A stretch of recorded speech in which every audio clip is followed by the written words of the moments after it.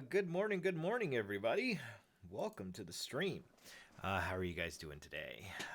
It is Friday, at least in my world, April 10th, 2020. And we're going to keep picking up where we were with the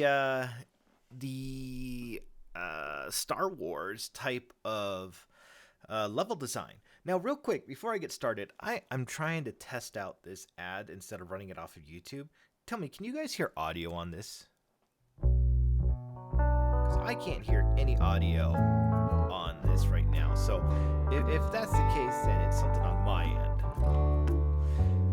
Ooh, man, my mic reps, that is a beast of a machine. That is incredible.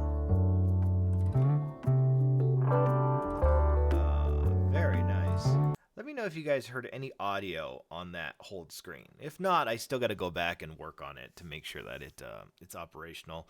Got to get some OBS stuff going. Every time I think OBS is going to be easy to use, I find it to be a little bit complicated. Let's see, the Shadow. Why don't you try to create a project involving a bit of coding rather than modeling? I'm not much of a coder. Okay, you could hear the song. Okay, then I will use that. That's my new little commercial ad piece that I put together. So that way I'm not like doing YouTube all the time. I just hit up one button and boom, it's done. Yeah, I'm not much of a coder, but I do a lot more. What you'll call it, level design and graphic design. I mean, and then to say, as far as like coding, I'm not much of a coder. I can code. It's just you're probably not going to learn very good practices from me. I think that's the best way I can describe it. You're going to be like, why is he using so many if and else statements? Why can't he use anything else? That's just what I do. Now that's a really nice computer, Mike. I mean, that is a really i9 something or another, a 2080 GTX Ti. That's a beast of a computer. A 4 terabyte of hard drive space, 64 gigs of RAM. You are not messing around. That is a nice piece of machinery right there. So what the heck are we doing today? We are getting inspired to do some level design, doing using Filebase, and this was kind of our inspiration. Is we were taking a look at photos of where hangars in Star Trek, and instead of building our own assets, instead of going into the 3D world and just grinding stuff out, how about we just simply take what we have currently in Filebase and see if we can make it work? And we actually did pretty good. Here's some of the photo references that I was using last week. You notice they're all kind of very similar. They got this bluish tint, a lot of reflection, lots of grid lines everywhere, subtle illumination, but more than anything, it's just, repeated tech elements over and over again. The grids, the floors, these oh my gosh, the name of them is just escaping me right now, but there's a certain term for this machinery type of element that just pops out. So we've just been kind of replicating that over and over again to kind of build our own type of Star Wars environment. And this is what we came up with so far. And we are just using assets that were already in Star Wars. Did I say Star Trek? Ouch, that's horrible. This is what we came up with in making this kind of Star Wars type of hangar. And we set this up last week. I think we spent like three and a half hours working on this. And this is where we got so far. The next part we need to do is actually build out this hangar area right here, which is going to be that force field that prevents the atmosphere from escaping. And we're just going to keep using file-based assets, and we're going to use our 3D software to manipulate it. Actually, I'll just get the 3D software started up right now.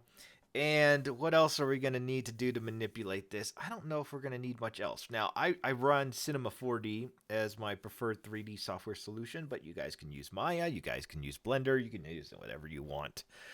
They're very similar to each other. Now, what else is there? Oh, so if you guys don't know and have never seen this before, you probably don't know what Filebase is. Filebase is our solution that we came up with that is a basically a 3D asset library at our fingertips. We created it as a item that we were going to use to help us build tutorials, and it slowly became one of our most used systems. Let me just get C4D over here expanded correctly, and then I'll minimize you. So this is Filebase. It's actually embedded inside of Unity. I can dock it anywhere I want to. Uploaded a bunch of assets. We almost have 1,100 assets now. So let's see. This week I added a bunch of spaceships for Filebase because I know I was going to put a bunch of them inside of our dock. So let's go here. I have these whole bunch of these like really cool school assets and stuff. But yeah, I put a lot of space dreadnoughts, a lot of space fighters, things like that in here. Really simple one-click solutions that we can press and just drop into our scene, which I'm really excited to get into because that's going to be a lot of fun. And then, so how do you get access to Filebase? It's really simple. You just log on to GDHQ, GameDevHQ. That's who we are. So if I were just to log on over here, go to GameDevHQ, you can do a trial of this. It is on, just sign up for a membership. And if you go to Filebase, you just click the Filebase, download now, Filebase for Unity. You get a project, a Unity project that gets dropped into your downloads. So just kind of walk through this process. Where was mine? Oh yeah, Unity 3.1.1 package. You just drop that into your projects folder, and then once you've done that, you go to Window. There. Window, and Filebase will be embedded. Just click on that and Filebase will load up. And it only works, you get access to some free assets on here, but everything with a shield is pretty much protected. So I mean, you'll get access to the 5-star mop, but if you really want to use GameDevHQ for what it's for, and really, beyond the free assets, you want to go pro.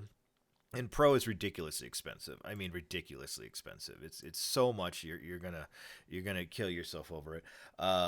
It's let's see, if you sign up either using our special promo at the bottom right, Jedi 2020, or if you sign up using our special offer or anything like that, you can get GameDevHQ Pro membership, access to the 1,000+ assets, for a ridiculously expensive price of $99 a year, which boils down to like $9 a month, which is it's tough, I know, but you compare it to how much it would cost to buy assets left and right onto any asset store or a Turbo Squid or anything like that. Those numbers quickly add up. Whereas ours, you lock it in. It's like a gym membership, You use it, you don't. But it's your price that you're going to keep paying for the rest of your life if you want it. Let's see. Those spaceships could be nice for people wanting to take their space shooter from 2D to 2.5D. Absolutely. Absolutely. I mean, these are... Some of these space fighters look very reminiscent of other space fighters in other game series. So, I mean, we took a lot of inspiration there. But yeah, I mean, 2D to 2.5D, or even, one of the nicer things is taking this fighter that's like this 3D and just exporting it out as a PNG. And now you don't have to individually hand draw every single turn. It would basically be, and I'll just download this for giggles. This is how easy it is to download an asset into Unity using our file-based system. We try to keep everything very small and compact. 2,300 tries. It's not even a problem. I'm just going to click that, and I'm going to click locate and import, and that's going to locate my asset. So I'm going to stick this over to the side. I'm working on a 21 by 9 monitor, so it gives me that extra space on the side. Pull down the space fighter right here and drop it into scene, and now we have our game asset. But something that what I meant to say was, it's really easy to get your turn angles or anything like that on your space fighter. And then I know for us, we use a script that allows you to just press play, and it takes a PNG screenshot. So instead of hand drawing, this shot and then this shot and then this shot and then this shot, when you do your turns, and then you redo on the left side, or if you're planning on doing a bank of some sort or whatnot, where you're going to have your plane slowly rotate around, instead of doing that by hand, you could just press the play button, and you could turn that into 2D, or you could just leave this as a 2.5D, and now instead of dealing with 2D enemies, now you got 3D enemies, and you can mix it up. You can have some fun, or make sure that your 2D stays 2D and your 3D enemies stay 3D, and you could kind of mix the two together, which is kind of cool, kind of exciting. So it gives you a lot of freedom. It gives you a lot of freedom to do a lot of things you wanted to do. So getting back to the subject, let's talk about this hangar door. So this hangar door is kind of unique. There is a lip to it that kind of pushes in. You notice it's not flat. Like this line right here, this is like a horizon line. And then there's the exterior. And there's just this kind of white emission that goes around.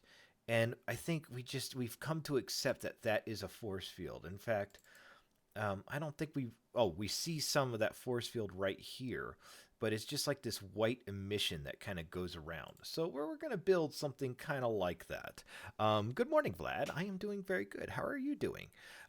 So with that reference, let's go ahead and see what we could do here, and what assets we can use to make this border type of thing work. What we could do is, let's take a look at what assets we currently have. We're going to go to my view downloads, and this view download shows me all the pictures, a thumbnail of what I have, and it's kind of I'm not just going to say kind of, it is very convenient to be able to have something like this, because staring at this from this perspective, I really don't understand what assets I have. Going into here and clicking on each one, it can be a very time-consuming process. This is a nice way to kind of overview everything in my scene, and then be able to say, well, let me check. Let's say this sci-fi room asset. Will this work for my particular shot? That's just the little things in life that make things easier. Tend to be really important later on, and you'll find this a lot with people who use plugins a lot for their game development. These little tips and tricks, these little things that they can do to speed up their workflow, it's significant. So let's see. I'm going to look for an asset. I want to create that kind of border around here. So I'm looking for an asset that's somewhat thick, that I know I could easily turn into a nice border element. I may go with this right here, and I may make a special texture for this particular element. And I'm contemplating looking at my reference image of turning this bar right here into the emission channel right here. So you know what? Let's give that a whirl and see what comes up. So I'm going to hit the locate button, and that's going to find my asset in here. And see, this is wall 5 through 7, and I believe it's sci-fi wall 7 right here is the one we're looking for. So I'm going to go ahead and grab this asset and drop this into scene. And if I rotate around, we can find our asset right here. Now I hold the control button on PC or the is it the Alt button, I believe, on Mac. You kind of just muscle memory it after a while, but I usually hold those two buttons, and that usually guides me in this kind of snapping thing. Now, what do I mean by the snap? If I set this to, let's say, a 0, and then I hold the control button, um, you could see how it's snapping at, it looks like quarters versus float values. And these float values are hard to work with right there. So I definitely like snapping these elements together. Another thing that I like to do is doing vertex snapping. And if you don't know what that is, if you hold the V button, you could snap via your vertex. And so I could select a bunch of these and just duplicate them. And hold the V button, snap those together, and create a sort of a long corridor. And I press the F button to refocus my camera, and it makes building this type of ridge very quick and easy.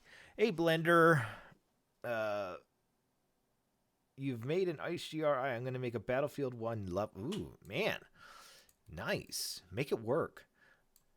I'd love to see what you end up coming up with, because that's always really exciting to see people take on. And that's not a small challenge. That's a big challenge. So I'm always excited to see the end product of what people come up with, you know? So yeah, just I would say keep us informed on the progress and how that's coming together. Okay, so I got this this wall. I'm going to rotate this 90 degrees, and I'll bring this in. Let's look at this from this perspective. I know this is going to look kind of funny because I want this wall element to kind of sneak in, but I got this kind of weird, I guess, intersection right here. And this is one of those nice areas where if we do have this weird intersection, let's say right here, I can use a third element, another wall element, to kind of come in and hide that issue. So I'm going to go ahead and grab, actually, instead of dropping that there, I'm going to place wall 5 inside wall 7 so it saves the same PSR, and then I'll move it out of shot, or move it out of the game object. And let's see.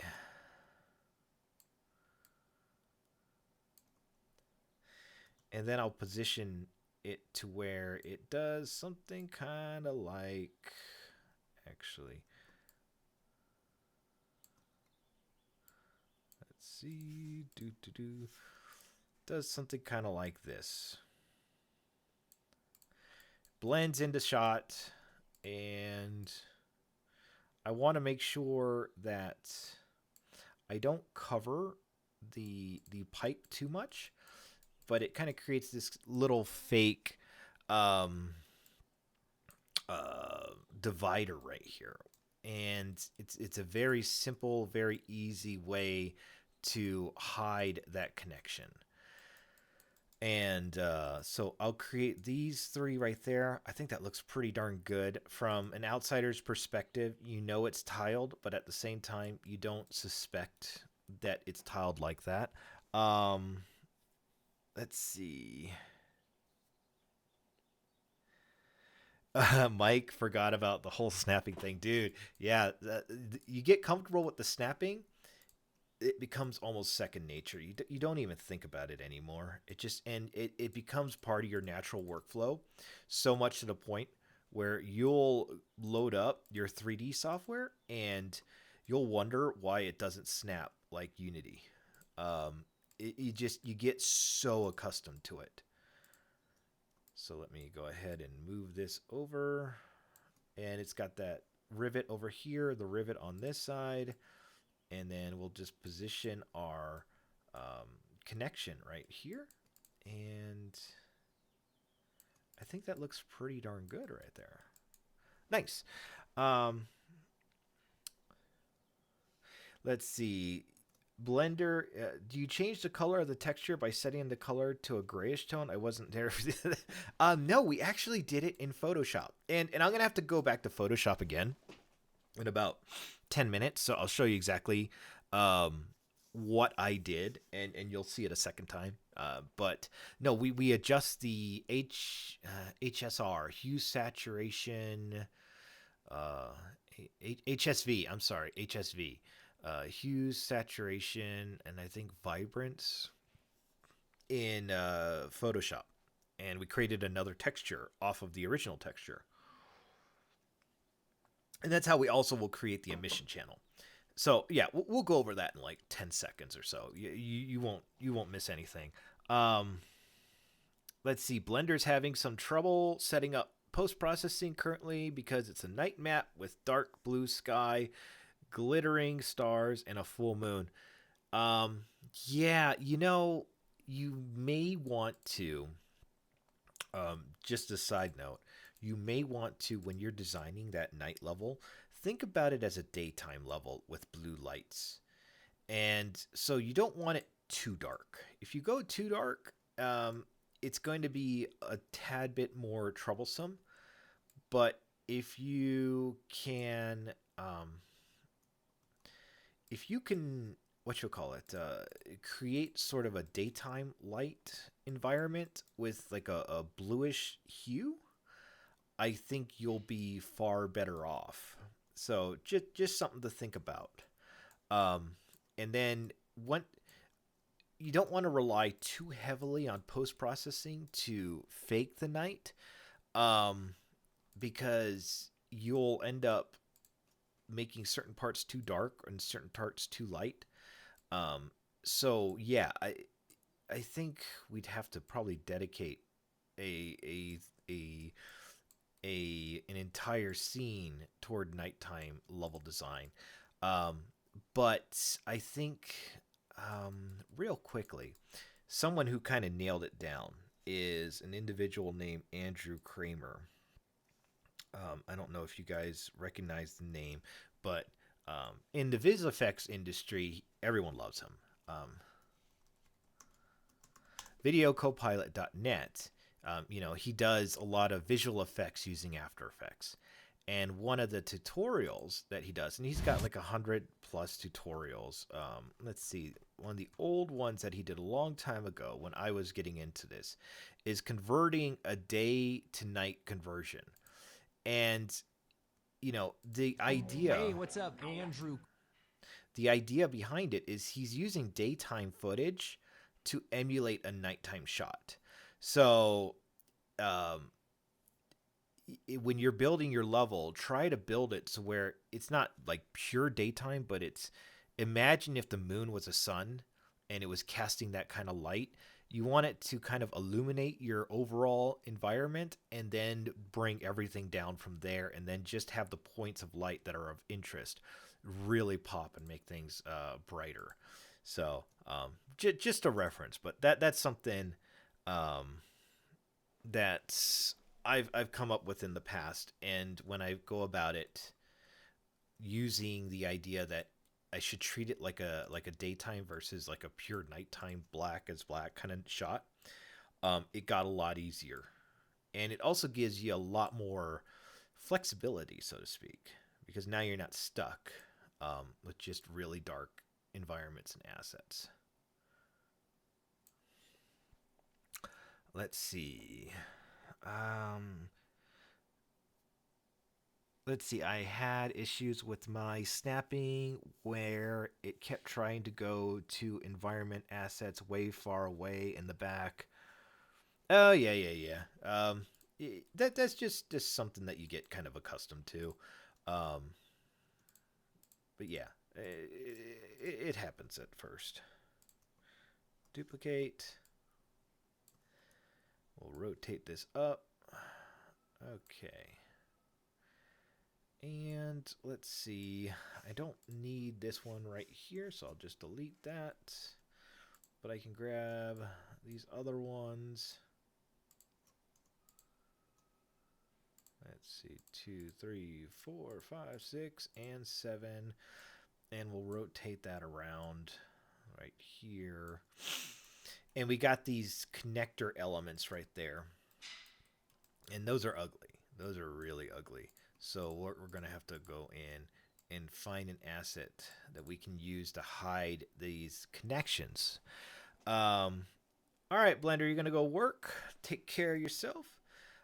So let's go look for an asset that will really hide the disconnection section right here. I was thinking about this. I think there's a circular asset right here that would work really well. So I'm going to go down to, it looks like it's on sci-fi floors 1 through 12. And it's probably number, what is it? Oh, there. Is this it? No.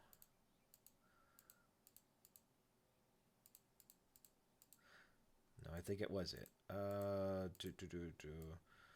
Okay, I'm going to download sci-fi floor 11.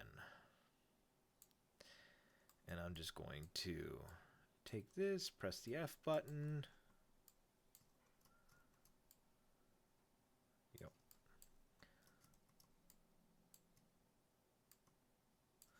Okay.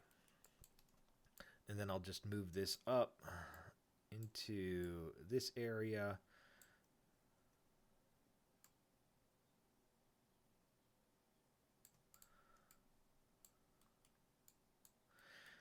Yeah. Let's see. Now I don't want to cover the actual pipe. What I want to do is just simply cover this area right here. So you don't see the connection that well. So I'll duplicate this, move it across to this side. I'll press the F button to refocus. And I'll get that snapped in. And then up here, I'll do kind of the same thing where I'll take this asset, rotate it, place it up here and up here. And boom, there we go. And I can actually bring both of these down just a touch. But it's just enough to hide those elements so you don't see that it's obviously the same CG element connecting into each other. Now, one of the things that we should probably talk about is you're going to get a lot of this connection issues. I don't see any major ones right there, but occasionally we'll be fine. Yeah, let's just move forward. I don't see any major issues. But if you do see any major issues where like these vertices are fighting, just set these apart like by 0.01 of a unit and you'll be fine. Okay. So who was talking? Vlad was talking about setting the color of the door. And actually, let me go ahead and create an empty game object. I'm going to reset, and I'm going to call this hangar force field.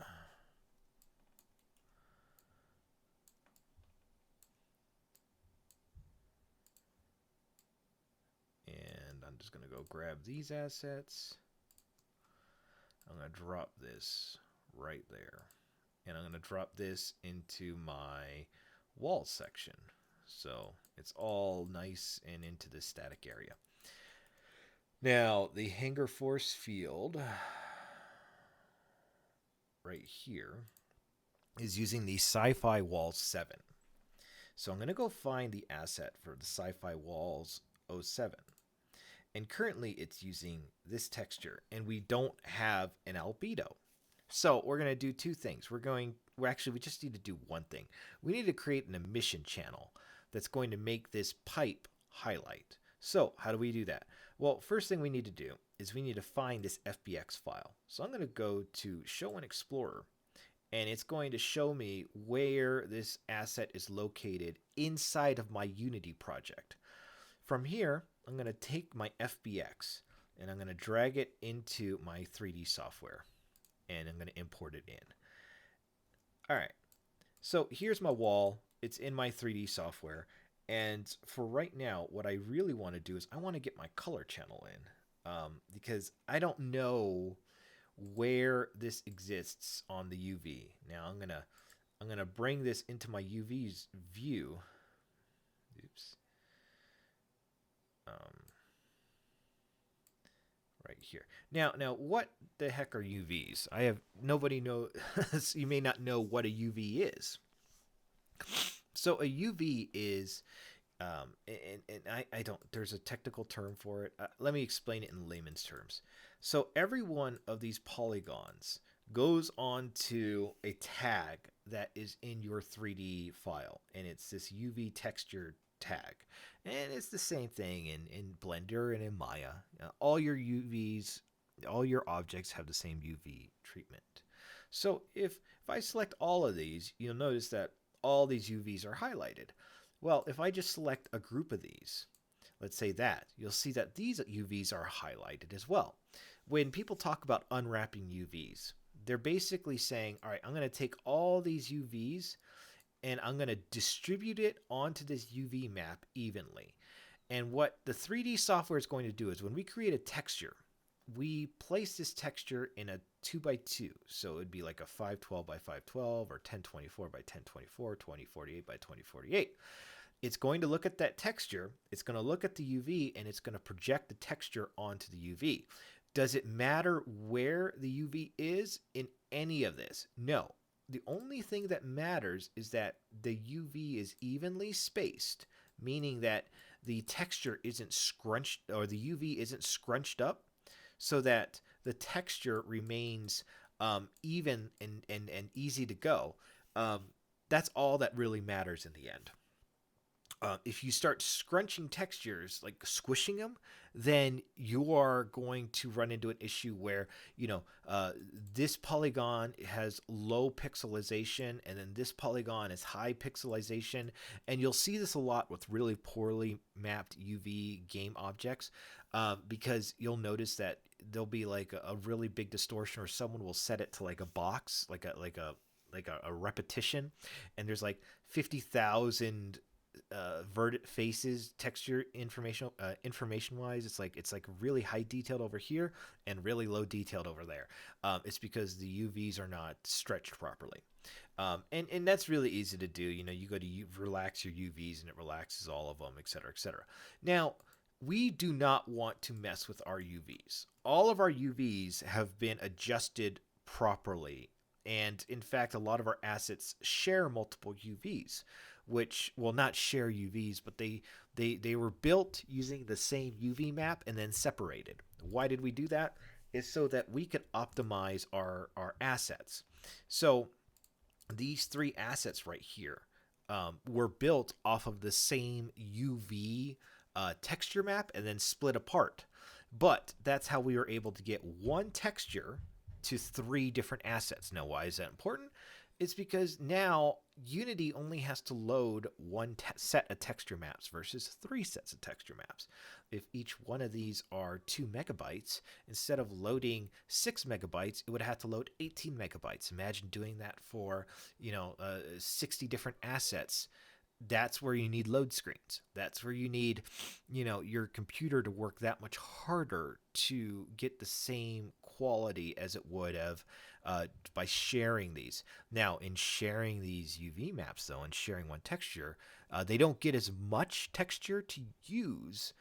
So if they're like high detailed, like skin, you lose a lot of that detail. But for these things, where it's just grids and planes and stuff like that, we'll lose the detail. That's fine. It's no big deal. So over here, we were looking at this, and I know where this UV map is. I could find it two ways. I could select here and find the UV on this right side, or I could select on the UV and find it on the left. So I kind of know where the UV map would be. Now, I could do this in the 3D program, but a lot of you don't have the same 3D program as I do. So we're going to use Photoshop. And we're going to use Photoshop to make our emission channel. And the emission channel is going to be really, really simple. So let's give Unity or Photoshop just a second to load up. if you don't have Photoshop, there are other um, photo editing softwares out there that you can use, such as GIMP was one of them that was recommended. There's a couple other ones out there. But at the same time, and that, let's speak a moment of honest truth. Game development is not a cheap game, not a cheap profession. It is not an inexpensive profession. It costs money. You need good software. You need good hardware. You need to be able to use the right type of equipment. So, continue. Oh,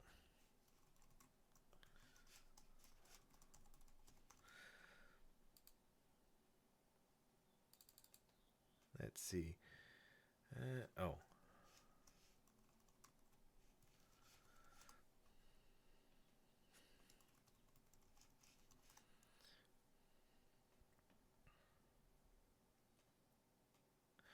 all right. So I had to get that registered. I hate the whole like Photoshop. Oh, you have to sign in with the raw. You can only sign in on two computers at one. Two computers is really not that many. Like I have two desktops in front of me. I have my Mac one and my PC one right next to me. So, and then you open up a laptop, and then oh no, now you're in a whole new set of trouble. So, kind of annoying. Let's see. So hurry up, Photoshop.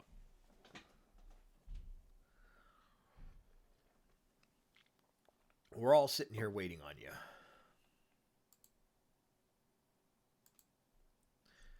Tick, tick, tick, tick, tick. Ooh.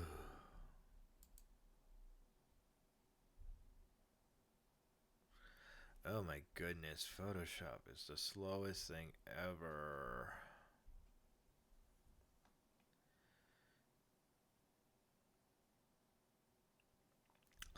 Adobe, why did you neuter this thing? Okay. Finally. All right. So, if we go to our, where is it? Okay. So we went to our FBX, right? We looked in our sci-fi walls. We also have our textures right here. So this is our wall texture. And we were using the blue one, which looks like this. So I'm going to go and grab this blue texture, and I'm going to drop that into Photoshop. And it's going to load this texture map. Now, I know that this is where this pipe is going to sit. So I know this little black square right here is where my pipe exists. So I'm just going to go into this section. I'm going to create a new layer. I'm going to go ahead and draw my box around this section right here. And I'm going to go to my paint bucket and fill that white. And then I'm going to create a new layer underneath this, and I'm going to fill this black. Oh, got to select off. Black. There we go. And this is now going to be my emission channel. This is the channel that's going to create the light emissions for this particular asset. And I think that's the only thing I need emission from. I don't think there's any other element that I want to have generate lighting.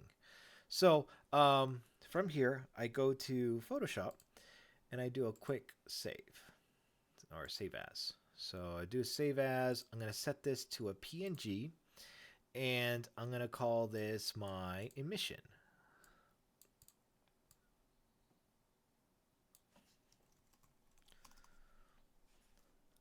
All right, and I go ahead and save that. And inside of Unity, I should have a new emission texture right there.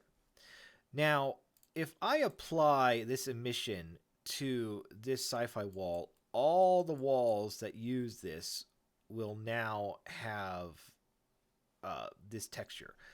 So instead, I'm just going to duplicate this sci-fi wall material, the shader, and I'm going to call this sci-fi wall '07 emission. Nothing in this scene is using this new duplicated what you call it, um, no duplicated shader. It's just using, nothing is using it right now. They're just using this one above. So I'm going to go ahead and click on the emission tab, and I'm going to drop my emission onto here. And you see how nothing in my scene has changed. That's good. So now I'm going to select my sci-fi '07 walls. I don't want to select my '05s. So let's see. I'm going to take these, move these out of the way. All right. So this should be good. I'm going to take my '07s and I'm going to drop on my new emission. And there is the simple way to get this emissive light source onto my scene.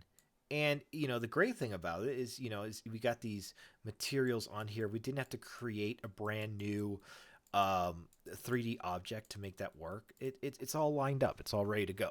And if you wanted to, in Photoshop, so I could go to this wall right here, right? I can go show and explore. It shows me, the folder. I could go to my albedo wall and, in here, I could say, all right, I don't like this yellow. I want this to be, I don't know, a red. I can go to my yellows, and it kind of gives me this little grid right here. I can expand this out a little bit, and I can adjust anything yellow to, let's say, a red. And I could bring the saturation up or down, bring the lightness down. And then all I have to do is hit File, Save As. And I'll just save this to a PNG. And we'll call this red test. And I'm going to save that. And if I go back to my Unity file, I'll have the new red texture right here. So I could easily just select this, drop in my new red channel, and now you see how those elements are now red. So that's how easy it is to adjust your scene elements color-wise. So that's kind of what we did with these textures right here. I'm just going to go ahead and get rid of this red one because I don't need it anymore. But we went in, we had our yellow, and we used hue saturation values to adjust this to kind of like this bluish. We didn't recolor anything. We just used this little tab right here, which is like an adjustment layer. And you can go in here and adjust the brightness and contrast, the curves, the exposure. We adjusted the hue and saturation. We added a little bit of vibrance. You could mess around with a bunch of these, but these are simple, these are adjustment layer overlays is what they are. And you can use that to hide certain things and adjust them. And it also comes with a little mask right here. Now, why are masks cool? Let's just turn this off for a second. Let's say I did not want, I want to select a color range, right? So I want to select, I don't know, let's say these right here. And if you hold the shift button while you're doing it, you could select a bunch of this, right? And you could adjust your fuzziness. Let's say I only wanted to adjust those. I can hit that, and that gives me a selection. And then over here, I can go to my fill.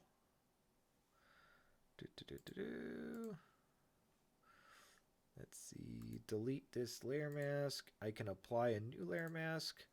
And now you can see that, only certain sections have the orange or the red. So you get a lot of ability to go hog wild on this. And then when you save this and drop it into Unity, you'll have an adjustment. So, yeah, that's kind of what we did right there. It's really fun. It's really simple. It's pretty straightforward. Vlad mentioned, how do you make this look so easy? I've been doing this I'm 40 now, so I'm going to be 41 soon. I've been doing this for 17, 18 years. So I've been around since Photoshop was in number 4 or 5.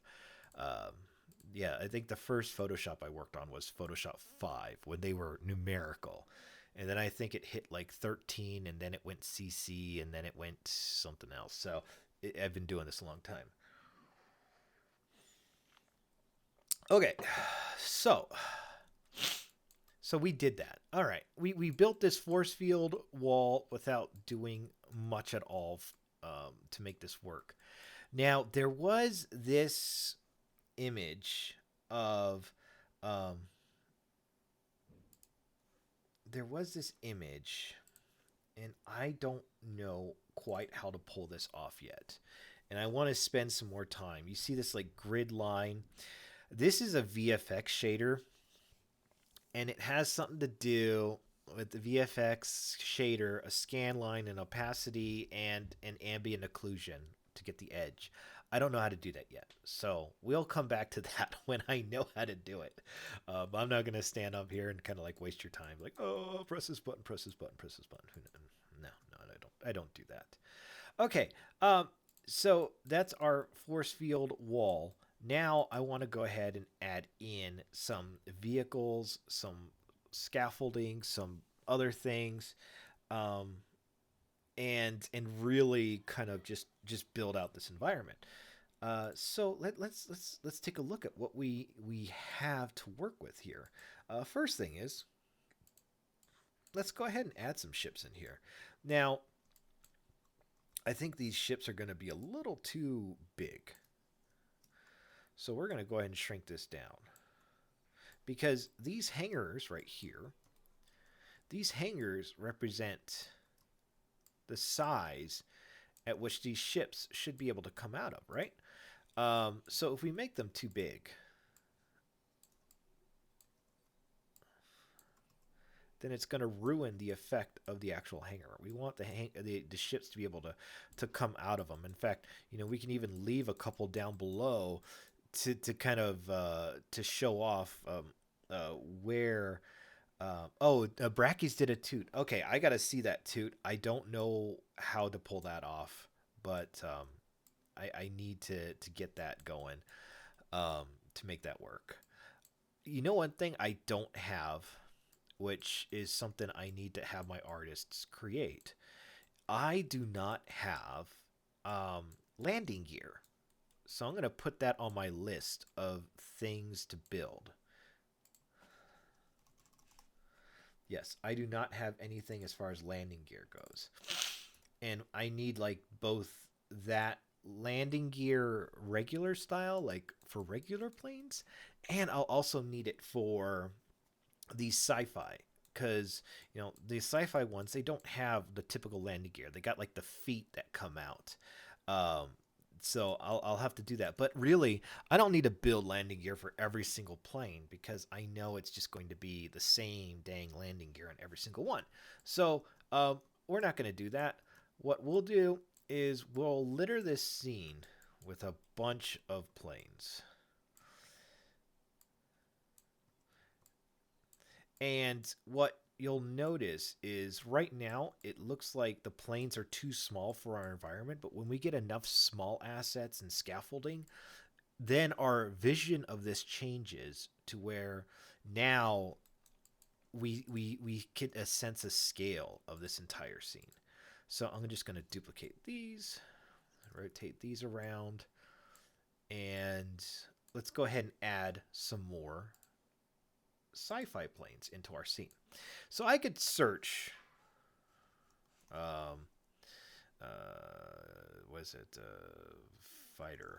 I could search fighter and it would come up with a whole bunch of planes, but it also comes up with like F-16s, F-18s, things like that. Things that we probably don't want. So we can also go into Filebase and search through here. We have this drop down. So I can go to vehicles and I can go to space. And this loads up all my space vehicles. So we got 2 pages worth. We have transport ships. We got starfighters. We have a whole bunch of stuff. So I'm just going to go ahead and start dropping in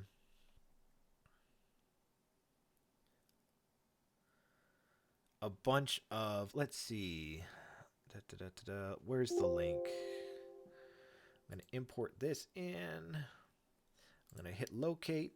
I'm going to start dropping in a bunch of different starfighters into this particular scene. And again, we'll adjust the scale.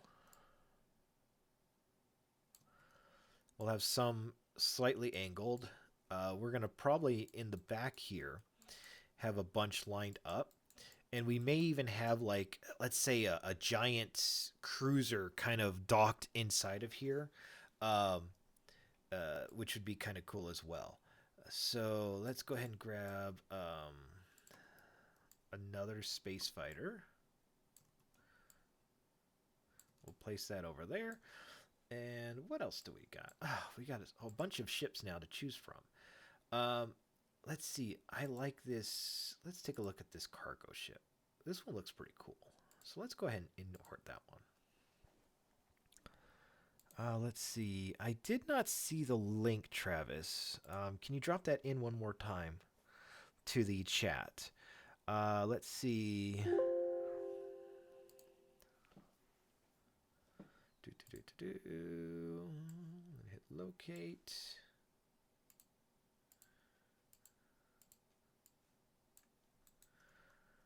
Nice.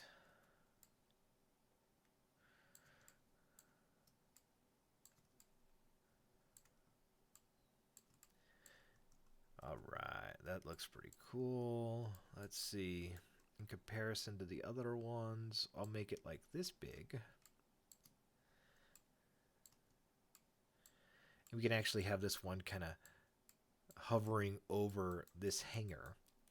And then we can even drop this sort of space dreadnought right outside the front door. So let's see. We can do... Oh, and this is kind of looks a little bit like one of these Star Wars ones. Oh, it may be a YouTube security setting. You're right.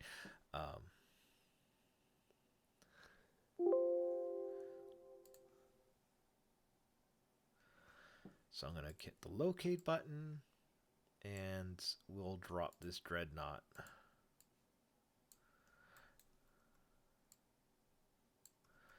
You know, kind of right outside the front door as kind of a scale. So as we're looking through, this looks cool.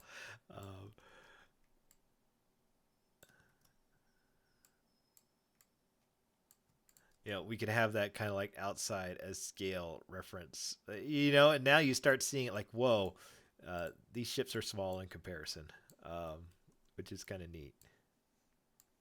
Yeah, this really needs the landing gear, I think, to really pull these ones off. Let's see. Let's get these off the floor.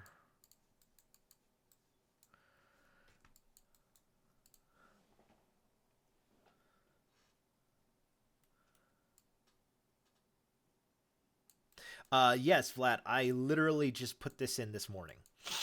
So I ran another update this morning, and we added a bunch of stuff. I got another update that I need to run probably later today.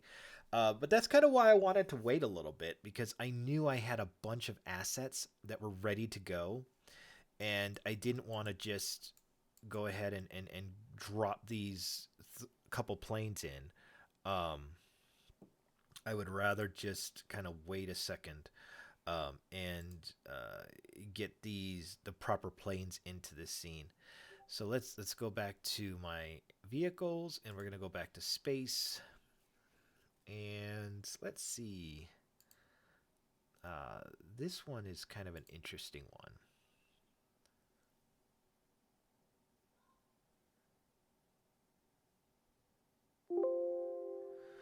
And then go ahead and import. I'll hit locate.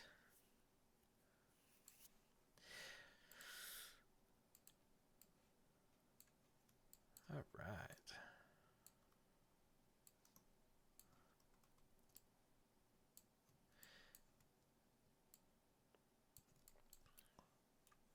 Okay. So we have a couple ships in here. I'm digging it. I think that's fun. So what I'm going to do is go ahead and create a empty game object, and I'll reset the position, And I'll call this ships. And I'll drop these into here. And I'll go ahead and put these... actually, these won't be static. These probably will be dynamic flying through here. So I'll leave these out of the scene. May even create an empty game object right here. And I'll call this...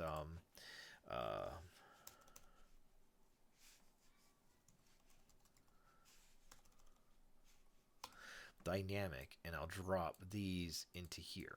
So that way, you know, we can easily tell which elements in our scene are static and which elements in our scene are not. Welcome, Blake. Welcome, Idan. Welcome, Zin. How is it going? All right. So we got that in. Let's take a look at our reference photos. And our reference photos will also help us get some more sense of scale here. Let's see. We need to add some piping, I think, to really pull that off. Okay, so let's take a look at this reference photo. And this looks big because of a couple reasons. One is that it has a great camera focal length, but two, you know, we have these soldiers in our scene that are smaller. We also have these small details like control panels and handles and knobs and stuff like that.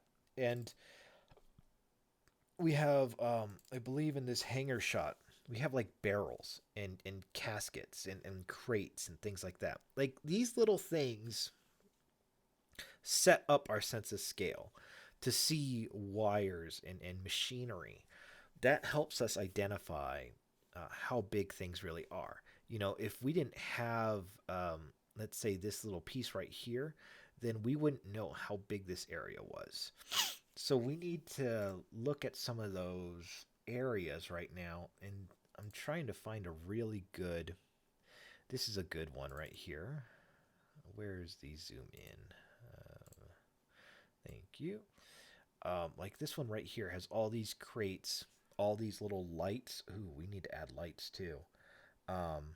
But it has a bunch of little things in here, the scaffolds and railings and stuff, that really help bring this together. So let's take a look.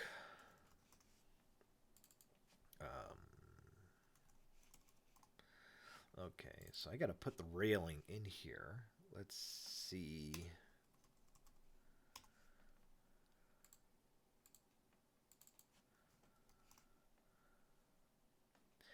Okay. So I have a modular metal walkway right here.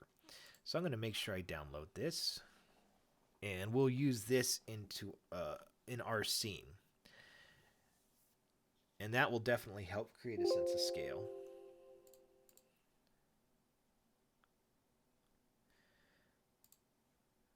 So let me go ahead and locate this asset, which is right here. And, you know, we got just a bunch of metal rails, metal railings, staircase, grids. Okay, so I press the F button, and I am going to create a simple railing system using these elements. So let me just duplicate this. Oops. So take these metal walkways.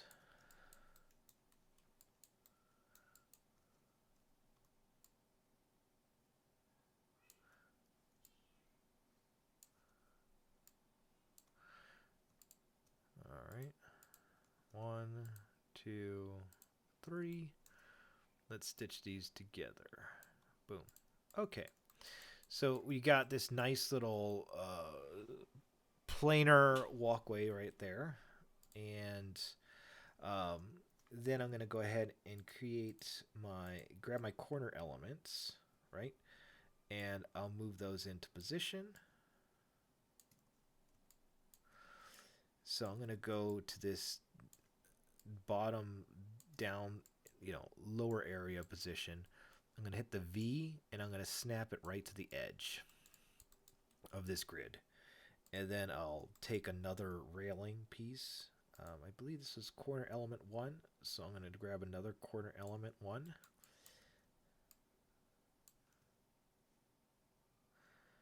And I'll press the F button. Oops.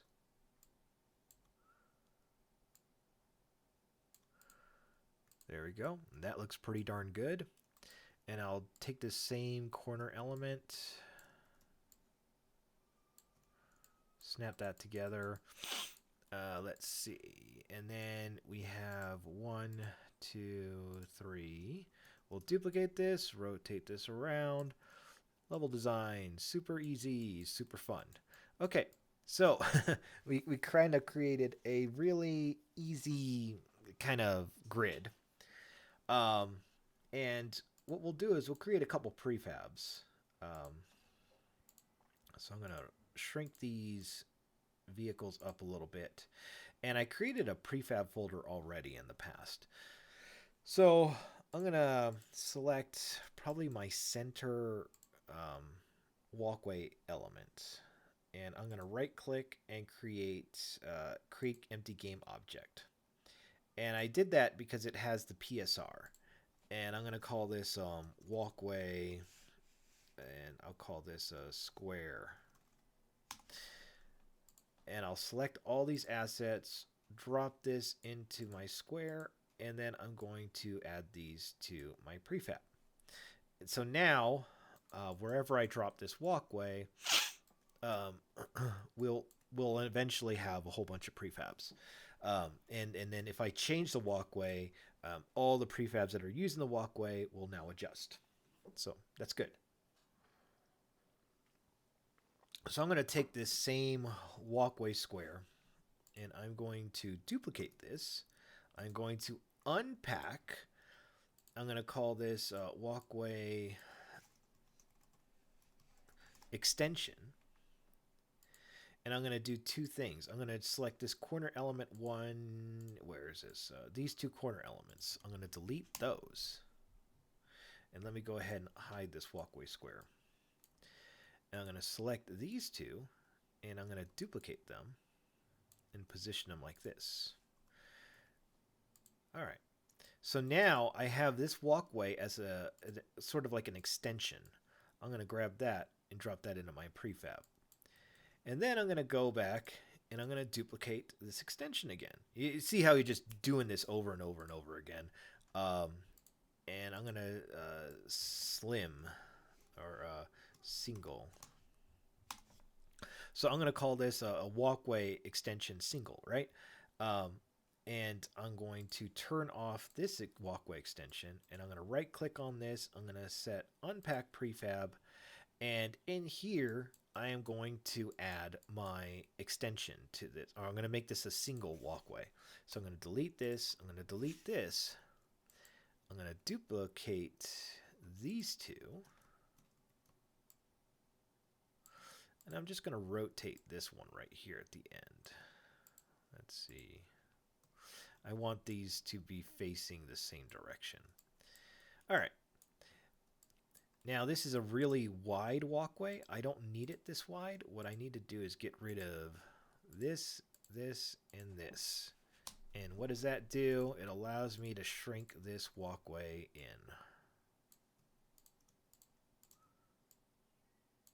Boom. All right. So let's make sure that this fits well. I'm going to take my single extension. If I press the F button, take a look. We're looking okay. Not great. There's some areas that need help. So let's go ahead and adjust this. If I hit the V key, I'm going to snap this together. And then I also want to grab these segments, push this down. Let's see. And I think these are a little too wide. And this one has a, let's see, metal walkway. is there a pole?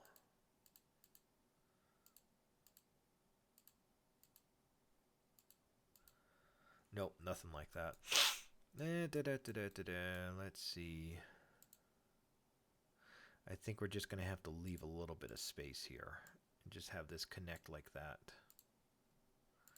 So I may have to just accept the fact that my walkway is not going to be perfect right now, which is going to be a challenge.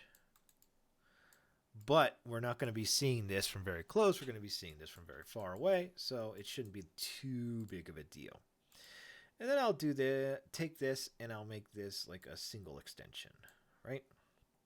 So I have my 3 walkways right here.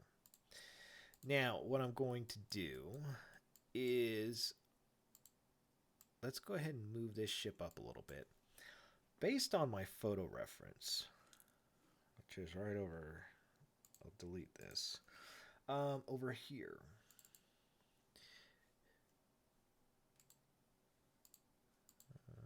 Why can't I zoom in on you?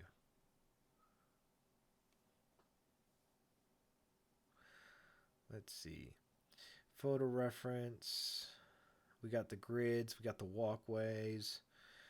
You know, something slim and slender. We can do a second story right over our first story. So let's go ahead and add that in. But we're going to make sure that these prefabs aren't gigantic. We want them smaller to kind of match what we're doing with the planes. So I'm going to make them, you know, maybe this big, assuming that a human would fit onto this walkway. Let's make them this big. Now, after I've adjusted this, I want to make sure I apply all to my prefabs. And this will make sure that my prefabs are the exact same size. And then I'm going to go ahead and grab these walkway extensions. And now we can use these to trick the eye into thinking that the scale is a lot bigger than what it actually is. So if I go over here, I can create sort of a quick railing system.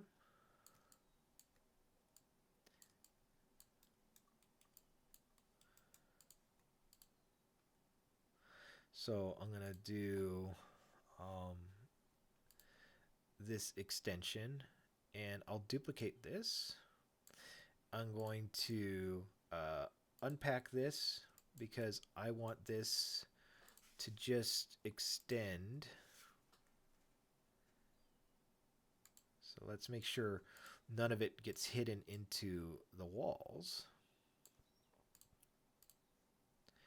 I'll go grab these 2 assets, duplicate. And I'll call this extension 2. And you could just keep prefabbing this up over and over and over again. All right.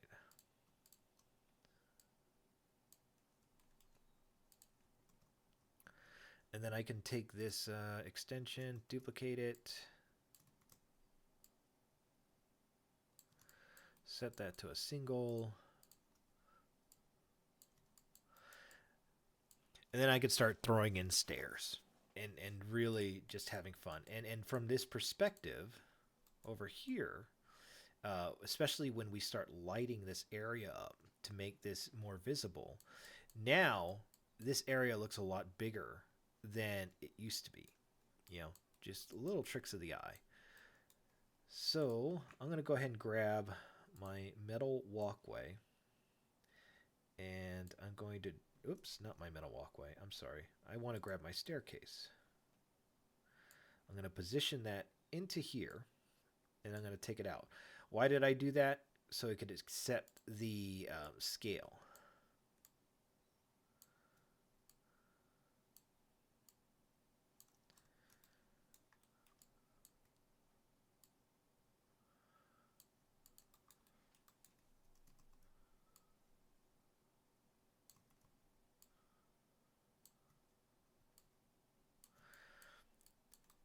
Okay, and then I'm just going to go ahead and grab the, which one is it? I think it's the, I already built this one, the square. So I'm just going to go ahead and grab my square, drop it into here. I think these are all supposed to be 0.25.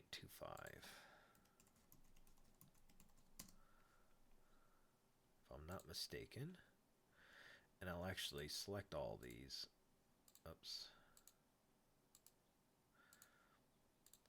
Apply all. Apply all.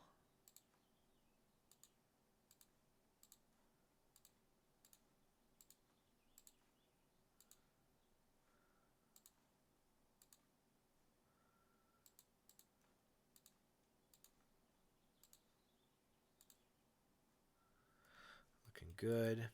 Okay, so where are you? Square.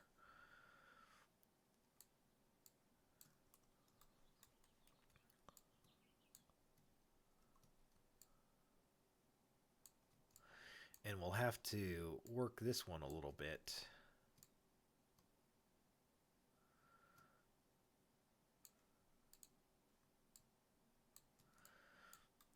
To where it does something like this. I'll grab all these elements, move them down just a touch. And I think I may have to re-snap these together. I'm not sure.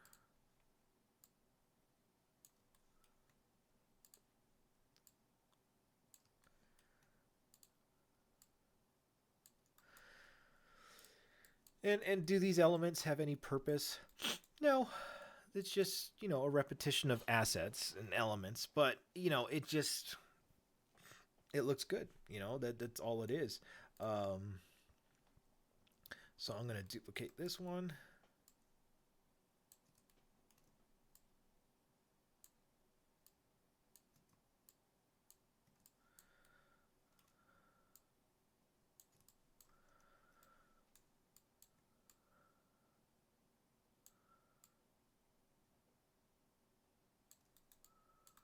All right.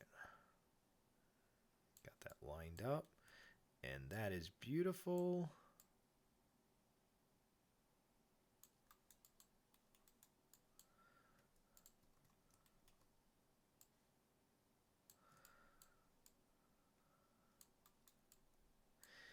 So I'm curious. I think I may be able to select this, and this now. Duplicate that, right?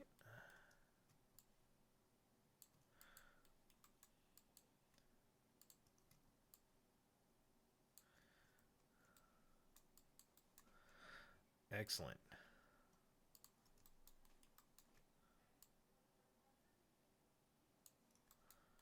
Nice.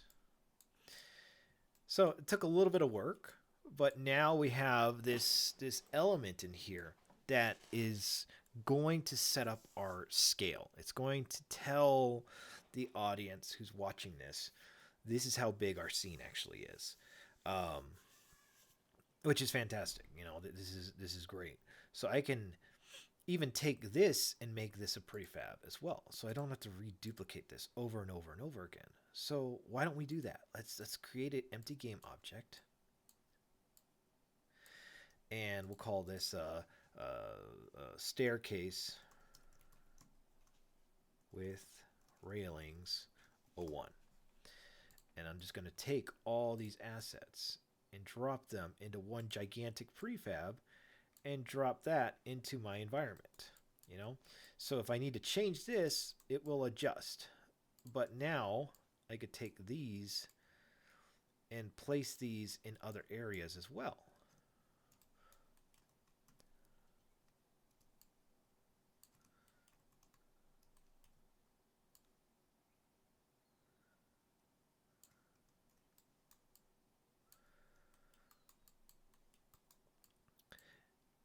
And let's see. So, and the beauty also about this is, check this out. I don't know if you guys know how to do this. All right, single walkway, right? I could duplicate this. again and again.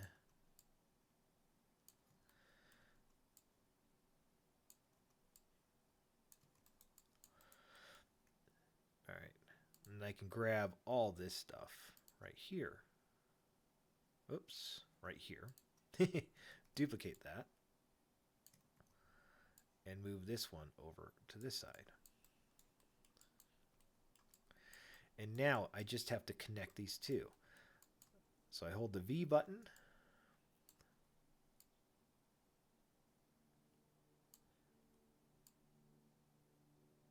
Let's see.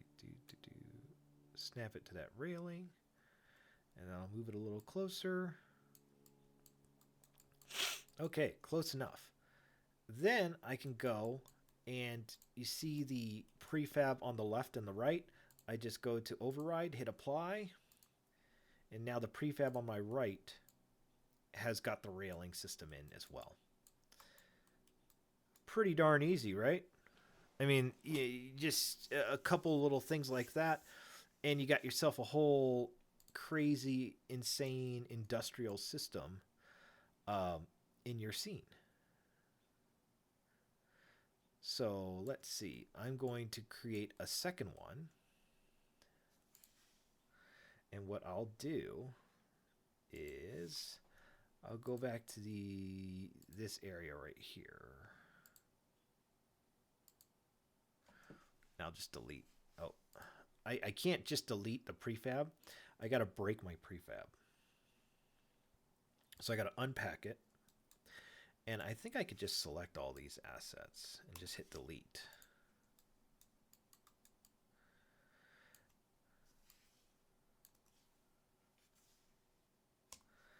And then I could take this segment, press this, press F, and I could focus in on, let's say, this area. And I can move this into position.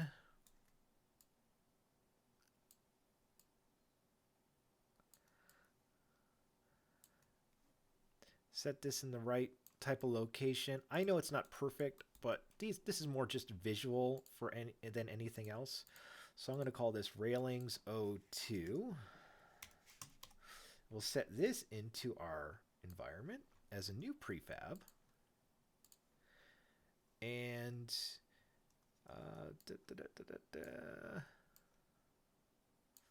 we could set this right here as kind of like a front area type of railing system. And we could just duplicate this right across. So looking at it from this perspective, now you know, if you don't have the ladders, you don't get the sense of scale. Now that you have the ladders, now that we're going to start putting things in, you can see how you take it out. I'm having a tough time gauging this. I put staircases in. Okay, now I know how big humans are supposed to be. That thing is big. Do you see scale instantaneously? Your mind has fixated on it. Your mind understands it already. So this is fun. This is a lot of fun. Now I have these issues right here with my prefab, where if I select this, I'm missing this rail right here. So I'm gonna go and grab this center rail, and I will fix these issues real fast. Oops. Press the F button to refocus.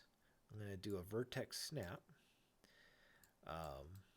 And I'm just going to make sure it stretches all the way across.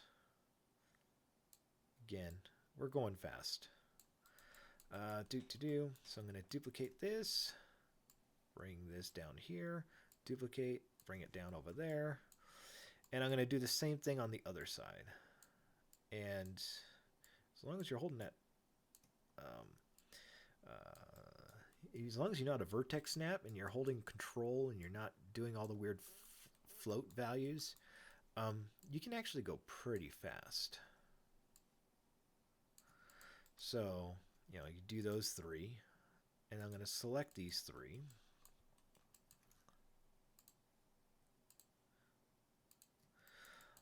duplicate this, shift it all the way to that side. Press the F button. I'm going to rotate it around. And let's get this into position. Boom. Okay, so now that I've done that, select my staircase, hit apply, and that's going to adjust the staircase on this side. You notice how the railings look correct over there. This one still needs some love, so we're going to go ahead and do the same exact thing over here. Oops, and I hit the find button. I don't want to find.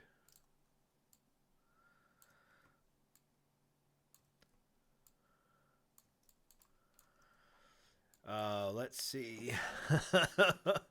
Work on Battlefront. That would be freaking cool. I don't know about you, but I've been really contemplating what am I going to do with now that, you know, we're coming out, hopefully, of this coronavirus. Is it a time for looking at different things to do in life? I don't know.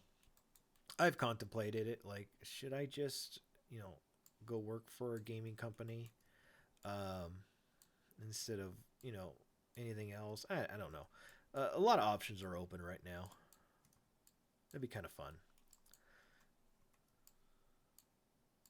We actually had one of our students recently got hired. His name is Rich, and he got hired at a place called Bosa Studios. And Bosa Studios makes Surgeon Simulator.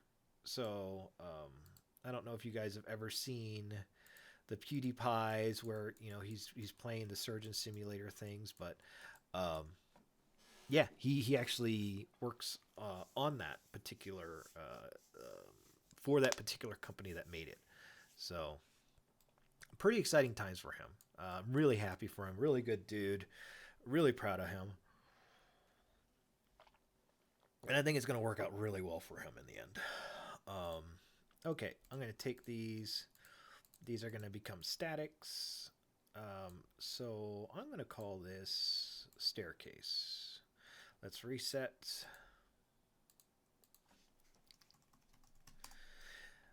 Yeah, like, so Rich started doing game development. I want to say he was a coder already, but he started doing game development maybe 9 months ago, taking our first courses, and now he's working at Bosa. And so they make Surgeon Simulator, Surgeon Simulator 2, I Am Bread, I Am Fish. But yeah, I mean, he's like working in a legitimate game company. So it's pretty exciting that, you know, our students are definitely going out and they're doing something with this. And I think if you guys ever get a chance, it's probably one of the funniest damn videos ever.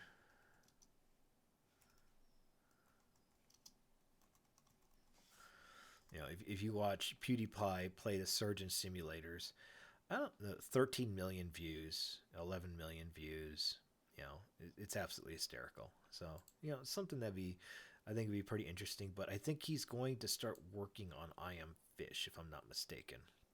Which, you play a fish in a bowl, like one of those like circular bowls, like the hamster in Bolt, and your job is to try to get into the ocean. But it's legit. Oh, dude, look. Oh, that's so cute. This is going to be so difficult. But, oh, no. Well, careful. No! Ah! Oh, what have I done? This game is amazing. I've been waiting for an indie game like this to come out for so long.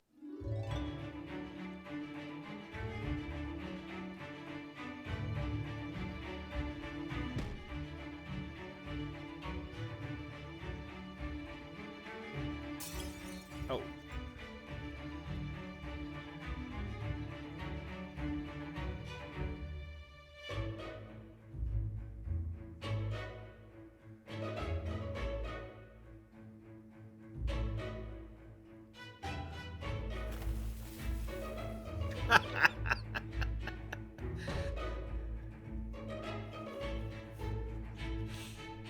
I mean, what a unique premise this is.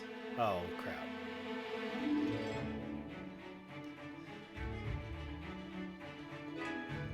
So, yeah, I mean, I don't know if he's working on I Am Fish or Surgeon Simulator 2, one of the two, but he's starting that. He just I think he starts this week, so he's pretty excited.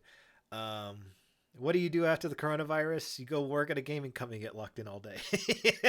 That's pretty much it right there. Oh, that's so true.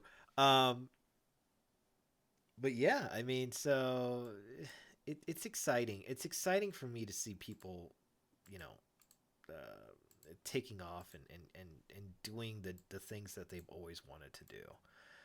Um, so yeah, it's exciting. Unpack this prefab. I'm going to create another rail system over here. So let's go ahead and select this. I'm going to get rid of these stairs.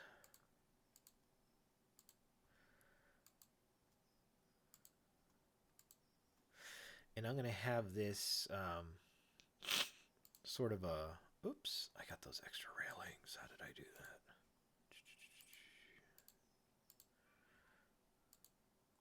This is what happens when you go fast. All right. Oh, good. Here we go. So I'm going to create extra... I think I'm going to have some sort of area right here in the center that will... Oh, puppy! Oh, I didn't tell you guys. I got a puppy. Puppy! What's wrong, puppy? Give me 1 second. Puppy! Come here. Come here, puppy. Come here, puppy. Oh, you're such a beautiful girl. Yes, you are. Oh, timeout. We got a puppy timeout. Oh, oh, oh, oh, I could smell what you've been eating. Oh, it's so gross. Oh.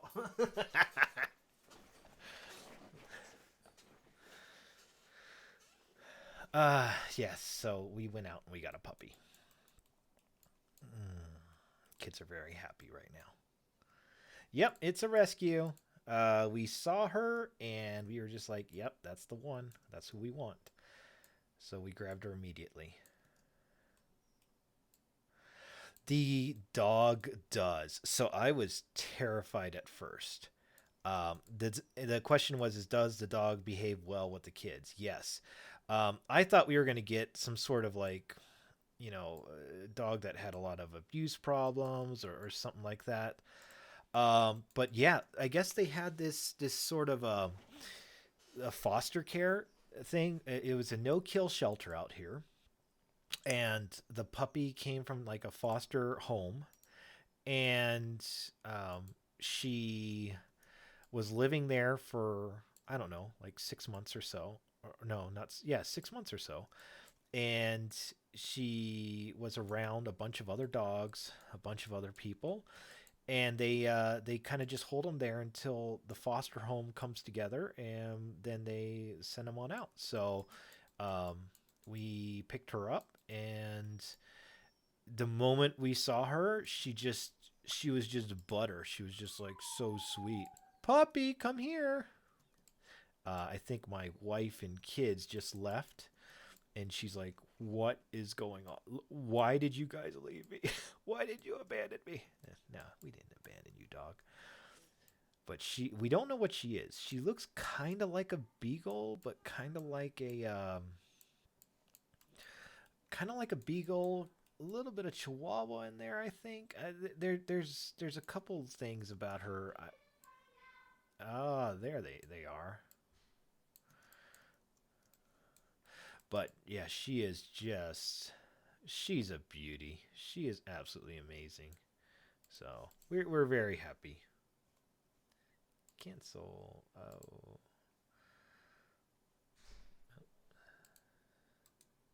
I'm gonna unpack. Or actually, I think I could just turn this off. There we go. But yeah, we got ourselves a little rescue, little baby girl. All right.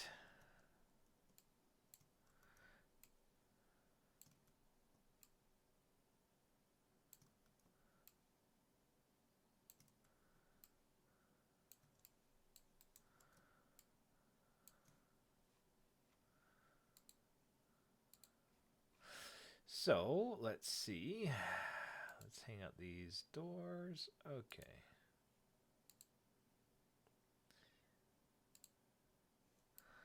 All right. So you can see that just a little bit of railing, and now this thing is starting to look a lot bigger. Um, and it's making these planes make a lot more sense, and it makes our floors look bigger and everything. It's incredible how adding a couple things in for scale changes everything. Okay, so what else do we need? We need crates. So let's see. Let's if I do crate, let's see. I got those. If I do sci-fi, I thought I had a ton of sci-fi crates up here already.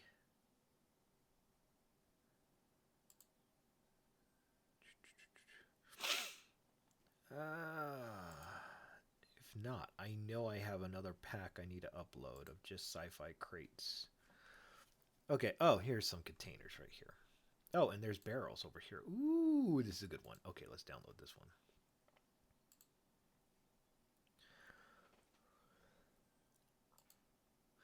So I'll hit the download on that and get that going. I think she just didn't know where everyone was. So the first night, I told my wife, I said, the dog is not sleeping with us. The dog has to sleep on the blanket next to the bed. It does not sleep in us. And then I get into bed, and then it just hops up and just like snuggles right next to me. I'm like, damn it. Damn it, damn it, damn it. Okay, you can sleep in here. That's fine. So now we got an invader into my bedroom. Um, what else is there? She still needs to be potty trained. We clean up poop every day, clean up pee every day. But I think it'll be maybe a couple weeks before she gets that down. And then we'll do a nice cleaning of the house to get all the disgusting stuff out. But other than that, man, I mean, she's pretty cool. So I got these barrels, and then I'm gonna get these crates.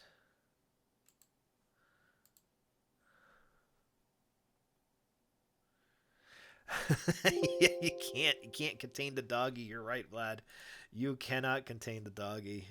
Dog goes where the dog goes. Um, but she's a sweetie, absolute sweetie.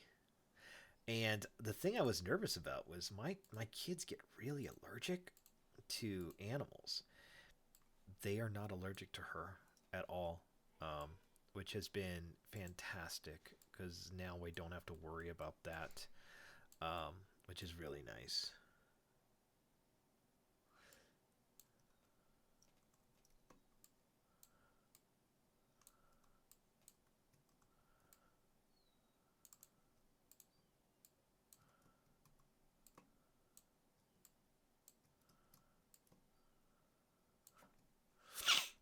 So we are very, very content, very happy with her.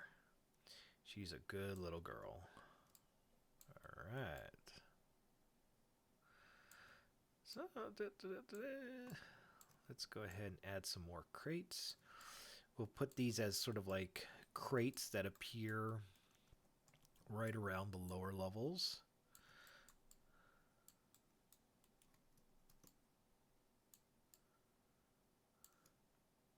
And that also adds to our sense of scale.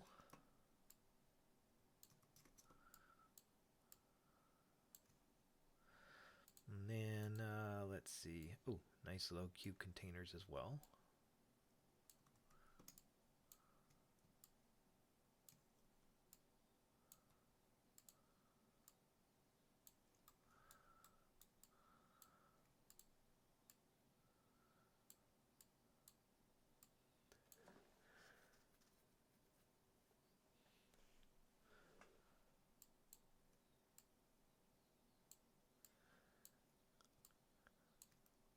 All right, this is good. This is looking pretty good. And I may just take this random crate assortment and duplicate it as kind of like a prefab um, for other areas, so I don't have to keep like selecting and duplicating over and over again. So I'm going to do a create empty, and I'll call this random crate 01. And you more than anything, you'd probably want to do this a couple times, a couple different variations. So let's see, random crate 01 into environment, and then I'm going to duplicate this. Press F.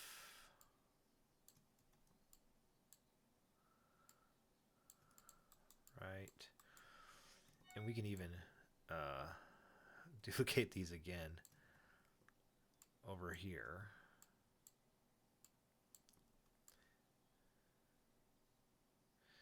But you can see how this could quickly add up to more and more stuff.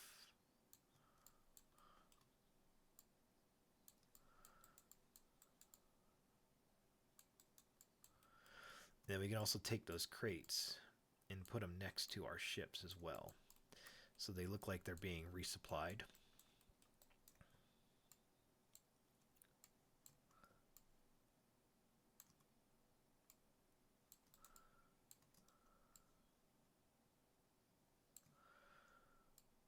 Oops, I noticed that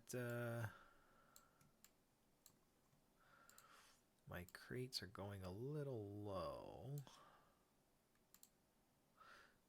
Let's see, if I set this to 0, that's not good. So let me grab these sci-fi crates. I'm going to move these all up to the proper height, and I'm just going to hit apply all, and that should move all my crates up to the correct position.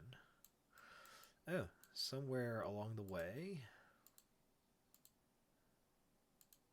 There we go. And let me set all these to 0. Okay. So now all my crates are at the correct height. Prefabs, guys. Use them. They're fantastic.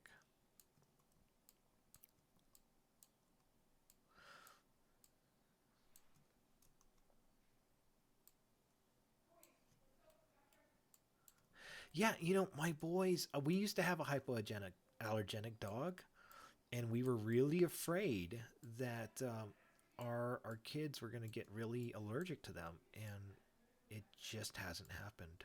And we're so excited about that because you're right, hypoallergenic dogs are expensive, and we fortunately don't have to deal with that. Which, man, that is a relief.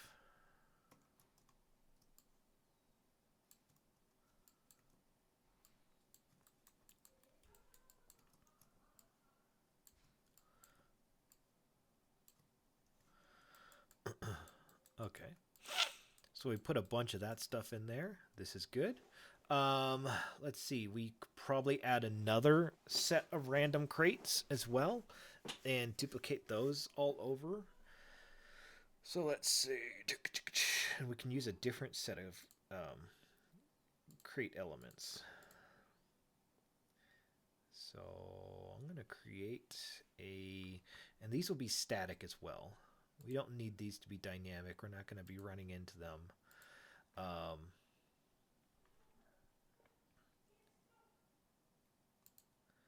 Yeah, just the ships are dynamic. So I'm going to create a brand new game object. Let's reset this. Crates 01. And I'll drop this into static. Actually, I'll just call this crates.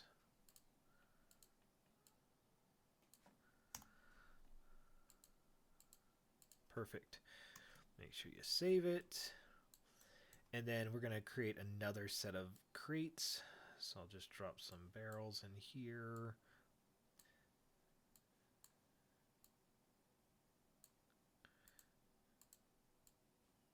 And yes, these barrels look fantastic.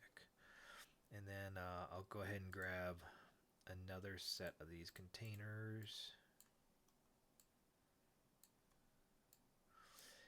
Maybe I'll stack these a little bit on top for some variation.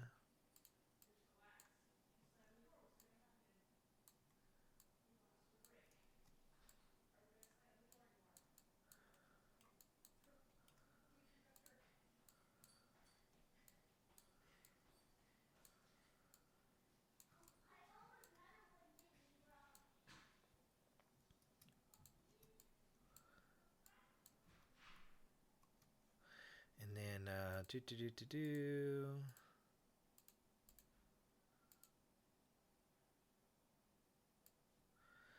So I'll take this barrel, stick it on top here. Let's see. And then I'll grab this other barrel right here. Oh.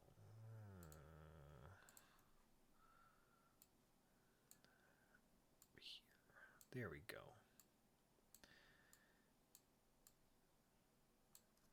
Press the F button. Let's zoom in. There we go. And then I'm going to make this. Let's see. 0, 0, 0. I'm going to make this another. So this is, what did I call this? Random crate 01. So I'm going to call this random crate 02. Okay, and then I can drop the size down. Bring this up. Make sure that these things are correctly positioned. Let's see, if this is at 0, let me bring my sci-fi barrels and crates up. There we go.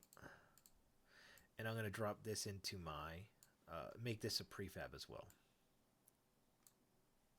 Okay, so I got random crate 1 and random crate 2. Good. Let me just make this a little bit bigger. And we can go and drop these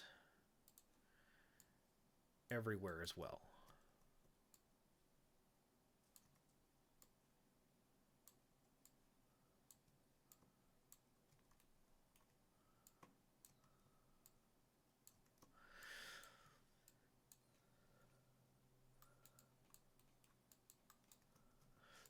Yeah, it's amazing how, these little details start really adding up after a while.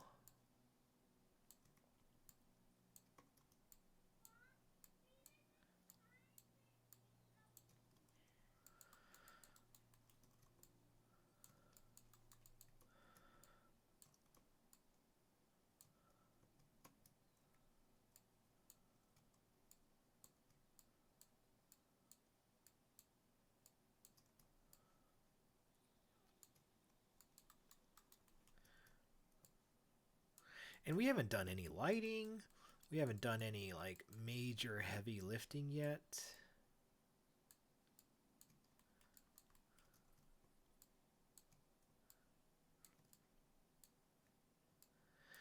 We can even add some of these onto these railings if we wanted to.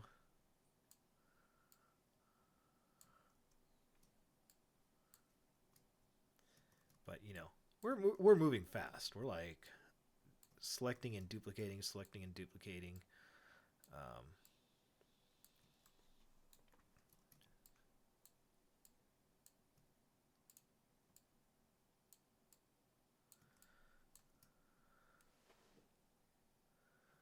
Yep, this is without anything. This is just plain Jane, nothing special going on right now.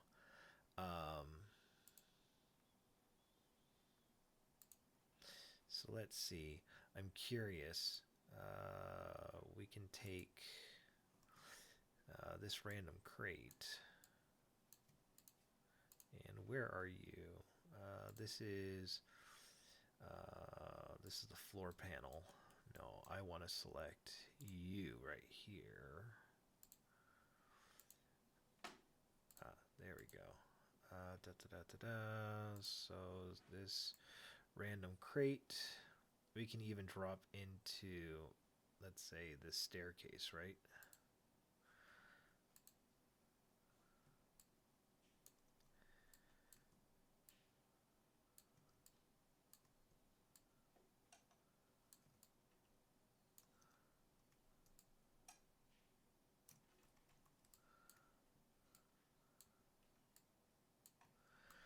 So it makes that staircase look a little more interesting as well, looking at it from that perspective.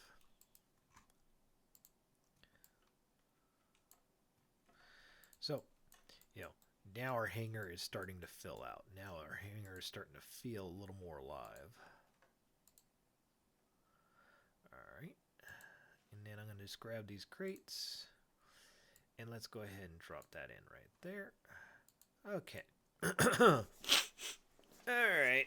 Oh. Okay. So we've got a lot of things going on now. This doesn't feel like an empty room. It actually feels like things are flying through here. Things are getting done. I think right now we could probably get this into doing some lighting and some post-processing. I mean, we could keep adding more and more stuff in here. Don't get me wrong, but let's try to take this up to where it's truly functional. So before I do this, I'm going to I'm going to call this my Star Wars hangar.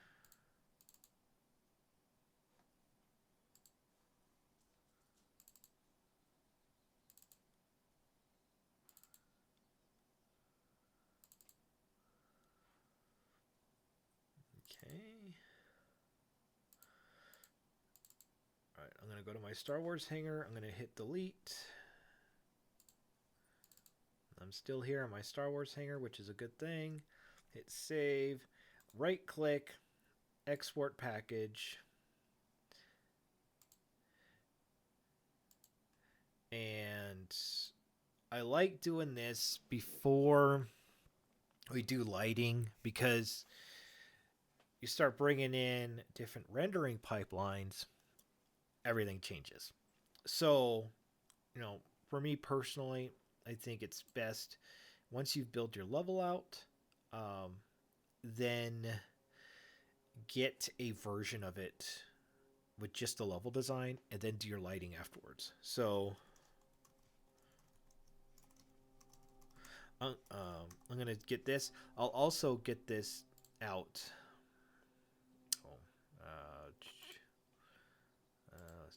Star Wars hangar. I'll also get this exported out and placed into a file for you guys. So, in case you want to just start up where I started up, you can. Okay, so that Unity file is done. How fat is that? That's 200 megabytes right there. So that's how big that scene was. All right, now we need to make this look pretty. So let's go ahead and start off by implementing the universal rendering pipeline, and let's get that started. So we want to, or not the universal, we want HDRP. So go to Package Manager, and we want to go to show all packages right here. There we go. HDRP. High definition render pipeline. Let's install. Out of curiosity, Vlad asks, out of curiosity, what spec am I running for my computer?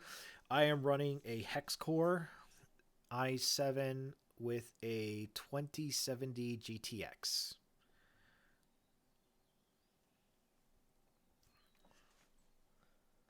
I got 32 gigs of RAM. So, yeah, I mean, it's not a weak machine at all. It started off weak, but I built it myself. I think the initial build cost me like $1,200 with the i7 and everything. And then I spent a little bit more for better RAM, which was like $300. And then I got a gift from my brother for the 2070, and that was like almost $600 for that video card.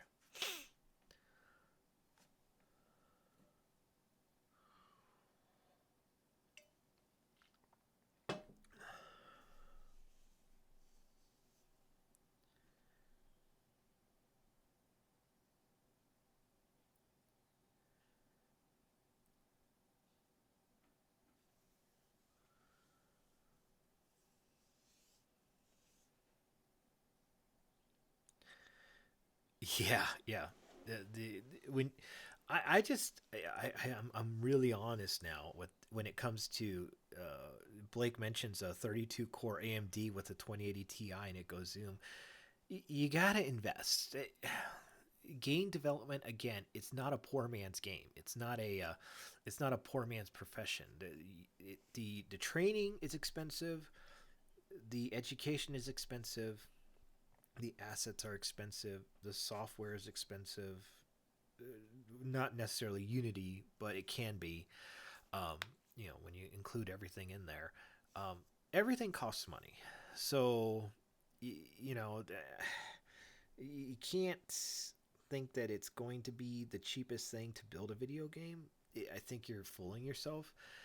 You've got to accept the fact that this is going to cost money, but um, if you can find avenues to reduce the cost, then I would suggest going for it. And the asset store has been a great tool for people to reduce costs. And now we've built the GameDevHQ Filebase to reduce that cost even more, which is amazing. It's really fantastic, and so that's kind of how we can make game development a lot more affordable.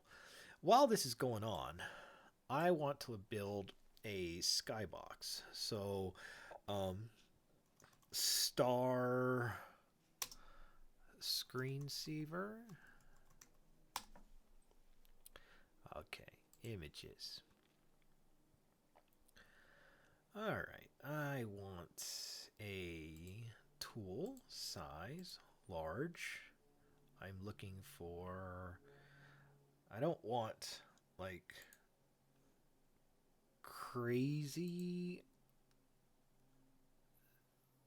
Like this, these are the ones I don't want. You see these right here? They look so bad in the game. Um, you don't want them too big. And I mean, we could create our own in Photoshop. It would just be nice if there was something we could download immediately. Let's see. This may be a good one. But you want bigger. Yeah. Well, what? How big? Usually, when I do skyboxes, I go 8K. So let's test this out. Actually, I don't want the color. And da, da, da, da, da.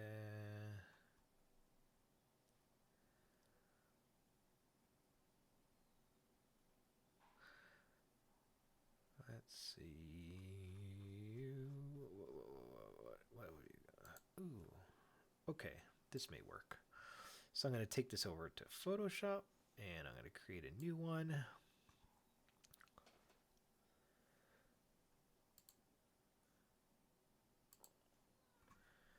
And you didn't come in. So let's try that again. Right click, copy image, file, new. This should be 2080 by 720. Yes. We'll paste this in. There's our image. I'm going to go to image, adjust. Let's make our canvas size in pixels. Let's do a 4K. So 4096 by 4096. And I'm going to go to that background. We're going to zap it to black. Boom. And then I'm going to use my navigator tool up here. And I'm going to hold the T.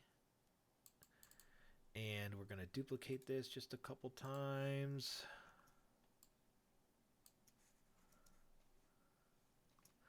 let's rotate it.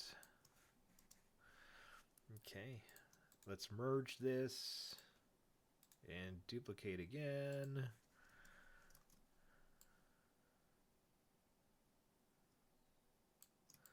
Right, we'll merge these. And I'll show you a cool trick to make a seamless texture. So we'll duplicate these again. And let's see. Let me see if I can rotate that. So that hides that kind of. Merge. Duplicate. And then we'll duplicate these two again. All right. There we go. Now I'm going to merge these. Put together. I'm going to select just this, and I'm going to go right-click, layer via copy, or layer via cut, whichever one. And what that will make sure of doing is that this is just a square right there, okay? Now in Photoshop, you have this really cool tool called Content Aware Fill, Shift F5. You hit that, and now Photoshop is going to fix these seams for you.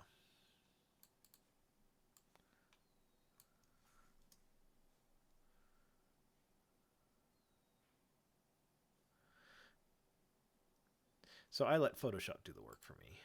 Oof, that looked bad. Let's see. Let's go ahead and grab our... Where's that brush? Where's the clone tool? Clone. Where'd you go? Sorry, it changes every version. I don't know where half these tools go. Clone. Stamp. Where are you? Clone stamp tool. Thank you. I'm going to increase the size. Oops. There we go. Boom.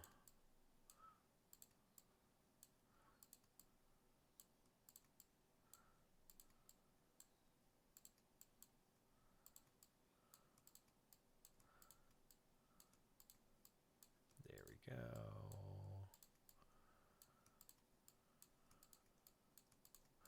Then you go to filter and you go to offset. Other offset. And you pick a value, whatever, 16 by whatever. And this shows you where that looping line would occur. So you get rid of that. There we go. Get rid of that. So if I were to offset it again, oops. My shortcut keys. Filter, offset again. You notice how it just keeps looping.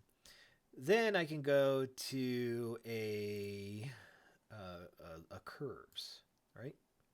And let's just zoom in on here. I could pull my darks in more.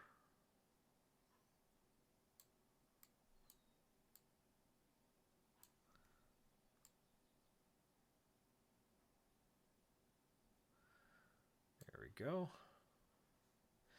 I don't want it too bright. All right, let's give that a whirl. And then I will save this. Oh, all of my quick keys, I can't do it. Photoshop, so I'm going to do this as a PNG. And I'll just save this on my desktop right now. Star background.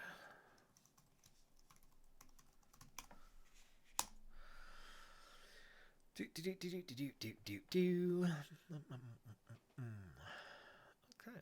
so that's done. Let's see. We have HDR pipeline implemented. Let's see. Package manager. All packages in project. High definition rendering pipeline.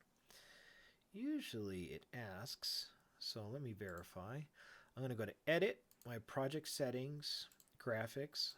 I need to identify my pipeline. Okay, so let's go ahead and do that first. So in scenes, where is this? HDRP.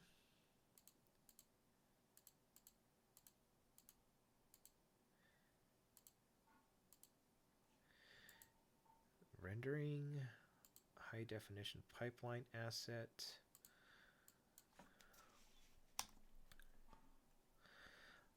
This should turn everything pink.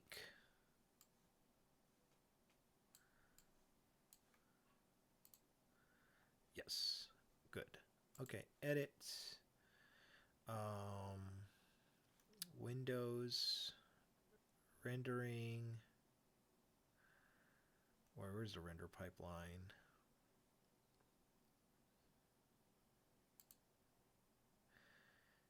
Fix. Let's fix all.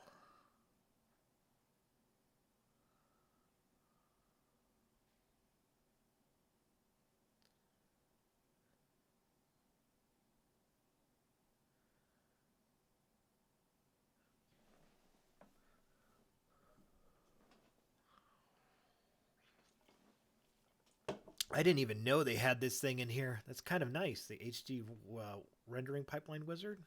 That's really nice.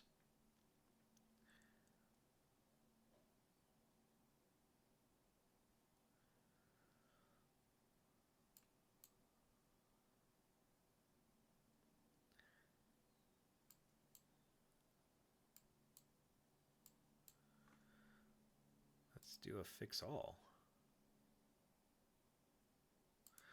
Yes.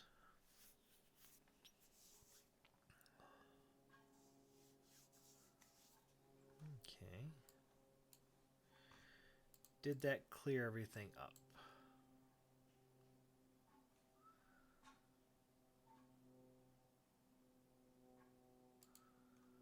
Proceed. And let's see if this fixes it all. If not, then I'll have to create an HDR pipeline project and then import the assets in, which is a good thing. Since we saved everything.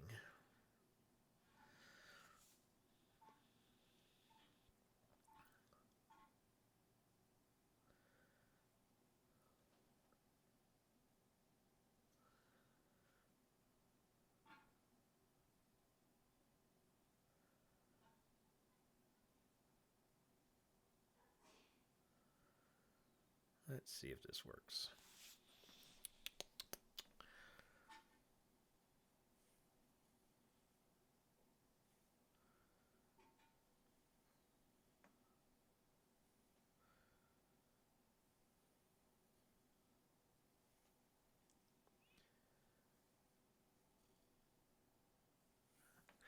Let's see.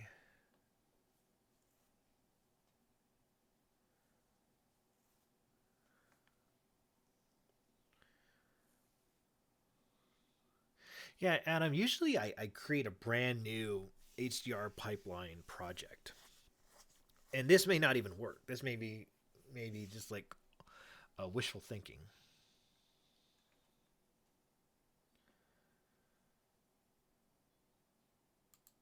Okay.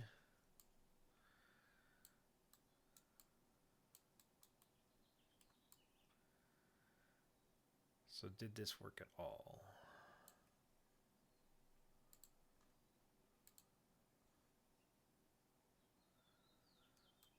Oh, looks like it's doing something.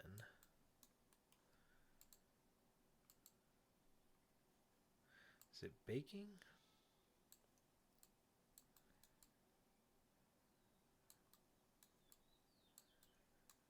Let's see.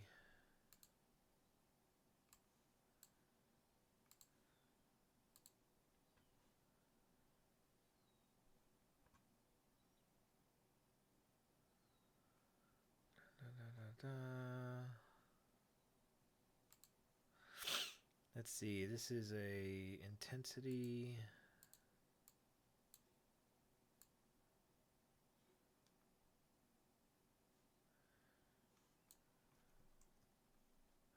If I were to create a game object, light, point light, am I going to get anything in here? I should have got something. I'm getting nothing. Okay, so I think that's not going to work, which is okay. All right. So I'm going to close this out. Don't save.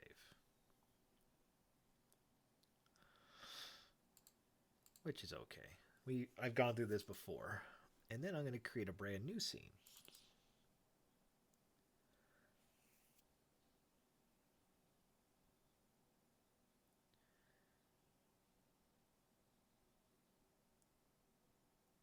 Oh, there was an additional...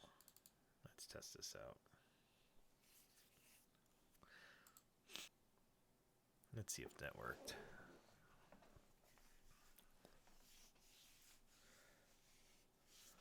If it doesn't work, we'll just create a brand new scene. Well, let's give it a couple whirls, though. I hate doing, like, I hate doing fixes live stream. Render pipeline wizard.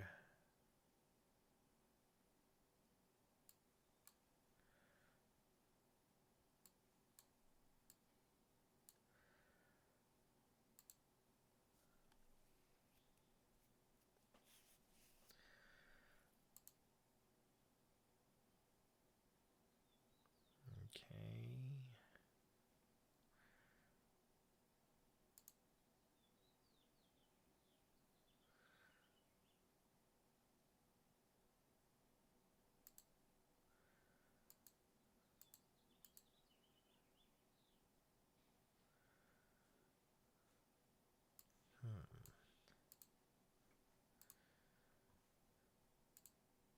Oh, I got to turn on the lighting. Is that what it was? Let's see, directional light.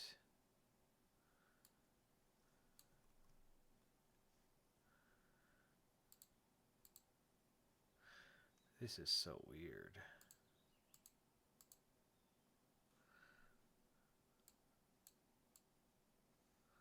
All right. I think it kind of works.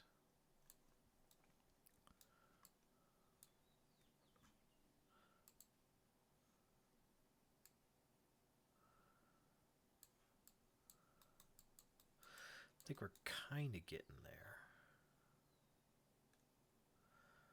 Don't know yet.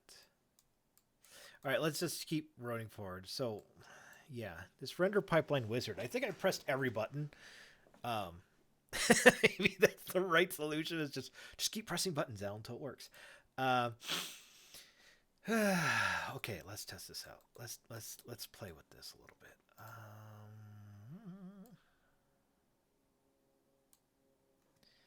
Let's see. Let's do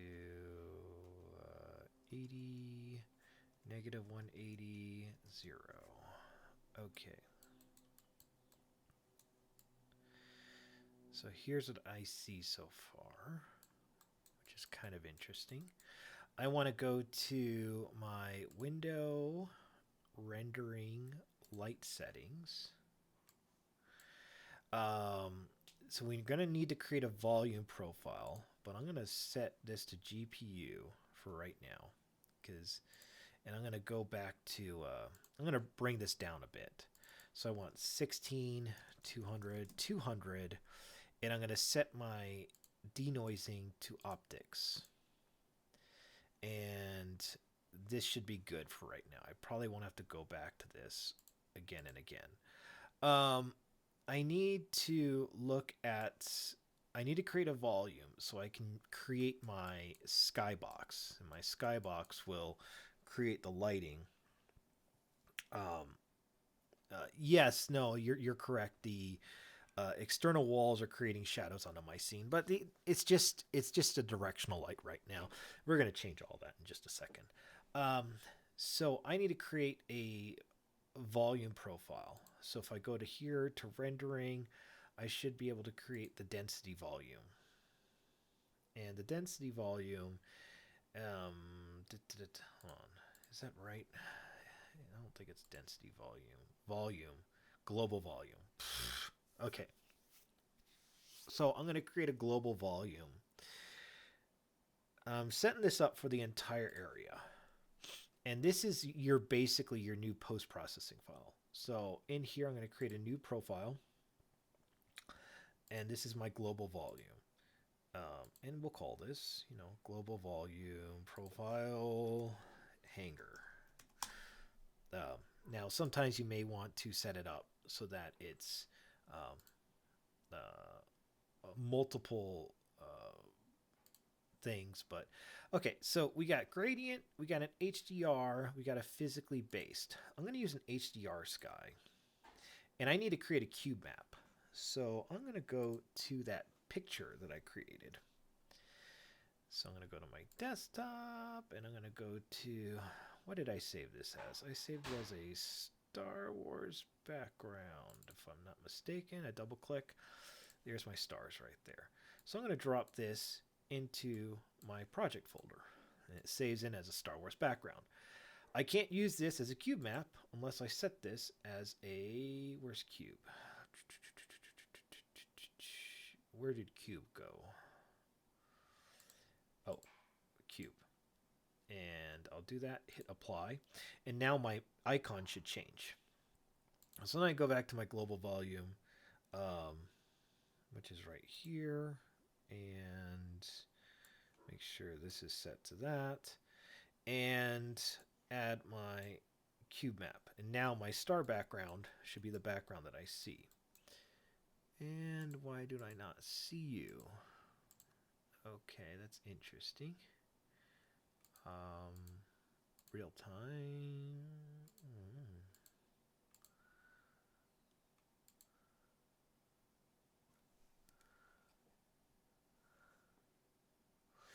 Let's see. The sun is outside the scene.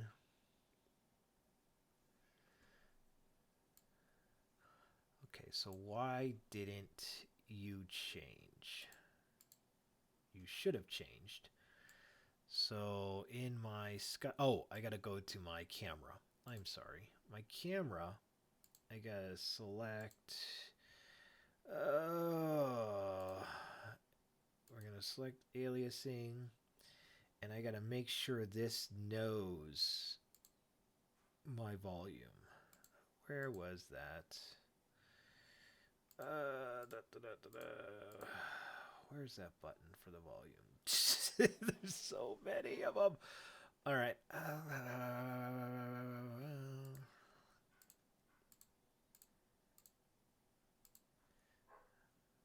Let's see.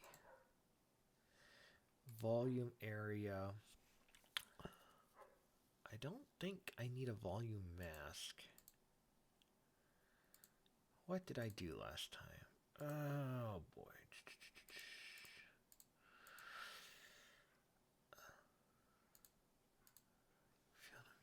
The game is projecting the sky. It should be projecting the HDRI. Let's see. So the anti-aliasing is working.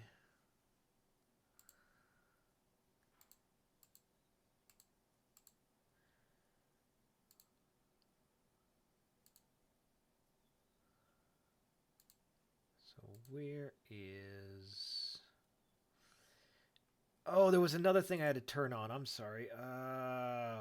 Freak. Where was it? It wasn't shadows. One more thing I had to turn on. I forgot what it was. Is it visual environment? Yes. There you go. HDR sky. Oh my goodness. Yeah. That's how. So now I can get my sky into play, which that took a while. Okay. So I remember it was something. Yeah, you need to add the visual environment that you need to use. Um, okay, so then you can adjust your exposure um, levels as well. Now this would be great to illuminate the room, but our sky is not necessarily meant for that. But I'm just turning it up so we could actually see the star sky in the background. Um, but that's not going to be our main source of light. So let's see. For the color, I'm going to go for a lighter color.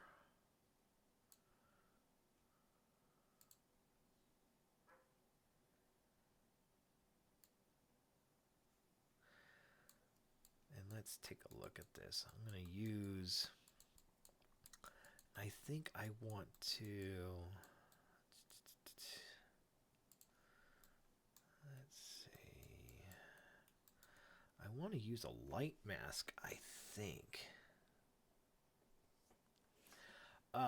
Let's see, HDRI advanced in camera.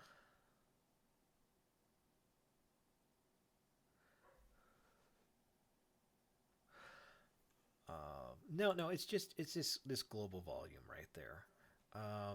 Yeah, so now with the global volume set, we could do a couple things. You know, we could set this to like a gradient sky, and it would create a sky value based on what we want. And you know, if we turn this directional light off,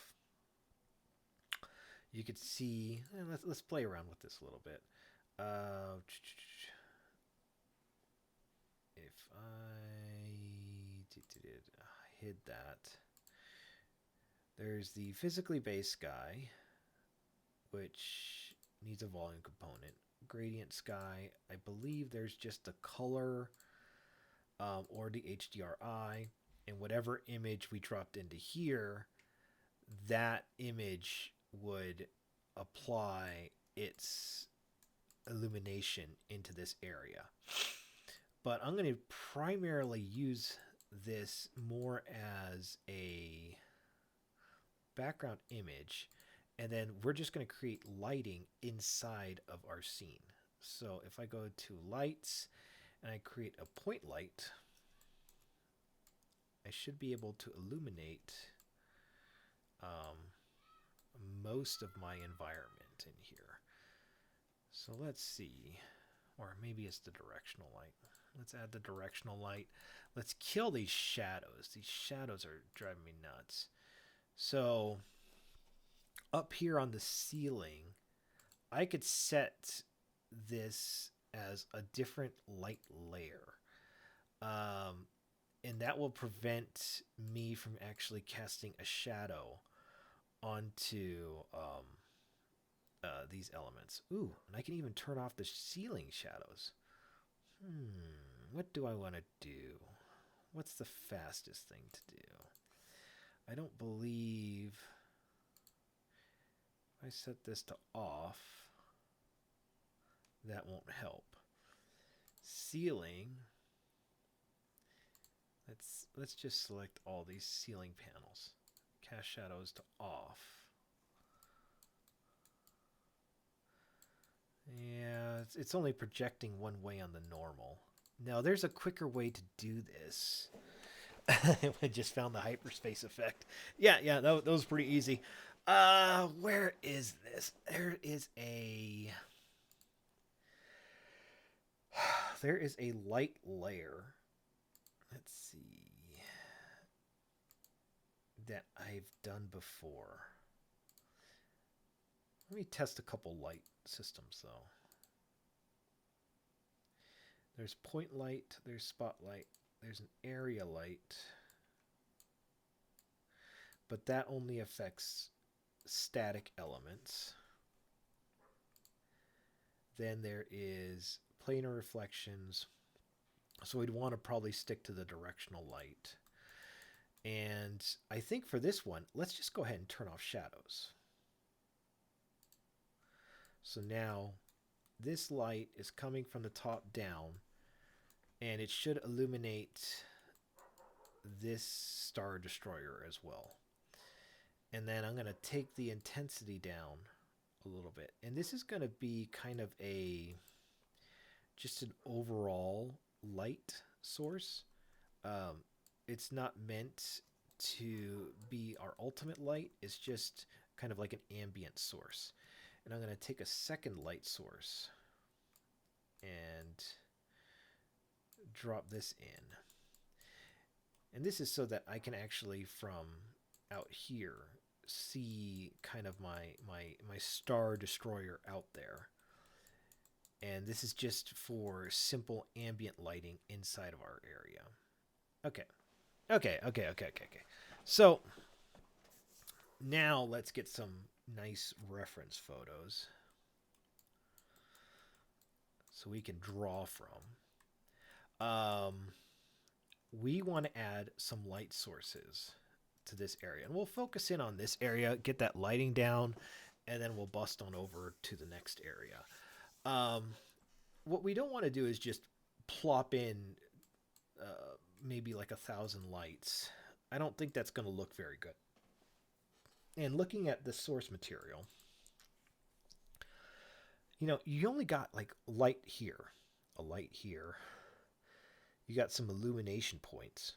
Most of the lights are these like floor lights, right? That are shooting out little light pulses. And then you got your emissions, which are going to be from our static elements that are going to illuminate. Um, but it's not like a flat boom. Let's just put light everywhere and get it going. Um, it's very selective. In fact, the entire room is actually very dark with hints of light bulbs and emission sources around. But you look at this ship, the ship, you only see the illumination on the front and then it's gone. In fact, a lot of these ship sources, the light comes from the top, but you don't even really see it on the bottom reflected, Yeah, a lot of, I could see some cookies going on over here. You see these lights over here. This is dark, but then the illumination comes from behind it, which creates a nice little sense of depth right there. But they're not just one big light, boom, blow it up. It's just a lot of tiny light and light volumes showing in places that are of importance, and everything else is dimmed down. So we should probably take the exact same approach. We're not going to blast this thing with heavy directional light from top and bottom. Let's make sure that if we do use any light sources, they're minimal so that the elements that are of importance get the most attention. So, for example, let's take a look at these jets, right? These jets are of importance. We want these things to pop out. So let's go ahead and grab a point light. No, spotlight. I'm sorry. We're going to want to grab a spotlight. And the spotlight is exactly what it sounds like. It's going to highlight the important things in our scene. So I'm going to go to a top view. I'm going to place this onto my jet. Let's go ahead and pull this up more.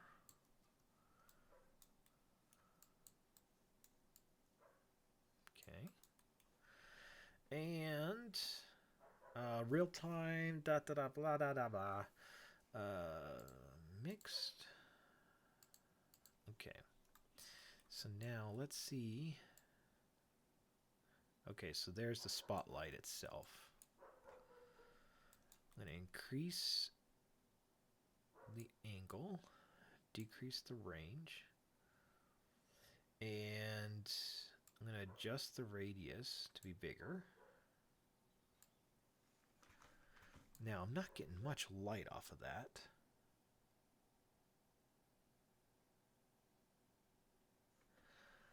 Let's see. So why are we not getting light? Let me turn off the directional light, see if that's effing things up. It's not. Is there a color? There is. It's a spotlight. I don't have a shadow map. Man, I don't know. Something looks wrong with this profile. It looks really wrong. I can't describe what it is, but something is wrong with this. I don't know what it is. All right. I'm going to throw an audible in here real quick because I think we could spend a lot of time testing this. I want to test one more thing real quick, because I think this may fix a lot. Unity Hub, which is generally how I do this all the time. Add a new 2019.3 using the HDR pipeline. Star Wars Hangar HDRP. And I'm going to create a new folder.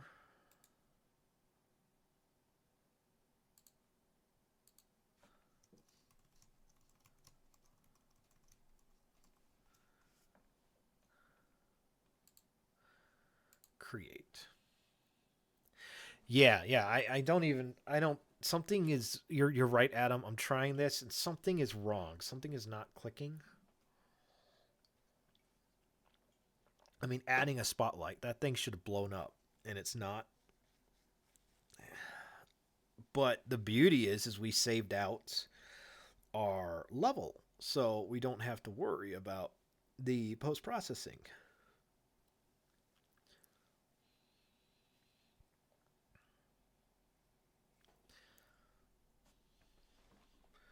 And, you know, the beauty about doing that as well is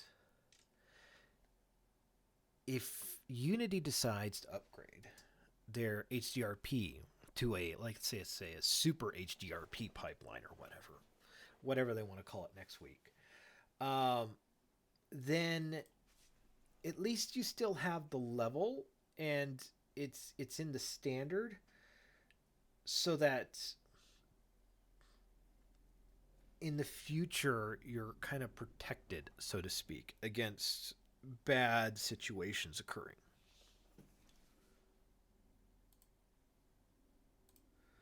So, yeah, let's try to bring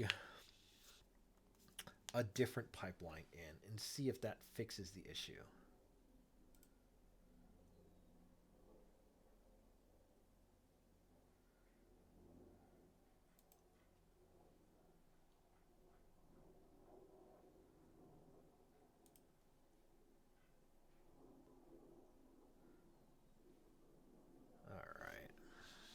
It looks like this is going to take a little bit of time.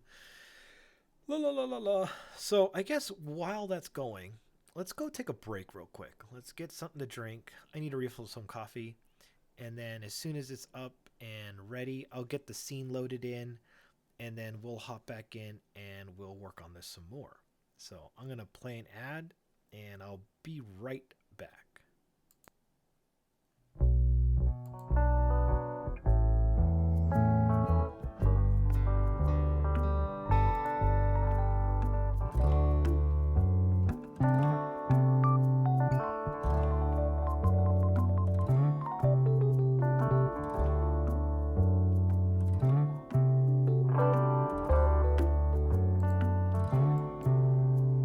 Introducing the GameDevHQ Pro Membership, a brand new subscription-based service aimed at helping you succeed as a game developer. This service gives you access to powerful tools, amazing assets, and easy-to-follow certifications to make you become a legit Unity 3D game developer and software engineer. Get instant access to over 100 hours of authorized training available through our built-in custom streaming platform. Earn your game developer certification and software engineer certifications by developing games for 2D, 2.5D, 3D, mobile, and even AR. The GameDevHQ Pro membership also provides the easiest, most powerful, and enjoyable tool to give you the freedom to create. Introducing Filebase, an amazing tool built for Unity 3D that gives you access to thousands of video game assets developed by our in-house team of artists, from weapons, tools, props, vegetation, vehicles, systems, and even entire levels. You'll see how incredibly easy and enjoyable game development can be. Your membership's value will continue to grow through the year as new assets are added on a weekly basis and can even be requested. We have made it our goal to help you not only enter the world of game development, but successfully build and publish your game. The Pro membership also includes a growing library of custom-built challenges and a vault filled with live Pro Workshop content. This GameDevHQ Pro membership provides you a powerful set of tools and training that makes learning game development easier than ever before. Log on to GameDevHQ.com right now to learn how the GameDevHQ Pro membership can become your game development solution.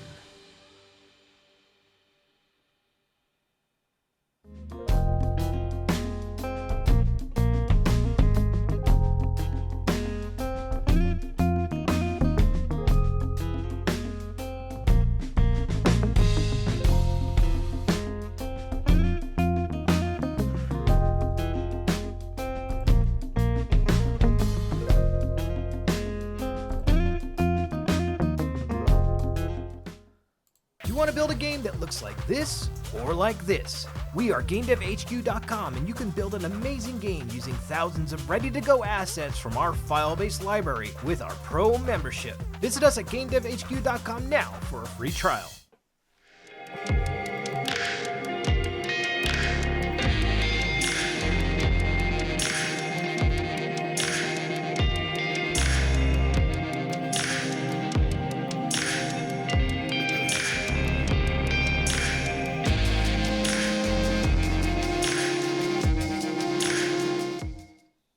Want to create your own zombie first-person shooter for free in 15 minutes using the Unity game engine? We're GameDevHQ, and we invite you to start your career in game development by creating your first game completely free with very little coding. Our course is going to show you how to set up a character controller, trigger some animations, and fire your shotgun to deal some heavy damage to our zombie friends. Make an awesome game with high-quality game assets that are yours to keep. Go to GameDevHQ.com now to start this course today.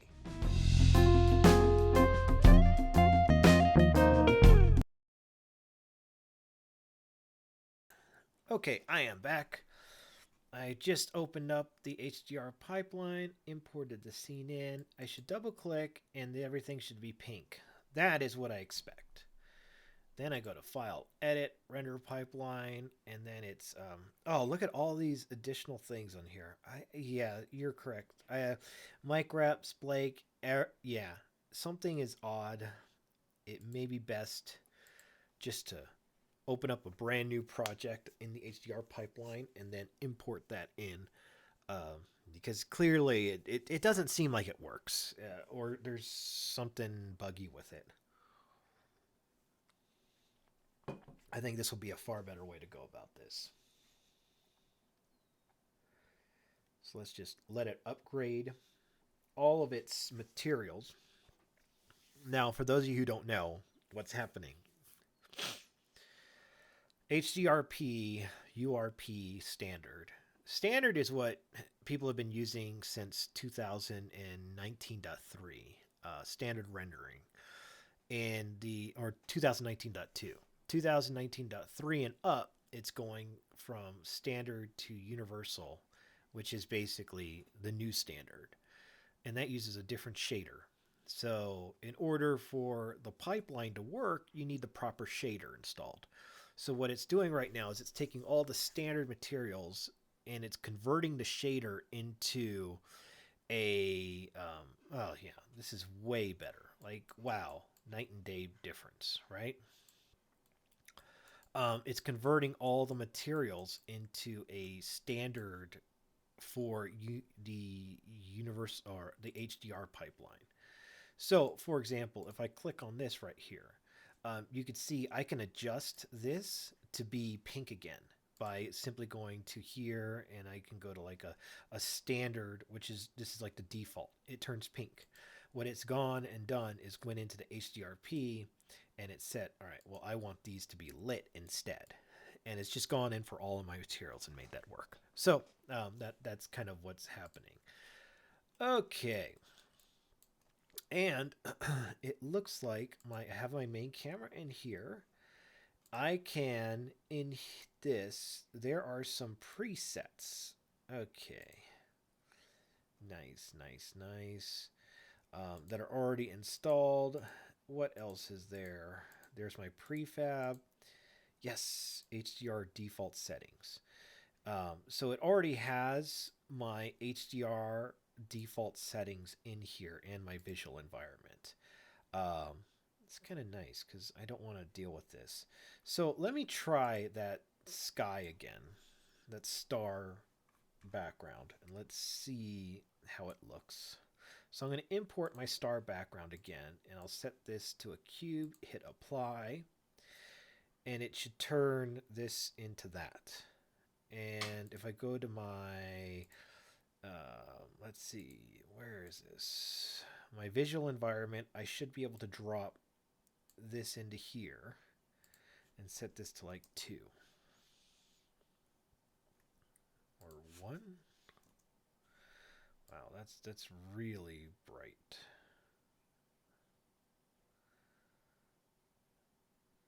Okay. Oh, and it's doing that because the directional light has taken control. All right. Da, da, da, da. Okay. Let's see. So if I go to my star background, or I'm sorry, my HDR, I set this to 2. Oh, boy.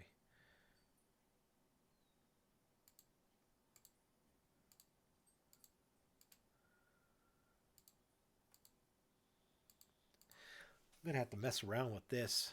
This is interesting because it shouldn't be like blown out bright. That's not good.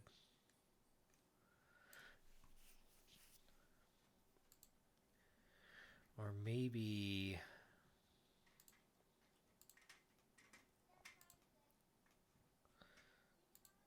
the HDR sky is that.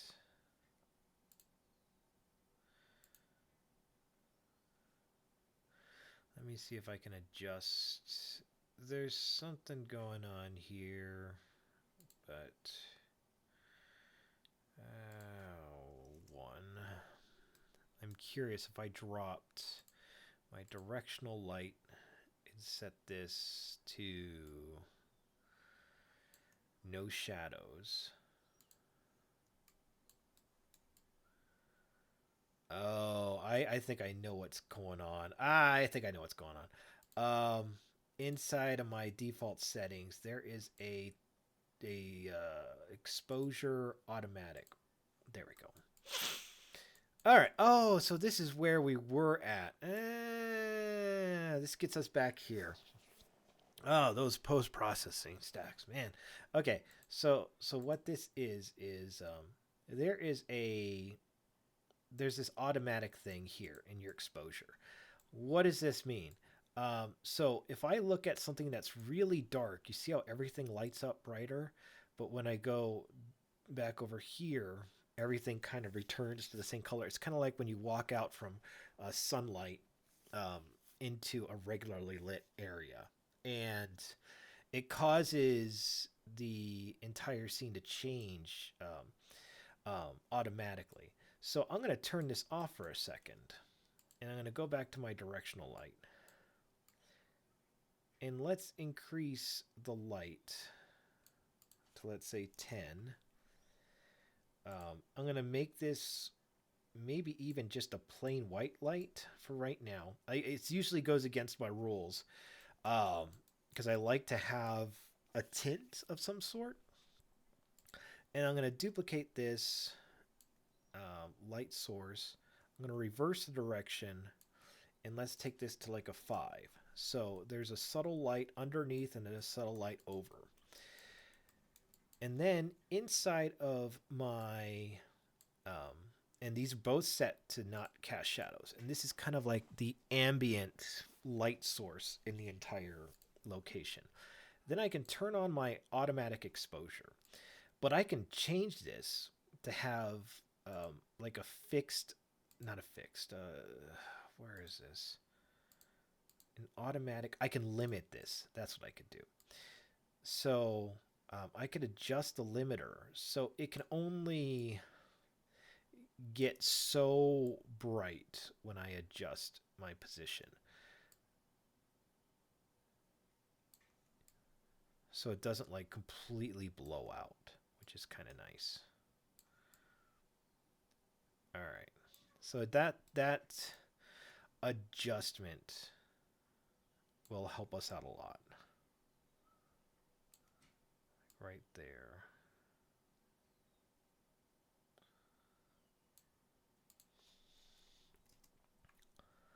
Okay. So we could turn off the exposure. Let's bring this down.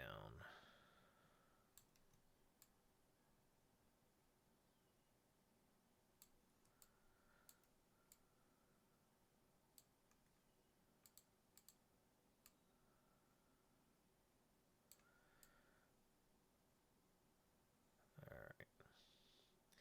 So that brings it down just a touch. Okay. Okay. Now we get a little bit of control back here. Yeah, it's so weird. All right. So this area is lit. So now if I drop in a light source, point light, now I'm starting to see my lights again. Okay. And if I drop in my spotlight, I should see my spotlight. And we'll go to our top view. Like that.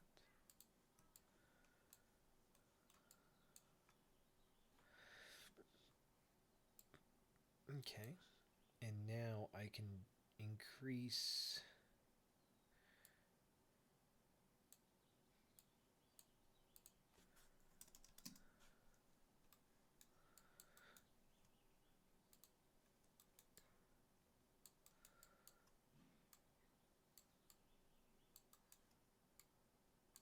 all right. And then let's see. Yeah, we don't want to do that.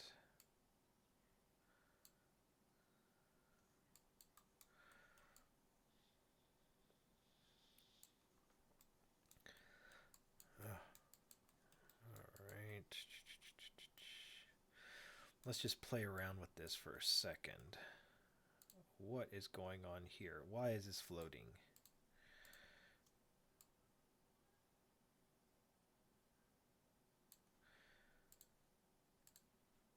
Apply all. All right. I can't have floating crates. Okay. So we have a light source onto there, and that actually works.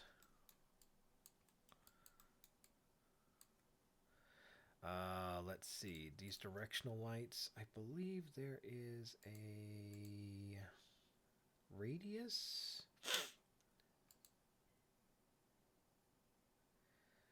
Let's see. Turn off volumetrics. We don't need volumetrics on that. Is there a radius on this? Just affect diffuse. I don't care for the specular right now. Do I?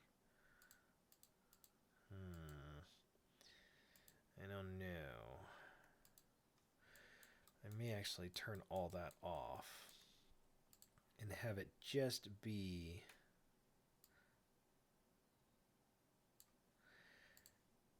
sort of really light ambient light going on in here, you know? And then it forces my spotlights to be my stars of the scene.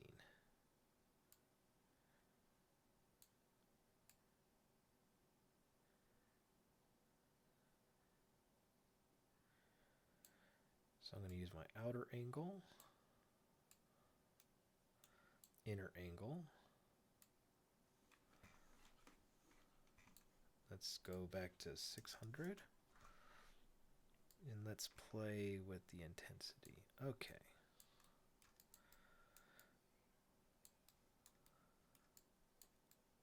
And then I'm going to select this ship. I'm going to play with its normal map a little bit. That's without the normal map. that's with the normal map slightly. Also want to adjust some of the smoothness, metallic qualities. All right.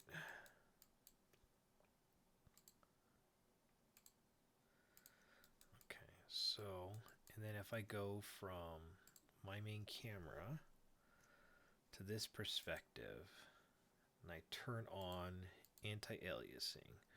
Okay, so let's get a start. Let's get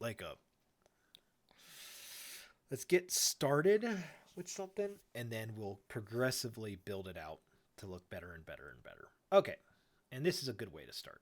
Ships.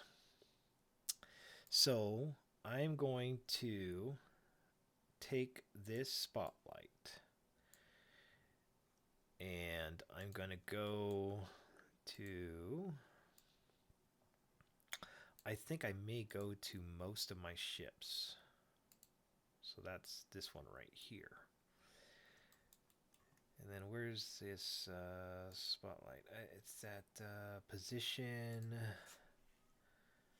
so 214.0, right?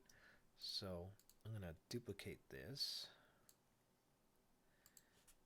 to 0.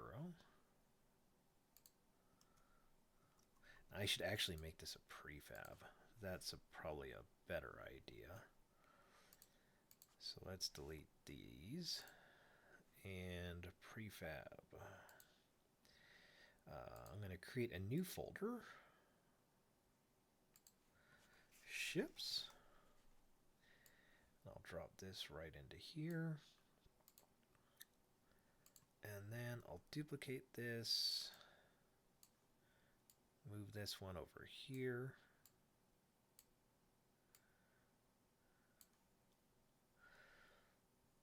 And then I'll duplicate this.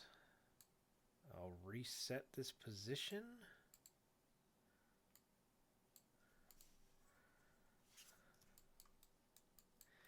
And I'll just toy around with this just a little bit. Okay.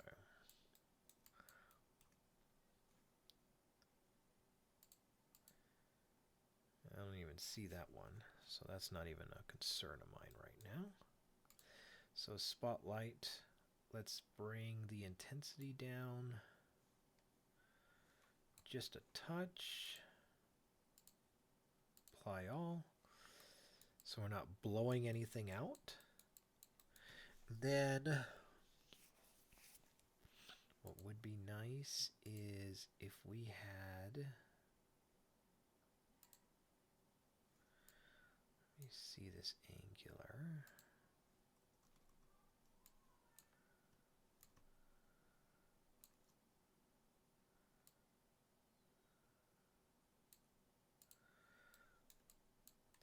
If I created a new light.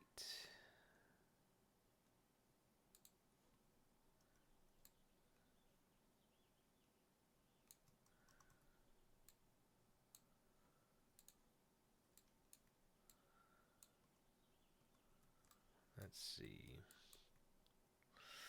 I think because I killed the specular, it's going to cause some problems.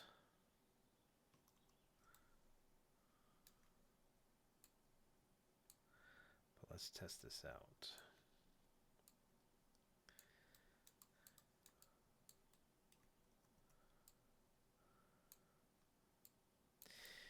Yeah, that specular is just going to kill things. I don't want that to happen. Also, my metallic is not really going to bounce here. So we need to think about reflections in the future.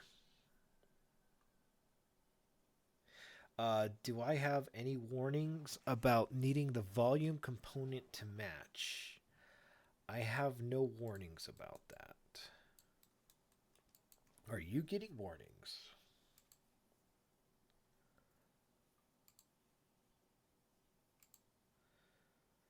Let's see, rendering. I need, let's get our lighting. Let's see if we can get some reflection probes in here. I want this real time on my box volume.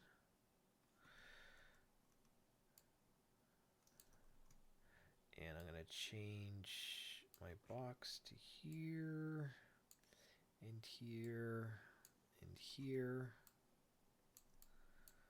Oops.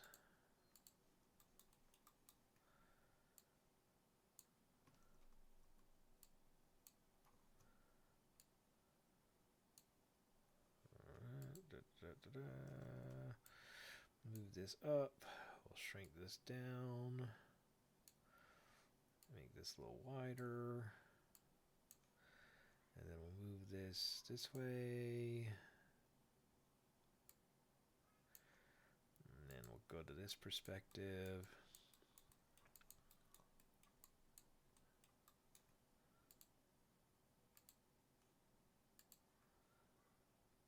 Okay. I'm still not getting any reflections.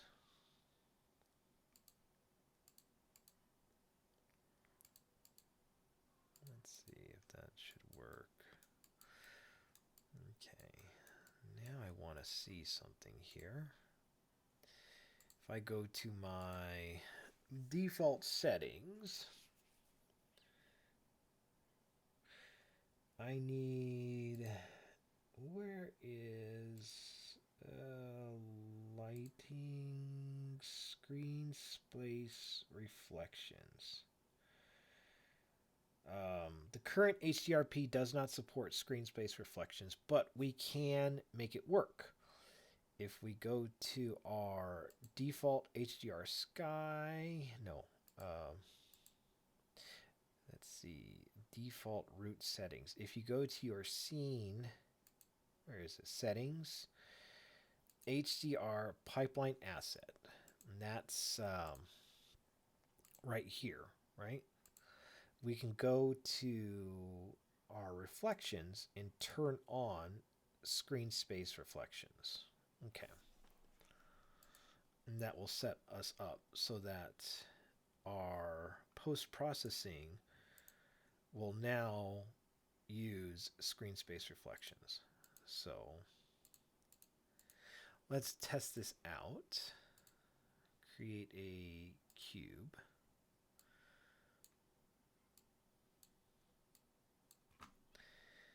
And we will create material. And we'll just throw this on as a test. And if we set the metallic to, where is it? Surface inputs. 100% smoothness. So it kind of looks like reflections are starting to work. If I'm not mistaken. They're just not, for some reason, really kicking in yet. So let's test this out some more. There is going to be a button that I push that's going to make this all of a sudden just amazing. So where is this magic button?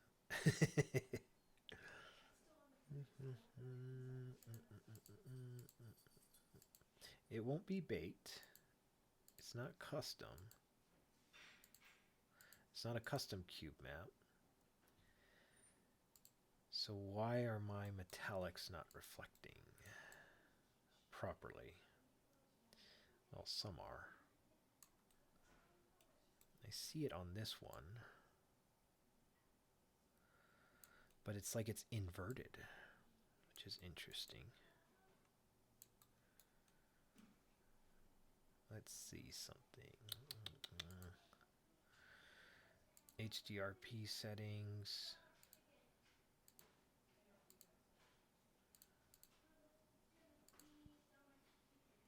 Let's toggle all on just for right now. And visual environment.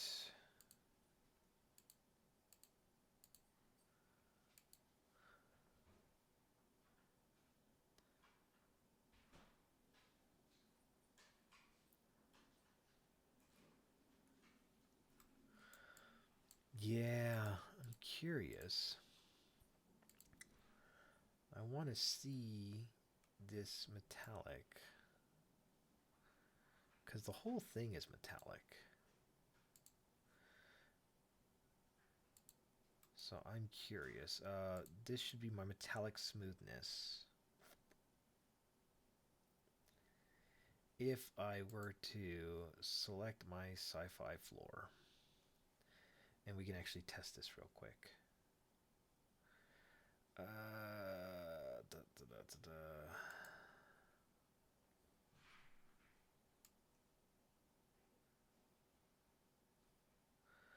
There we go.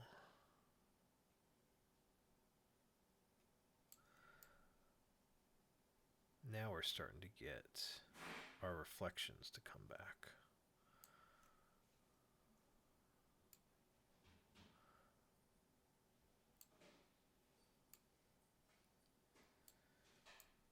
At least on the floor. Which I think that's probably like the most important thing right now is this floor. And it's wiggly because of my normal map. If I didn't have my normal map, it would wiggle. Let's see.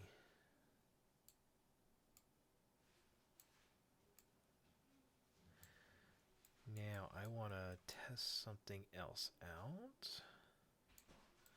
So is that what's happening with my space fighters?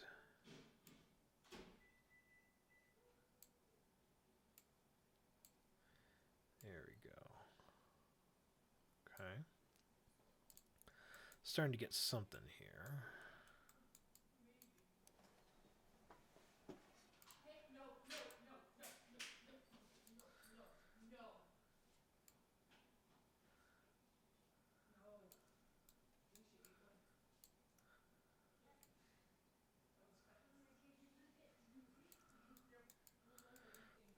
Okay.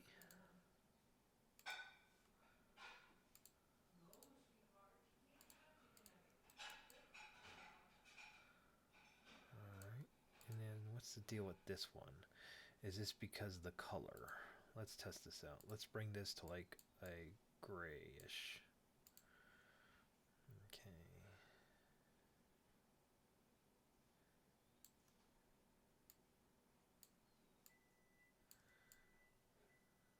There it is. And there you go. There's the reflectiveness on this. Okay. Yeah, I think that's probably what it is because of the merged. Okay, so we're starting to get a little more reflection off the ground.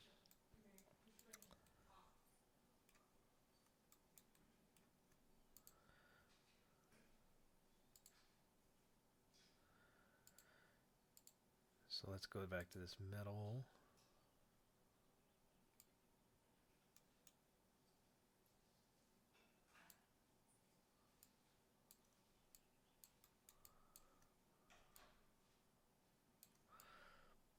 I'll make sure that reflects. And let's take a look at these hangar doors. So we already adjusted that. Okay.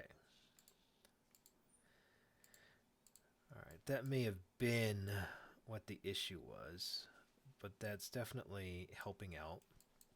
And let me take a look at this screen space reflection.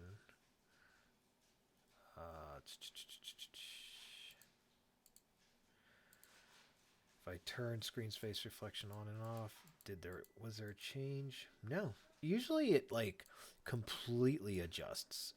It may be a static. Oh, sorry about that. It may be just like a static thing, which we'll test out. But let's go ahead and get these other environmental elements in for the lights for these ships, and then we'll push forward and test some more interesting things out. Give me 1 second.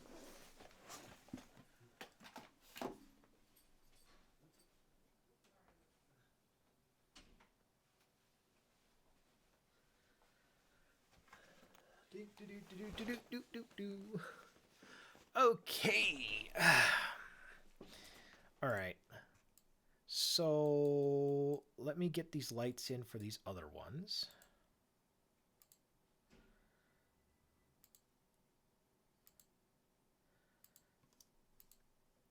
So I'm going to duplicate this, set this at 05, reset my position. I will duplicate this one, set this for 05, and reset that position.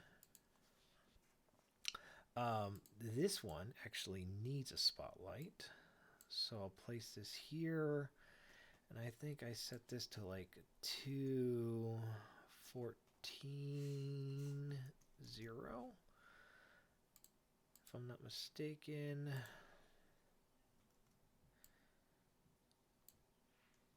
So this one would be 214.0. Oh, that's that ship back there.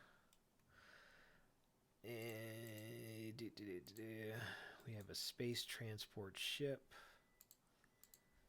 Duplicate that. 214.0. And let's see. Duplicate this. 214.0. All right.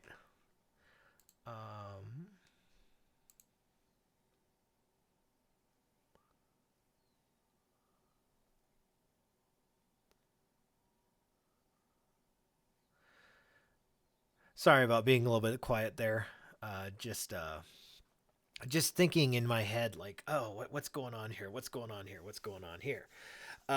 So let's see. All right. So with this perspective right here, I'm curious. So right now, it looks like we're getting the proper Fresnel effect. The more angled we get, the more reflection we'll get on these side elements. Let's take a look at these walls. Oh, we're right here. Hangar arched.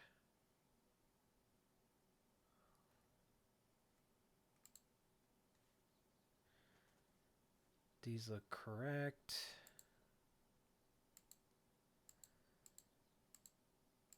Let me just turn this on and off so I could see which one it is. Oh, there you are. Let me move on in and let's play with this a little bit. Okay. So that's the wall right there. So if I clicked on this particular asset, we already have that all set up. I'm curious how this will look as a static. So I'm just going to select my floor, or actually, we obviously could tell that the floors work. So let's test this. Let's set this to static real quick. I want to make sure that my rendering light settings is set correctly. So I want this to be GPU. I'm going to go 16, 200, 200. I want to make sure that this is correct and low first, because there's a lot of detail in here. It shouldn't take very long at all, though, because I'm using a 1060, and you could see the bake is right here, and it looks like it's probably going to take maybe 2 minutes to do. You could see the 2070 is working right here, just grinding away. I want to see how these floors look. Set the static real quick. Okay, so the bake is done, and that's what the floors look like. Set the static. Why did it look like somewhere in the ground? Is that just a visual thing right there?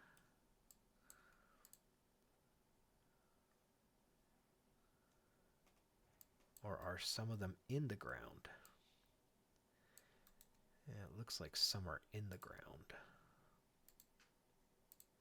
Let me click on Random Crate 2. There we go. This big one was floating. Same with this big one.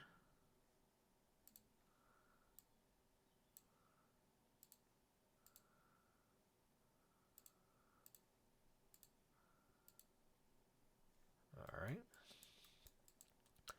And then I'm going to go into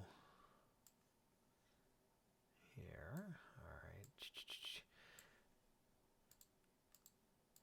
This is interesting. Okay. So I got some lights on my ships. Let me bring down this directional light a little bit. Let's go 3, and we'll just leave this bottom one at 1. I think this makes a far more interesting shot.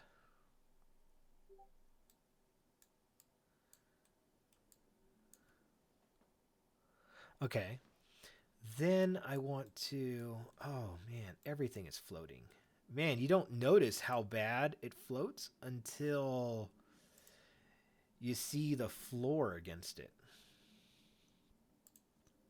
So let's adjust.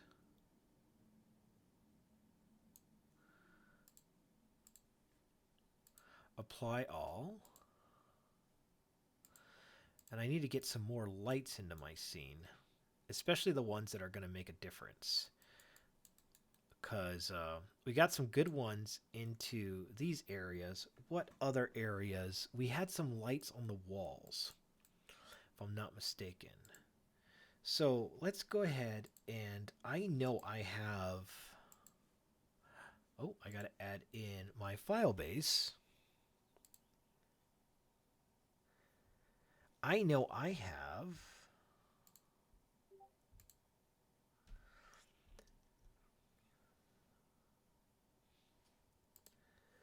some light fixtures that are sci-fi oriented. So let me go to my downloads. I'm going to drop in my file base package.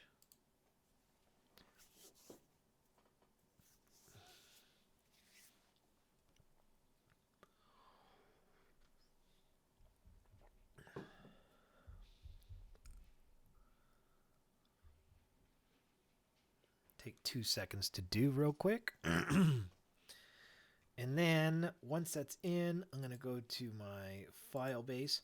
Now, it should show 0 downloads right here. That generally happens when you either swap products. Yeah, swap projects. Just hit rescan. And if you didn't move any of your assets in your directory, it's going to relocate the file paths. And that way we'll be able to use that as a way to verify where things go.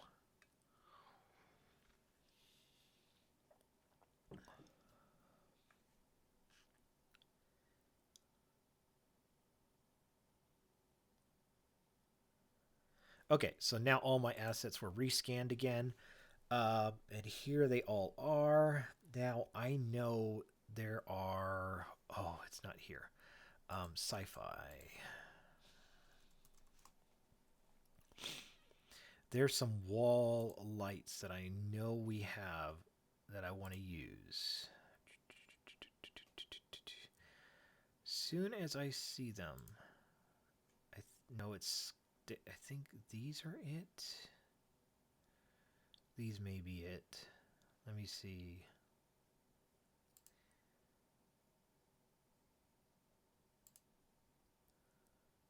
Yeah, I think those were it. Okay. Right here. So I'll grab these sci-fi lights and I'll download those. So hit that, hit login, and hit download. Oh yeah, the rescan is great. It really helps in making sure that you get all your assets just back into position where they needed to go. So I got that in. I'm going to hit the locate button. And now we got a couple different light sets.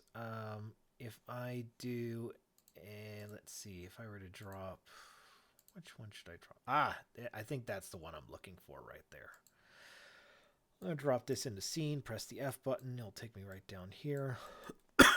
Excuse me. I'm going to go to edit, render pipeline, upgrade selected project to high definition. Oh, okay. I'll select your material.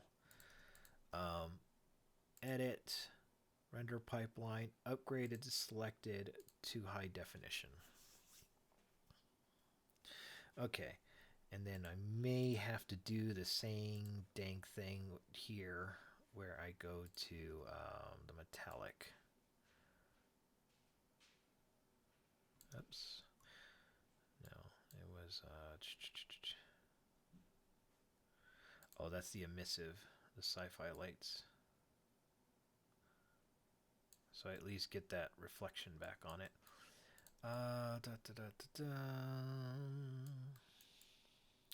Let's see, is that the right one?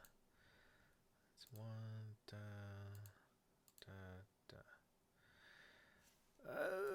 Which ones do we do? I'm looking for ones similar to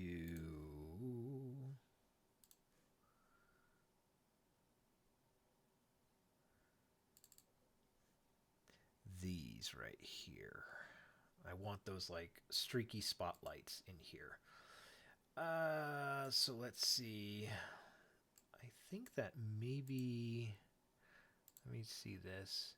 I can use the boxes. I don't know if that will look very good though. Let's see if we can make these work. I'm going to grab this particular light source right here. And I'll bring this down size-wise. And let's go ahead and create a light. And we'll do a spotlight. And this spotlight is going to aim in this direction.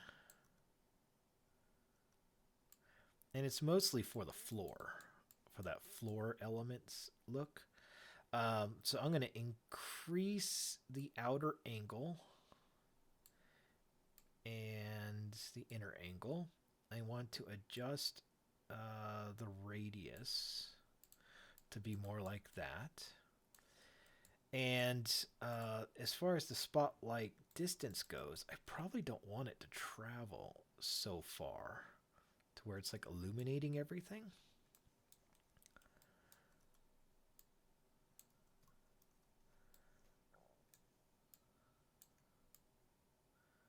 And then I'm going to have this a different color. I want this more of a warning yellow color kind of thing.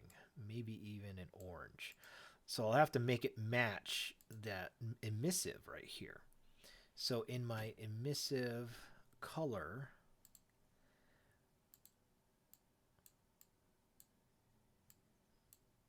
I'm going to make this more orangish as well. And I think I can increase the glow on that to be kind of like that. Ugh, I hate these so much. I don't see the purpose. Just keep them regular icons like that. Let's see. Maybe I can go more orange. Hi, puppy. Oh, oh, are you sad for some reason? Did you poop somewhere? Let me know. I know it saddens you when you poop. Okay. So I'm going to take this spotlight and I'm going to rotate it probably the other direction as well.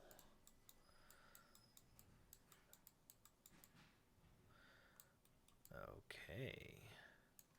Now I'm curious because I don't think I really care about it illuminating the boxes as much as it is illuminating the floor like that.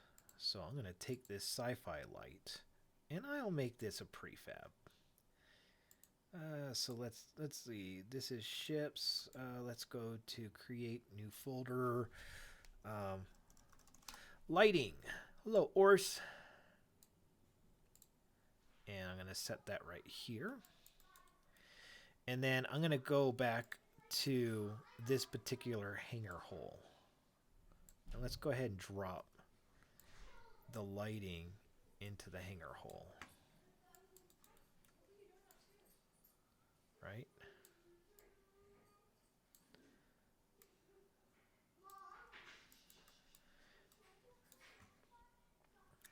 And then in here, I can go to our spotlights. And then I can adjust the intensity so it doesn't like blow out everything. It's just there as an accent. And I don't think, we'll mess around with the shadows and see if it's something we want to keep. Again, you add extra shadows, that adds extra this, extra that. You want to be selective about this stuff.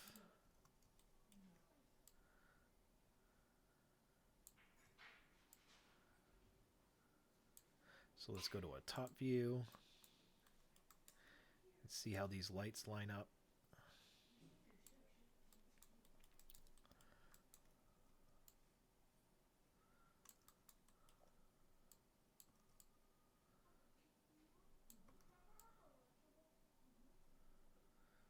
Okay, so we got 6 of these lights. We'll duplicate that. We'll move this one over here.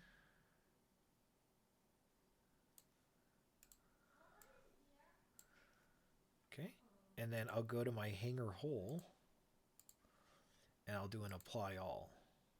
So now the 2 hangar sides now do the lights, right? And then when we go and adjust, let's say, this particular light source, if we wanted to adjust this so that the angle is a little larger, so we want to increase the range. Let's see.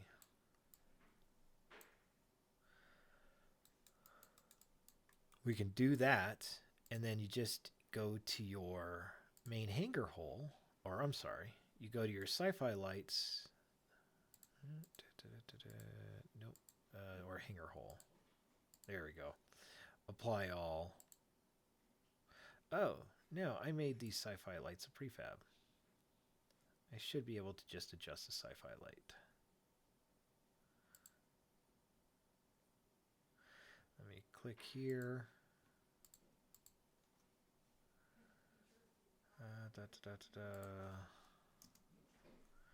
I click back.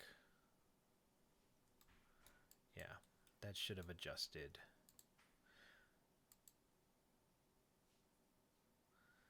Hold on a sec. Sci-Fi Light 07.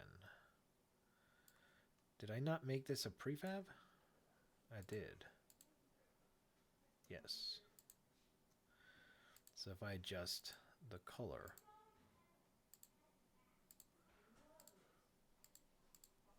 apply all. Okay, so it does adjust. Okay, just wanted to verify. Okay. Now, I saw when I was originally doing these central floor panels, we're probably going to want to add more to this. It's a little plain. It's a little boring. We're going to want to add some more details to really pull these out and make them look a lot better. What did we call this stuff? I forget what it's called when you put like sci-fi mech elements on 3D. There's a term for it.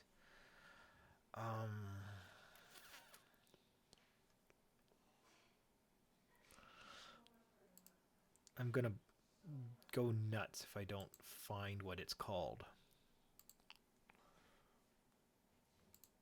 Let's see. What is it called? It's a common thing where they'll take like a simple cylinder and they'll just start attaching. It's usually done in sculpting actually. where you have these like little decal sculpts, and you actually paint it onto um, these elements using a diffusion channel. I've actually tested this out before, and I created like this Death Star type of thing with just a plane, but it's using these decals to kind of make things displace upwards. And I just can't remember the term of what it's called. Um, but let's see. Let's go with this center floor element, and let's add some lights to it. Let me see my reference. I don't want to get too crazy outside of the reference. They have nothing. They got these like light ports on them. Let's take a look at this one. These ones have like light panels though, and I think that would look good. So if I created a light panel for these floors and maybe have it like in the center, one shooting out this way, one shooting out that way, I think that may actually look pretty cool. So where are my light elements? I just locate those. And I'm going to grab this panel. And where's this sci-fi floor center panel? I'm going to grab sci-fi 8. And I'm going to shrink this down. Greeble, I think, is what it's called. I think you're probably right.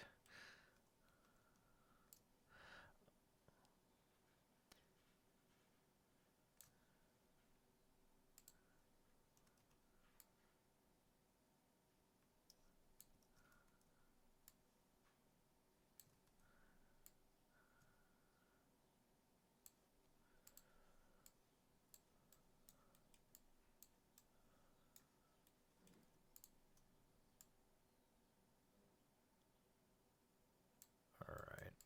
There we go.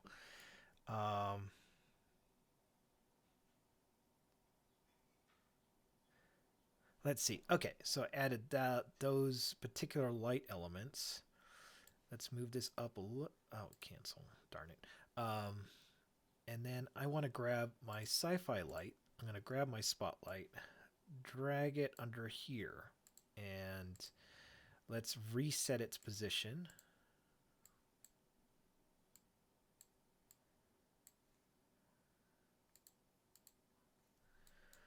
All right. Okay, so there it is right there. I'm going to have it aim out this way. I'm going to aim it more downwards. Let me turn on the gizmos so I could see it. And this light will have that kind of yellowish, orangish kind of tint.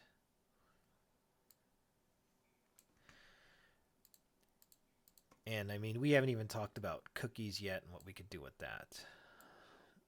But this is more just, let's make this floor a little more interesting, because right now it's not very interesting. So I got that right there. Let me hit that floor panel. Okay, that looks good. So I got these points. 1, 2, 3. So duplicate 2, duplicate 3. All right. And let's hit that. Apply all. Let's turn off the gizmos. Okay. Now we're getting somewhere. That little bit right there is starting to look a little more interesting, right?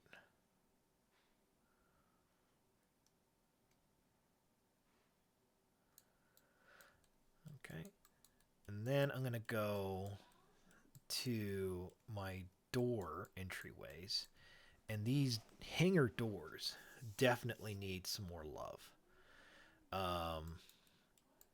So let's see what we could do with our door entries. I think part of the problem is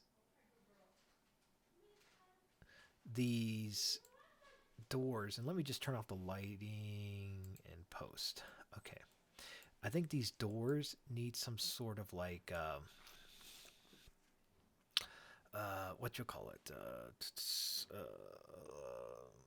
emission.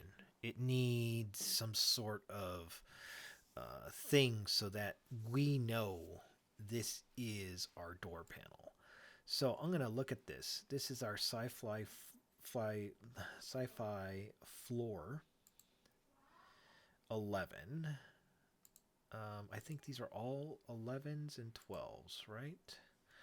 So let's take a look at sci-fi floor 11 and 12. Okay. So this one, this one has an emission, but I may want to add an emission to these floor elements here. So I think that would look actually pretty darn good. And I mean, I could add in a texture, but it's work. Let's see, Unity Coder. Yeah, IES would be nice. Does HDR support them? Yes, in the form of a cookie. Yes, they do. So let's see. We're going to be doing that pretty soon anyway. So if you just stick around, I'm going to go to here. I want to see this current albedo channel. I'm going to drop both of these into Photoshop. All right. And then I don't think I can visually spot where those lines are on this. So I need to use my 3D program to spot those lines. So what I'm going to do is go to my sci-fi floor, and I need to figure out which sci-fi... Oh, I could delete this one.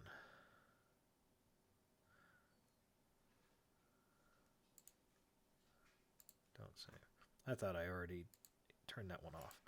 Okay, so I need to identify which one this is. So I'm looking at sci-fi floor number 12, number 11. These are 12s, 12. Okay, so I need to go to my Finder. I called it Finder. Some of you call it Explorer. In my FBX, I find 12 and 11. And I'm just going to go ahead and drag those into my 3D software. Okay, and okay. And I will show you guys how I usually determine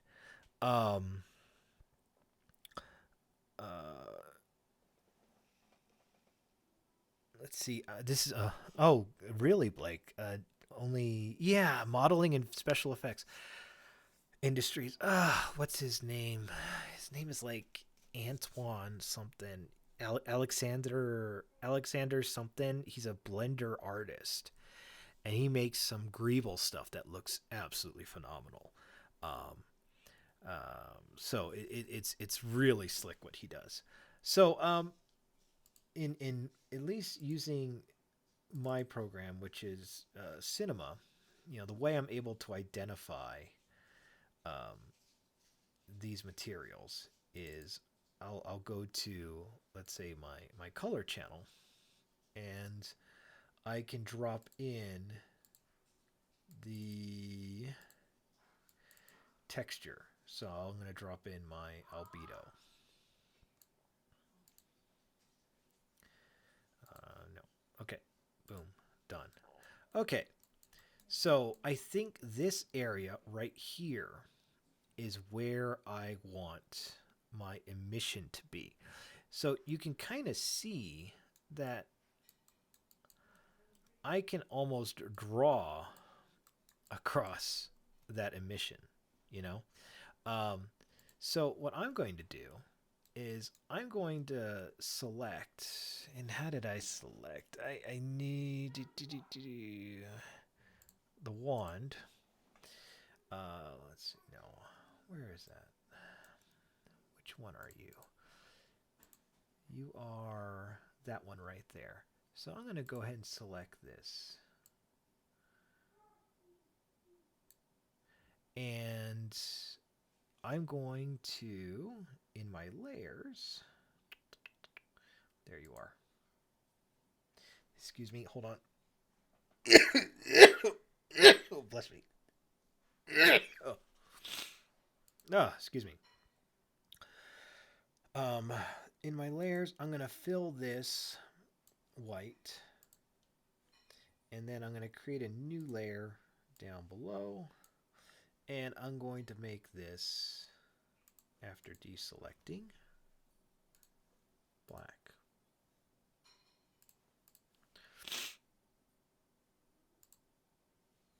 Oh, I gotta select this layer and mask it. Where was that? Right there. In invert.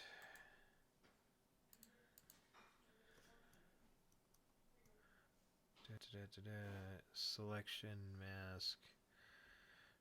I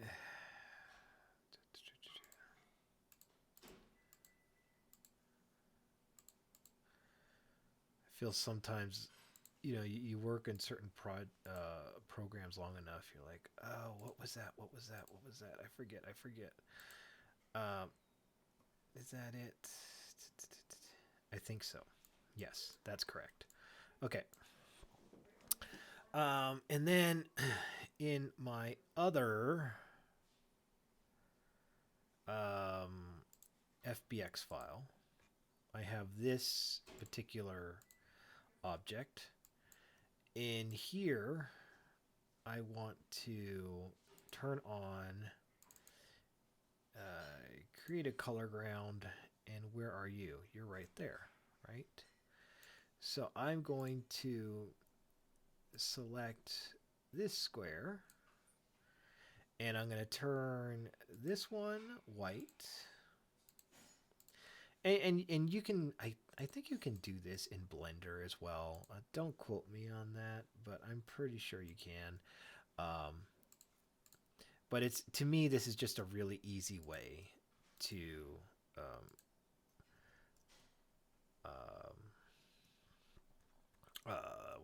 find my UVs, so to speak. So I go to File, Edit, Copy, and then I'm going to go back to my other sci-fi floor. I'm going to create a new layer. I'm going to do Edit, Paste, and that should put the new one up above. All right, did it work? I don't see anything. Let me double check. Ah, there we go. Paste. All right, so there's a new one up above. I set this to screen, and now I have these 2 points of light right here, 2 emissions on my UV map. So I'm going to go to File, Save Texture As. I'm going to call this a PNG, okay, and ground emission. And I'm just going to save this on my desktop for right now, because I don't know if this is going to work. I think it will. I'm testing it on you folks. Okay, so 12 and 11. I'm going to drop in this texture that I just created on my desktop, which is ground emission, GROUND. Here we go. I'm just going to drop that in here. And if I select my sci-fi floors, and we'll just back up real quick so we can see if this actually occurs. Okay, so here's the emission channels. I can go to my emissive color, which I have nothing in my emission channel, and I can drop in my ground emission. Did that work? Oh, I should probably set this to white. Okay. All right. And I got something there. Okay.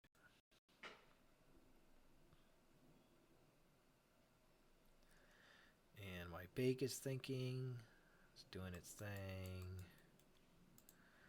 Okay. What do I need to turn? Oh, I need to turn this on. Okay.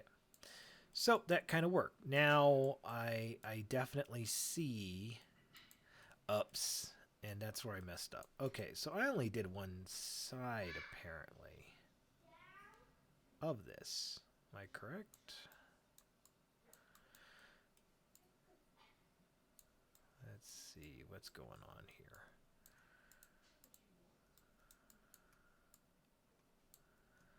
So apparently one side of this is only lit. Oh, and it is correct. I only did one side. I didn't do the second side. So it looks like that UV split. Oh, there's the second one right there. So I'm going to zoom in. And let's see. Can I just adjust? No. So I'm going to create a new layer above. I'm going to merge this down. I'm going to create a box and fill this in.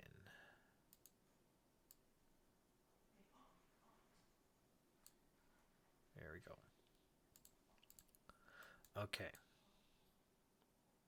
I think that should work for this one. And if I go to my sci-fi floor 02, I think this one is correct. Yes. So let me save. I'm sorry. Sci-fi floor 12. Let's save this out. Okay. Ground emission. Save and replace. And then if I go to my top view, now I could replace this texture by grabbing it, dropping it in, replacing it. Or I could do this. I can right click on show and explore, which is the ground emission right there. And I can go to my desktop, which is where I saved the ground emission, my newly updated one. And I could just paste it in and replace this file in this destination. If I click here, now that's working. Okay. I think that looks a lot better. Those hangar doors pop out a lot more, don't they?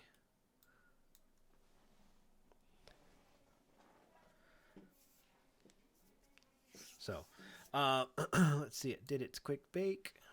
And then I still need these doors to look better. I mean, they look okay, but I think there's definitely room for improvement here.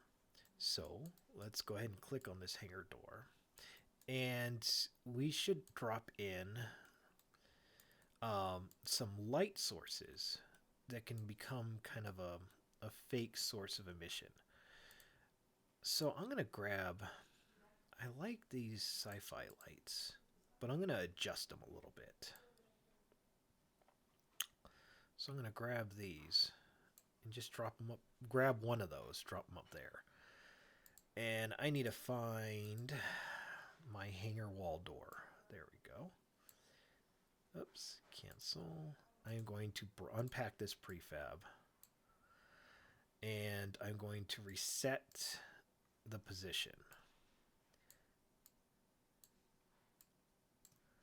Press the F button. And I'm going to readjust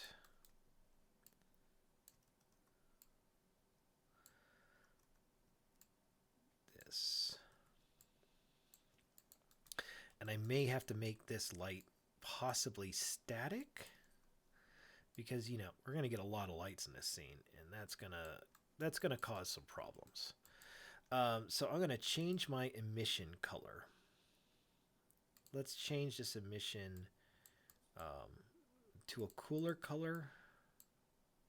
Let's say like that.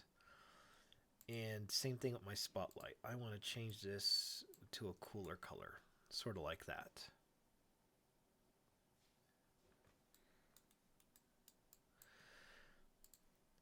And then I can even have this kind of cut in a little bit. But now it illuminates, and I'm curious if I should make this... the shadow. No. That doesn't look good at all. But I'm curious. Let's adjust the range. Where's my gizmo? Show me my range. Okay. Intensity. Does that really pop very well? I don't think it does.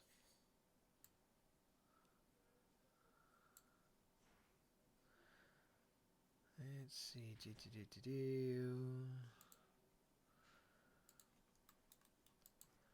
That does bring attention to the door, though, which is what I kind of want. Let me see. Shadows. Yeah, that shadow doesn't look very good. Unless I adjust the angle of the shadow to something like that. You know? And that may look good. So if I were to duplicate this and position that over there, that may look kind of nice. So let me make this a prefab so I can easily adjust this quickly, because I know we're going to run into that issue. Hey, handsome. Oh, that is a beautiful egg, son. That is a beautiful egg. Great work.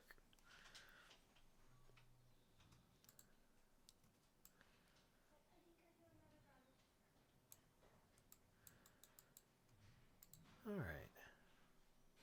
So that door looks pretty interesting right there, right? I think so. I think it looks pretty cool.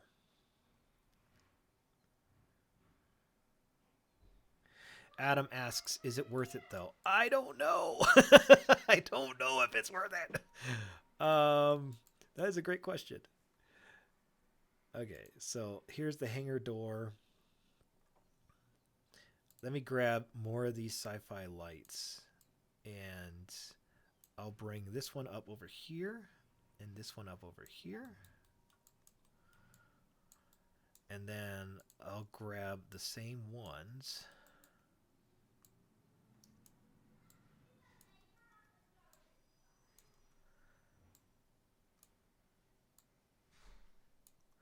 Press the F button.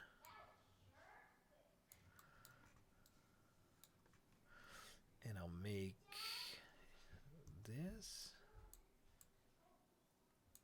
here. Press the F button.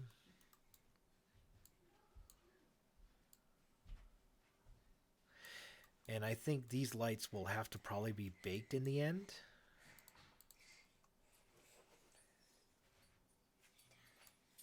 What's up, son? What do you think? Does that look good? Yeah. Yeah? Do you like it? Yeah.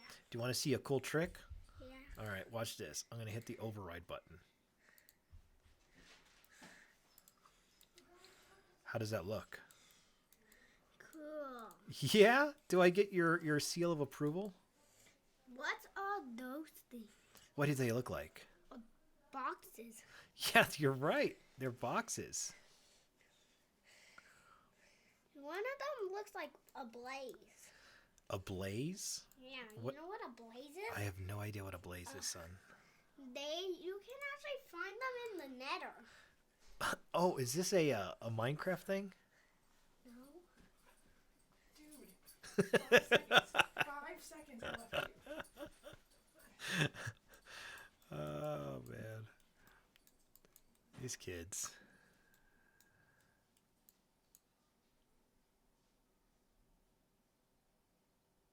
Yeah. When it's baked, it won't cost anything at runtime. You're correct.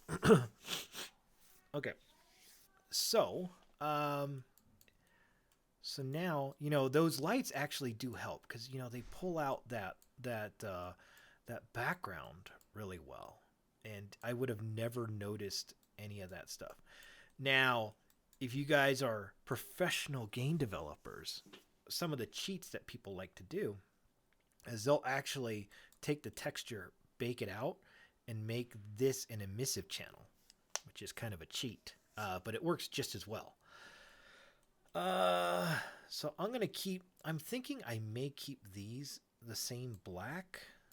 I could possibly increase the lighting, and then I think if I do a bake of it, I'd like to see how this turns out. I'm also wondering if this grid is going to be too much, but it is an interesting look so far. So let's see.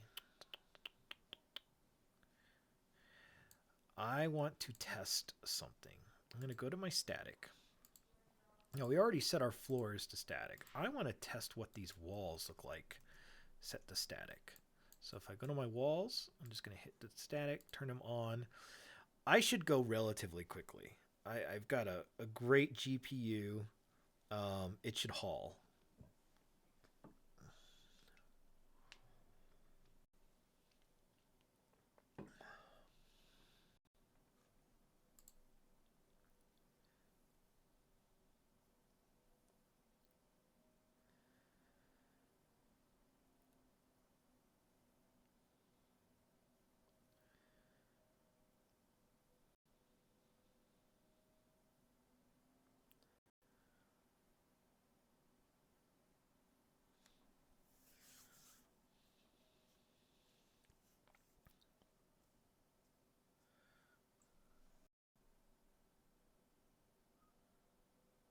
All right, so the baking is done. That probably took maybe 30 seconds to do. So that went extremely quickly. And then what I can do is now let's go to our emissive channels. And inside your emissives, you can actually bump up your emission color to like a different brightness. So you can determine, how intense do you want your emission? Do you want it super glowy or not as glowy? Same thing with your ceiling. We can adjust the emissiveness to whatever we want. And we can even set our ceiling to static as well.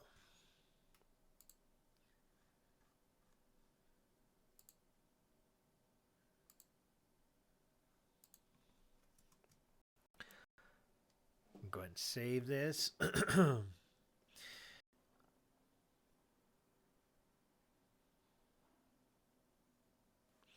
yeah, like this thing is just cooking it up. It's doing great. And I love going low sample at first and then moving it up when you finally get to a point where you're like, yes, this is exactly what I want. I'm very happy with this. All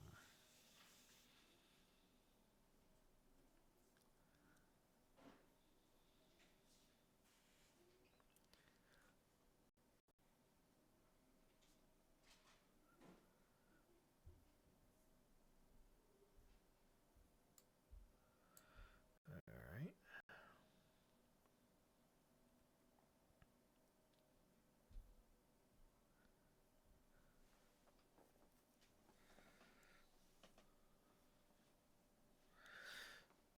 So I'm curious if we go to eventually when we go to our game view, how will this look?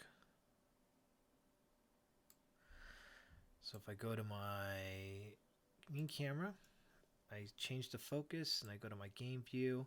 So this is how it looks so far, and we really haven't done any like major post-processing yet. But we got something really shiny and somewhat pretty. It could definitely use a lot more polish. Let me go to this metallic smoothness remap. Bring that up. And then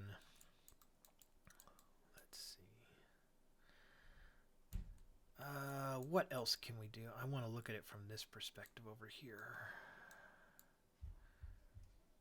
So we kind of see that giant Star Destroyer in the background kind of thing.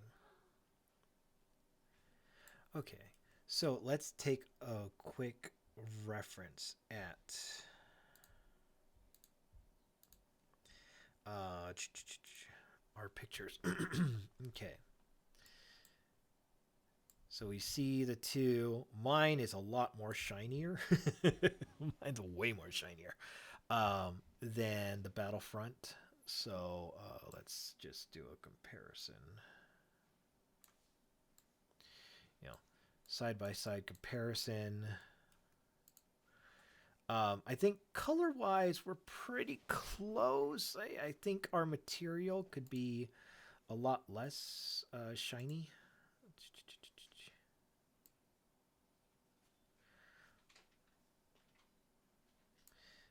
Let's see.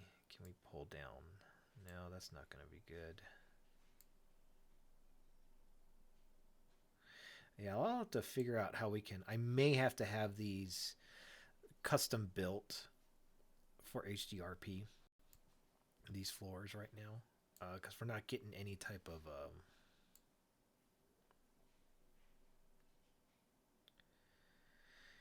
and we're not getting any type of like smoothing of the reflection or anything like that.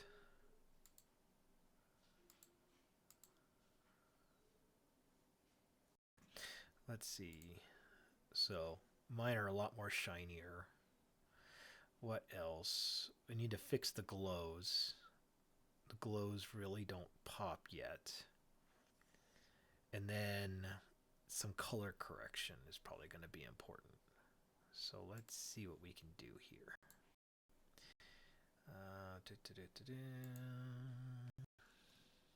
But it does feel kind of spacey.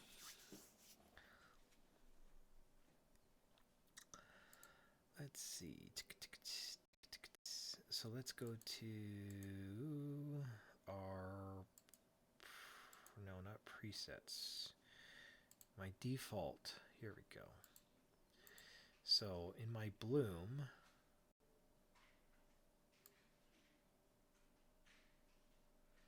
now I can increase my bloom a little bit to, let's say, 0.4. And that'll make it a little bit softer. And then let's take a look at the tone. AO.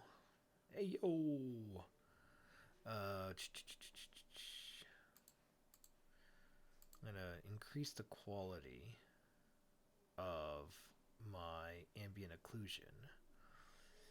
And does this allow you to do ambient occlusion in here as well? It looks like filtering. Oh, I need to set this to optics. What is going on? Ambient occlusion. Yes, you can turn ambient occlusion on in here as well.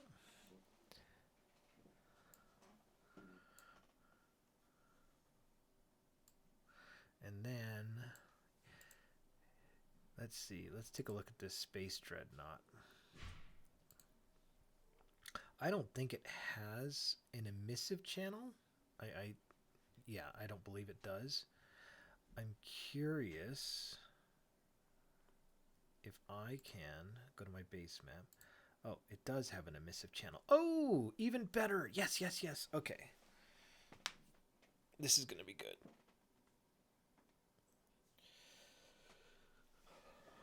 So I can go to my emissive channel and click my Space Dreadnought. Click the HDR, and I can actually increase this.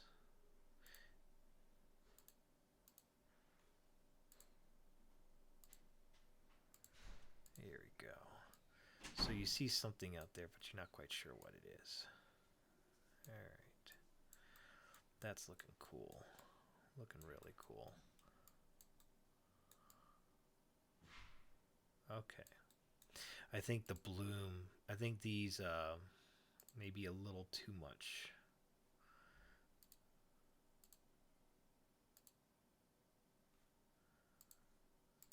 Let's see these ceilings.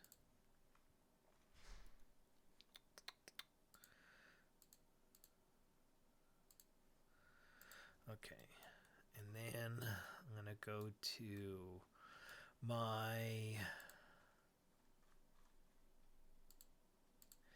Let's go to our.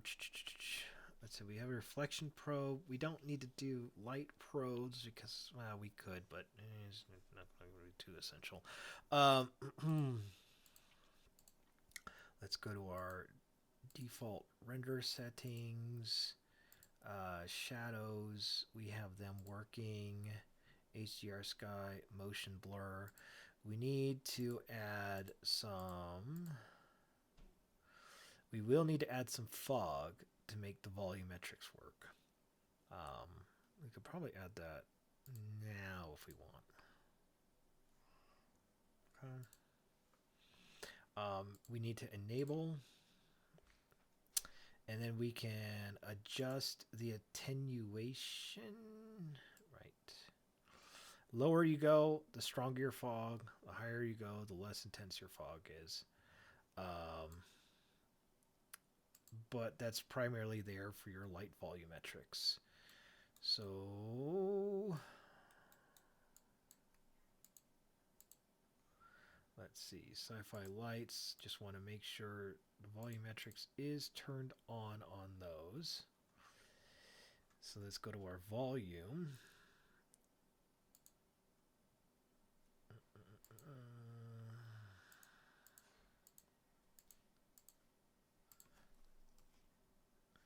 Oh, we don't even have a volume in here. Density volume. Let's see. Press the F button. Let's see. Gizmo.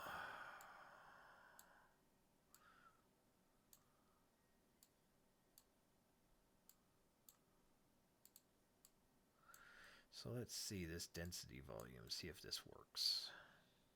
I tend to run into issues with this thing all the time.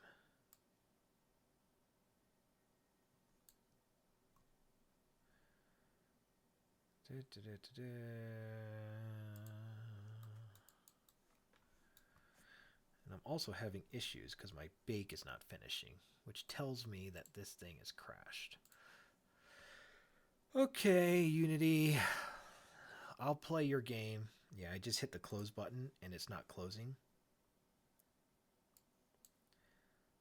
And Unity will be at 0. So let's just close that out. It happens. It happens a lot.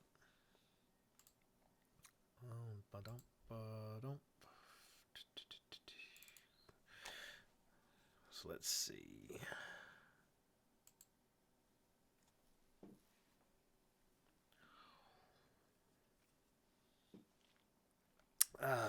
Yeah. So our materials, all our assets were originally built for standard. And it looks like Unity does do a sort of upgrade, but I don't think it properly captures the metallic channel and the smoothness channel. And generally, you sometimes split them apart and we put them together for the standard. Okay, I got a lot of these indexes. I don't know what those are. Let's turn off this gizmo. Now it's rebaking. But the good thing about, I need to set this to GPU because that's going to take forever. All right. But let me see. For right now, for our purposes right now, I'm going to set these 3 to dynamic because I don't want to bake all day. No, you guys got things to do. I got things to do. In the final one, we'll do a big time, like we'll bake it down, make it look beautiful. But let's see, HDR default resources. I do have to figure out this fog thing. I think it's because it's pulling it from, there we go. We need a constant color. And we need it to be volumetric fog. Right, right.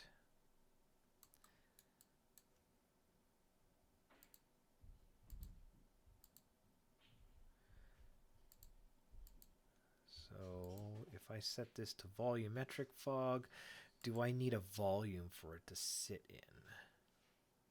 Sky and fog volume.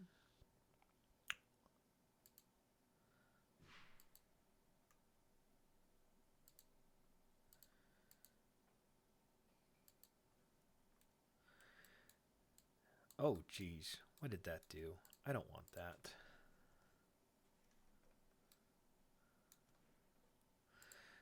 I don't know why it's doing this to me. Let me create just a light. Let's do a point light in the middle of our scene. So it looks like the fog is working. Let me also create a spotlight.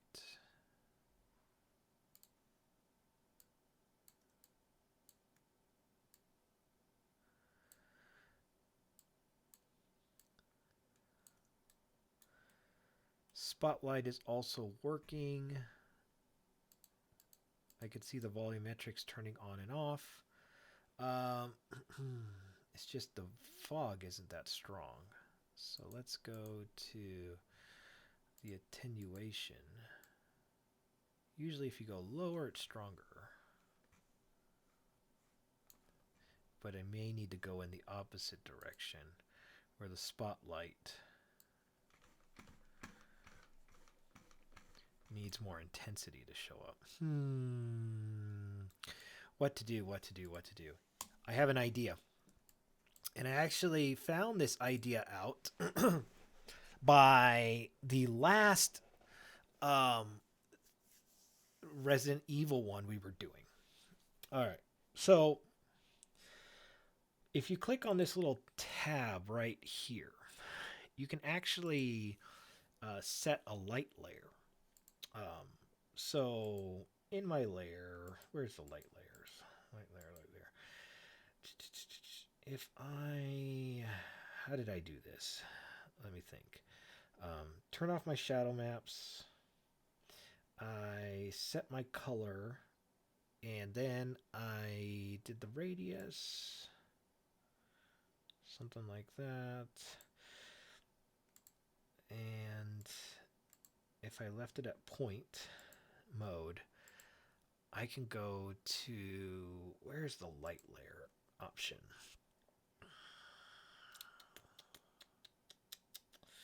Sorry, just having to remember this. I think I can actually add this. This is just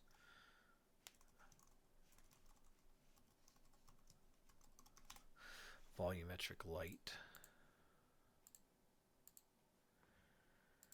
But I should be able to add this as a point light layer.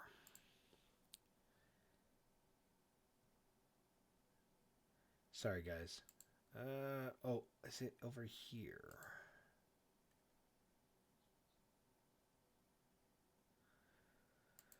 Oh, I forgot.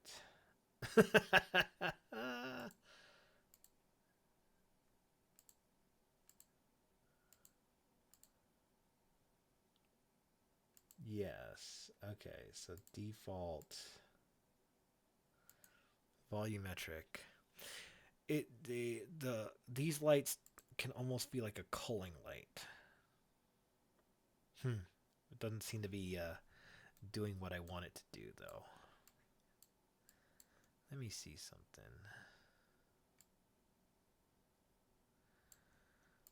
If I set this to that, what else can I do? And I were to select, I have my lights in here. So prefabs, lighting. Okay, if I were to select this, and I drop my point light into here. So let's reset. Press the F button. Oops.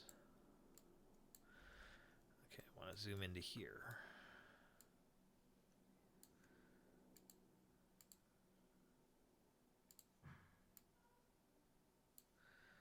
And I adjusted the range, or is it the intensity? I think it's the intensity. And I kept it the same color as this. I'm curious. Oh my god, that looks like poo. Yeah, that's not gonna work.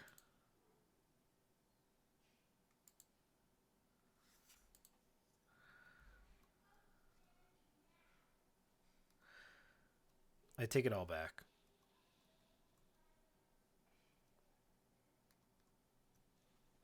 I'm going to keep it just the way it is. I don't know why the volumetrics isn't kicking in, though.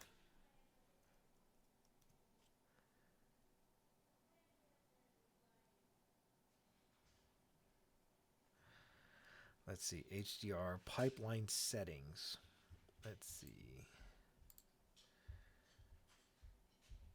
Oh, yeah. Where was it? Settings. Pipeline asset. Lighting. Oh, yeah. You need to turn on light layers in order for it to work. There's so much stuff.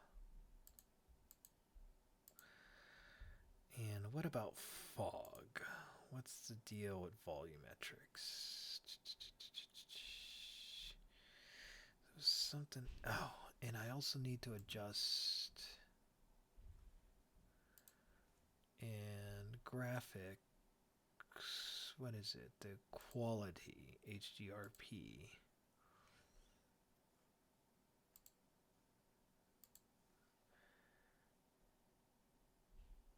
Yes, you're totally right. There, it is the light layer thing right here.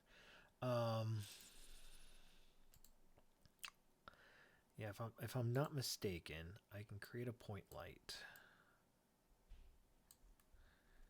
Take it down to here. Click this button. Now light layers. So if I could set this to light layer 1, right? Now this light only plays if your camera is set to light layer 1. So you can actually take this light and slap it on anything that has a volumetric. So a great find, Ors. I completely forgot about this. So if I drop this into here and let's say reset my position, right? Now I can adjust the intensity of this particular light and hit apply, and the volumetric will occur on all the lights without actually casting an additional light into the scene. So, you take the same idea for, let's say, lights 07, right? We have this one right here. Drop this into here. Press reset. Press the F button. Oops. Now, this particular one is unique because the light is kind of going one direction and another. So we'll probably need some sort of a cookie to go with that. So where do you get cookies from? We get them from the internet, where everybody gets stuff. So all you have to do is go to search something like, let's say, Unity cookie texture. And if you click image, so someone mentioned IES lights. Basically, this is a good image of it. Light reflects on glass as it comes out, and it creates these unique distortions. Right now, it's all just like one solid look. but it's coming off of this bitmap. And instead of like putting a 3D geometry in front of it or a texture, we can actually, a texture that shines through, we can actually just attach the texture as a cookie to this as an ICS.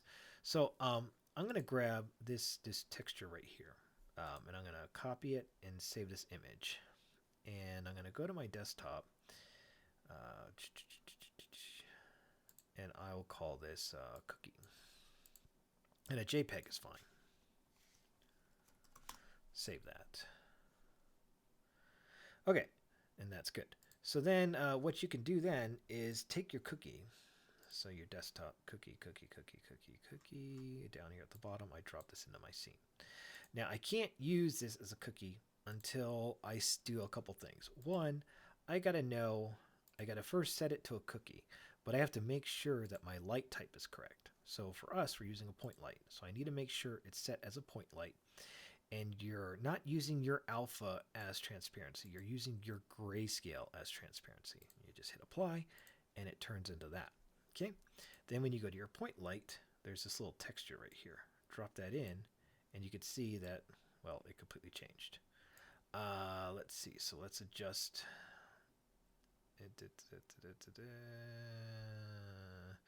Fix. Okay. Now that I fixed it, you can see that the volumetric fog has changed. And now it's taking into effect the light source. And what I can do with that, it's taking into effect the cookie as the source of volumetric light versus what it was before, which is it was taking into the just the light itself and just blasting it out. So let's see. This is volumetrics, shadow map, blah, blah, blah, blah, yada yada yada. Okay, that's fine. I do believe in render settings we can adjust the fog quality as well. So in the HDR pipeline, there is, where is it? The volumetrics. We can adjust this to high quality and take this point light, and I could have put it, you can see how it looks different depending on which direction you point it. I can aim it one this way, and I can rotate it and aim it one the other direction, right?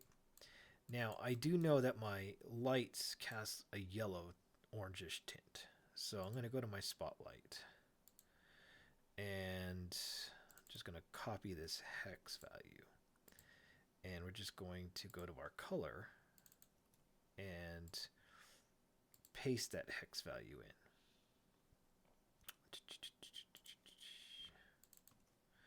Boom and boom. So now, this light has a volumetric effect. Now, I'm probably going to bring down the intensity just a touch to, let's say, let's see, how does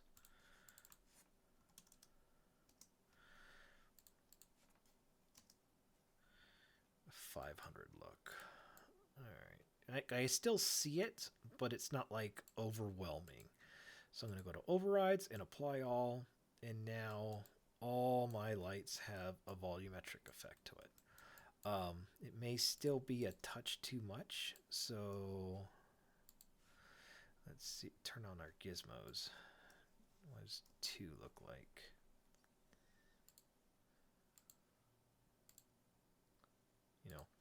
Something a little lighter, turn off my gizmos, but it's just enough to tell that, hey, these are lighting up your scene. And I can delete that. And now, now we can go through and see this. Now, another cool trick that it may be interesting. It may actually make this look really good. Okay. I'm going to go ahead and, oops. I want to make sure I save this before I do this. Is inside, because right now everything is pretty like, it's just there. inside, and you know what we should also do is, like for a ship like this definitely needs like fire or some sort of propulsion system coming out of it, which will really make it look good. Really, really make it look good. Um, what we could do. Oh gosh, I got so many good ideas for this. I think they're good ideas. They're probably not, but just humor me for a second. I think what we should do is let's add a um, uh, these lights to rotate for the hangar. So I got point light 1, point light 2.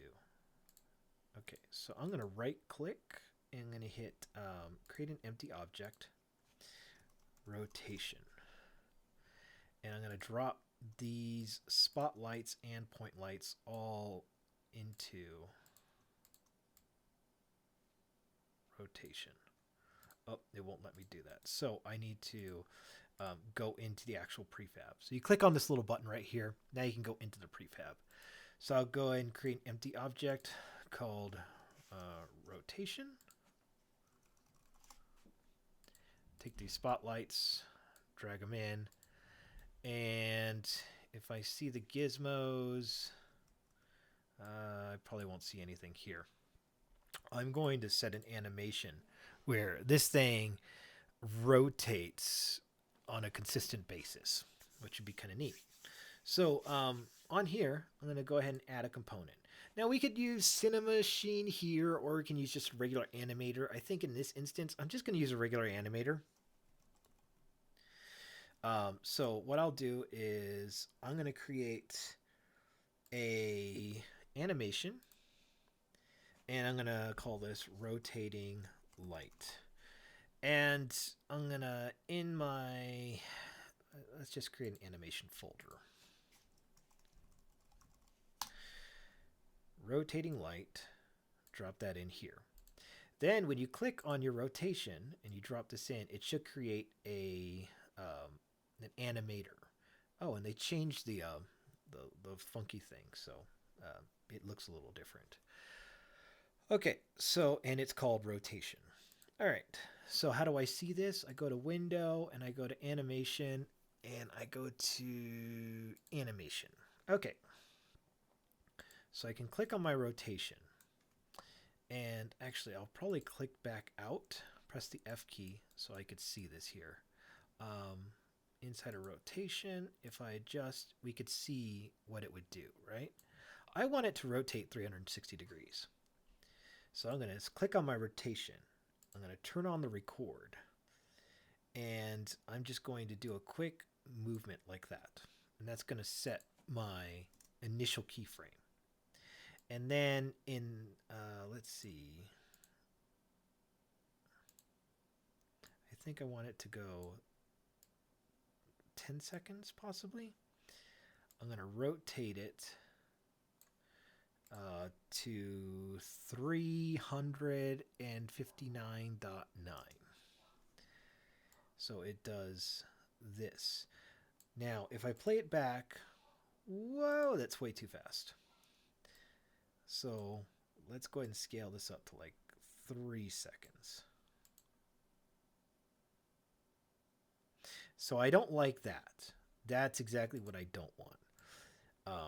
It's that ease in and ease out. You know, I want these just spinning the whole time. So all I'm going to do is I'm going to go to my curves. And let's see, is there a quick, there we go. Select these two, and I believe it's both linear. So it's just a straight shot right across.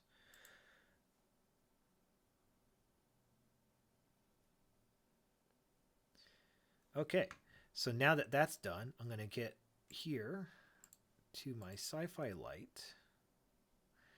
And where's my prefab? Where's my prefab? Or is that already applied? I can't tell. Let's see. Oh, I think it's already set. Okay. So I'm just curious if I go to my main camera and I press play, are these going to rotate? Yes. Let me turn off my file base for a second.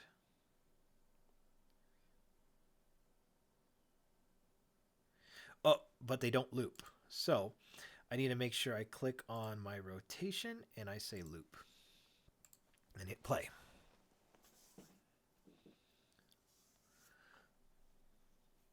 Kind of neat, right? Now that brings a little bit of life. I must say, though, that having them all go at the same direction, not that cool. Not that cool. So I'm going to take a quick second, like a 2-minute break, and then I'm going to come back. We'll fix that lighting, and then we got a little bit more to do, but it's certainly coming together. I want to get some of these ships animating and moving around and, just kind of get this scene working. So give me 1 second and I will be right back.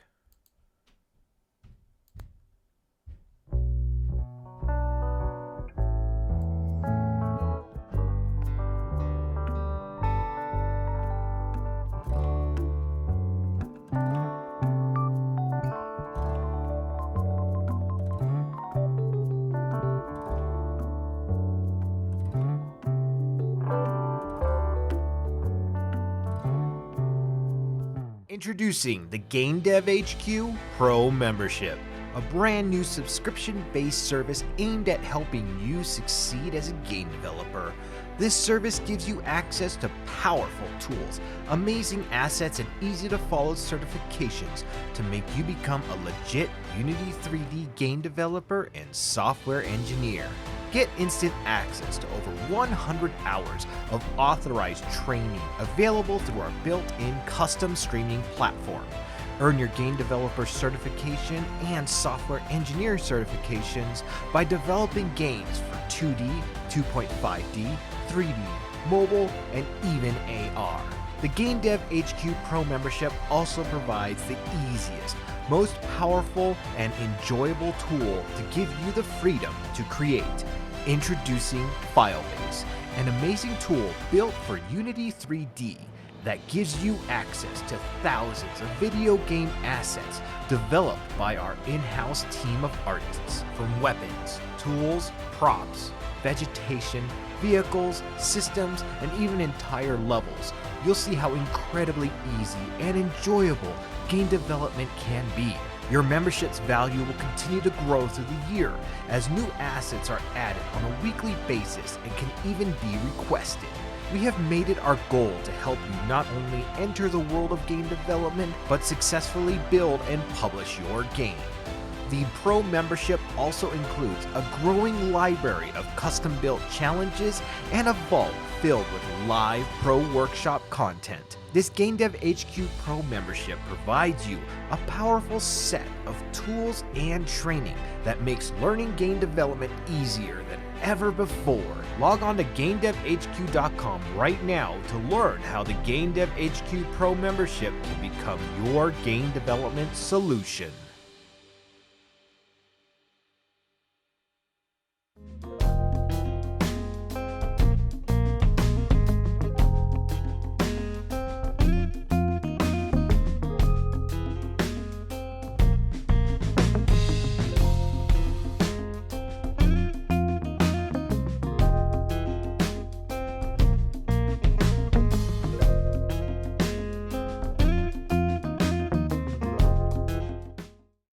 Want to build a game that looks like this or like this?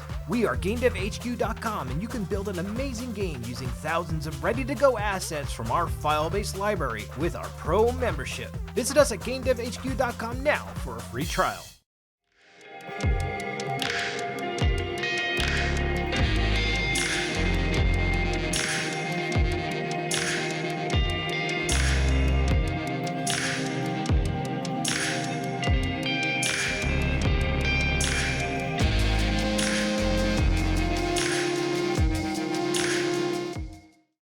Want to create your own zombie first-person shooter for free in 15 minutes using the Unity game engine? We're GameDevHQ, and we invite you to start your career in game development by creating your first game completely free with very little coding. Our course is going to show you how to set up a character controller, trigger some animations, and fire your shotgun to deal some heavy damage to our zombie friends. Make an awesome game with high-quality game assets that are yours to keep. Go to GameDevHQ.com now to start this course today.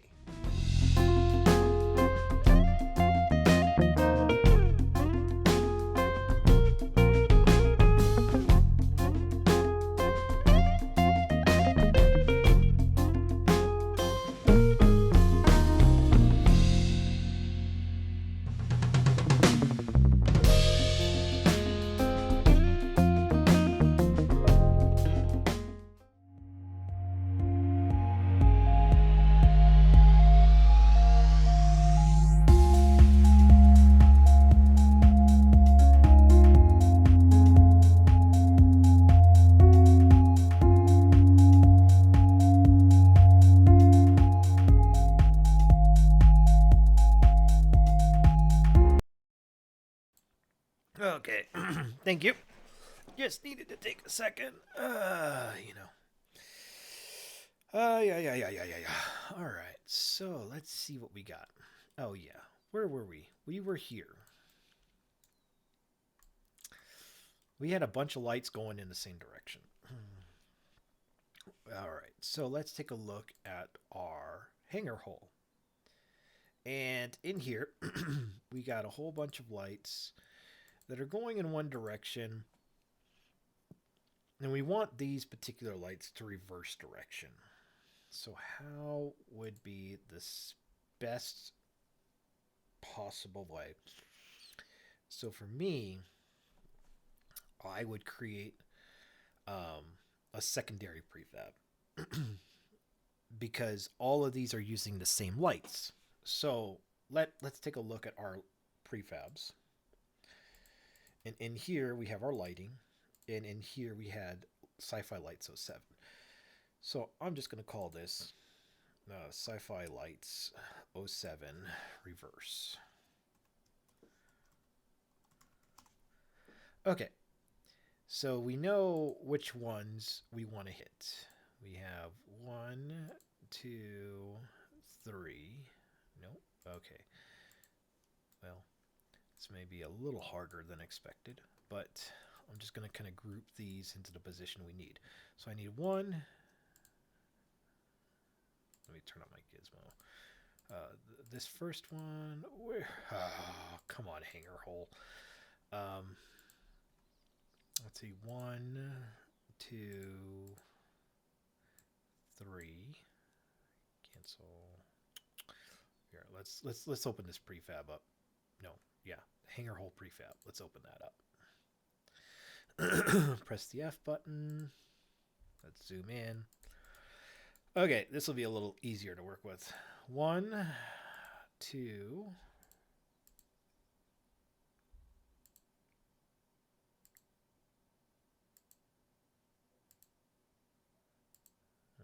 Nope.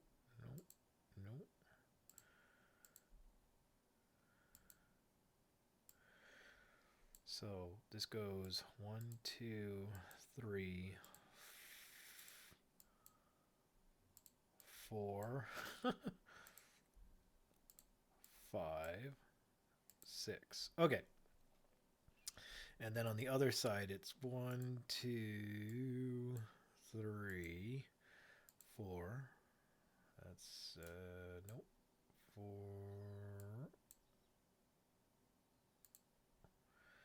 1, 2, 3, 4, 5, 6. Okay, so I just had to reorder these. 2, 3, 4, 5, 6. 1, 2, 3, 4, 5, 6. That was all I did right there. Oh, Jonathan is here. What's up, buddy? So what do we want to do? We need to reset these to be the reverse lights, and I'm going to go in steps of every other one. So if I drop these 07 reverse into here, and I reset my position.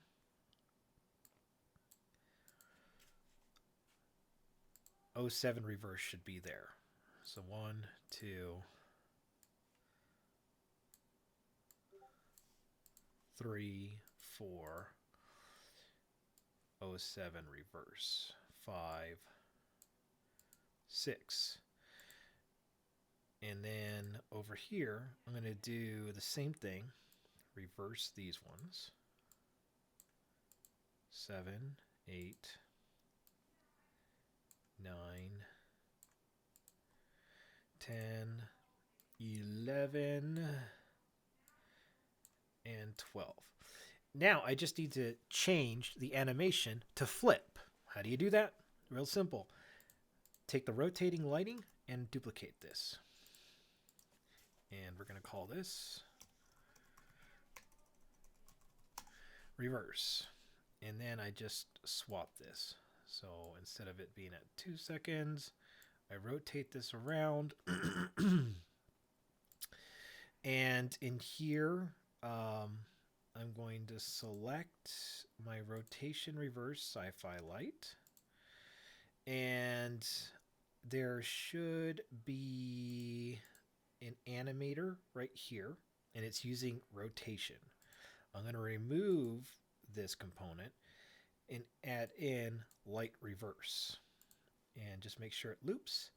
And if I, let's see, if I go forward in this,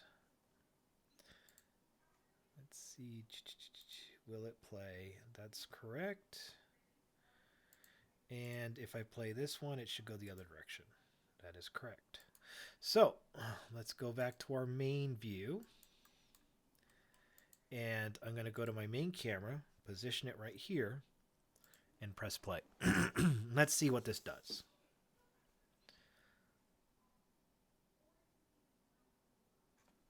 One, two, three, four, five, six, seven. Oh, yeah, that worked. I just didn't apply my prefab. So let's go back here. And which one did I do? I did this one, I believe. So hit apply all. Okay. Now let's test that.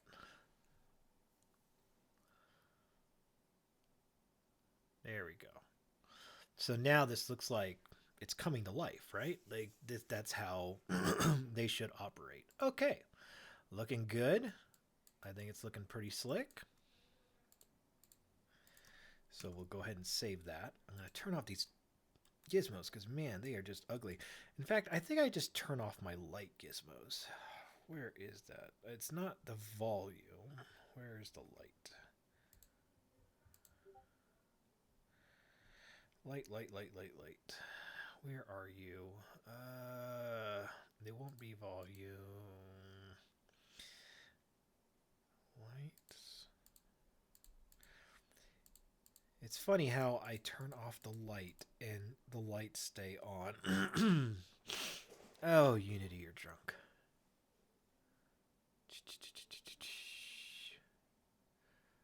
Weird. I don't know why the light isn't adjusting. Oh well. All right, I'll just turn off gizmos for a second.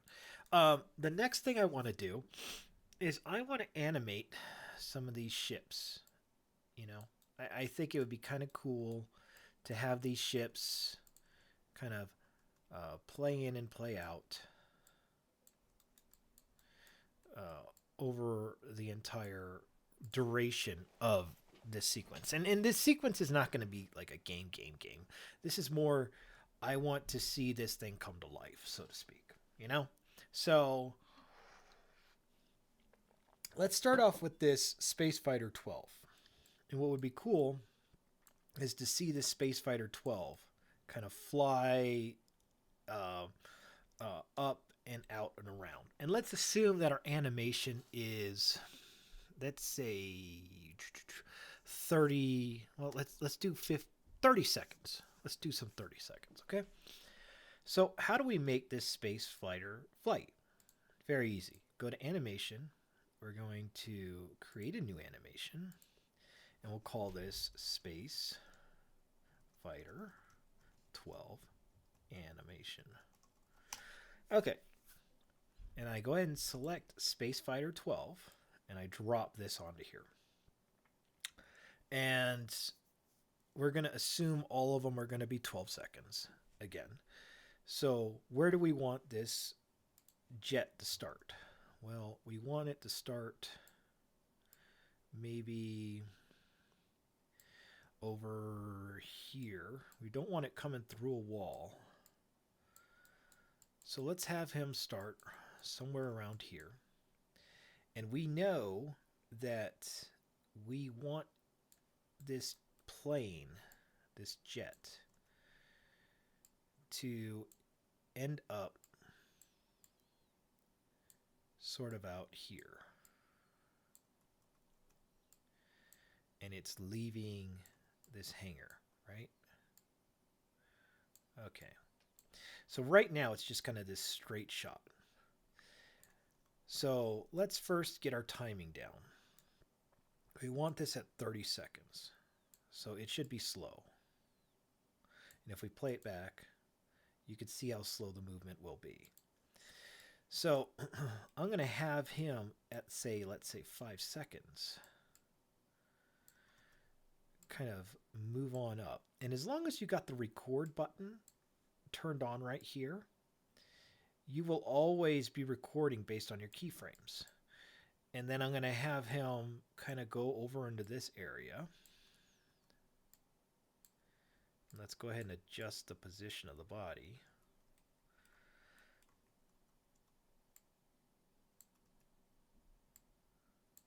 To be right over here.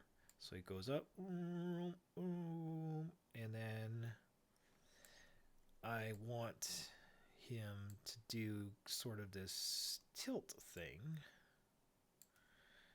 So whoop, whoop, whoop, whoop, whoop, whoop, whoop, whoop, whoop. There we go. Just like that. Okay. So let's go ahead and play this animation out from here. And actually, let's go to this view. Let's get a large bird's eye view of everything that's happening. So I press play.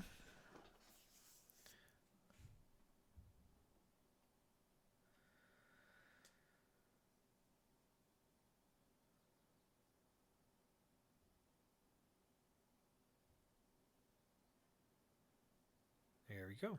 Really nice, really smooth, really clean animation. Okay, so then we could do the same thing with this space transporter ship. Okay. So the space transporter ship, we can go ahead and create an animation. So just go ahead and we can either create it through here. I like actually creating it through here because this way I know it goes into the correct folder. So I create animation and space.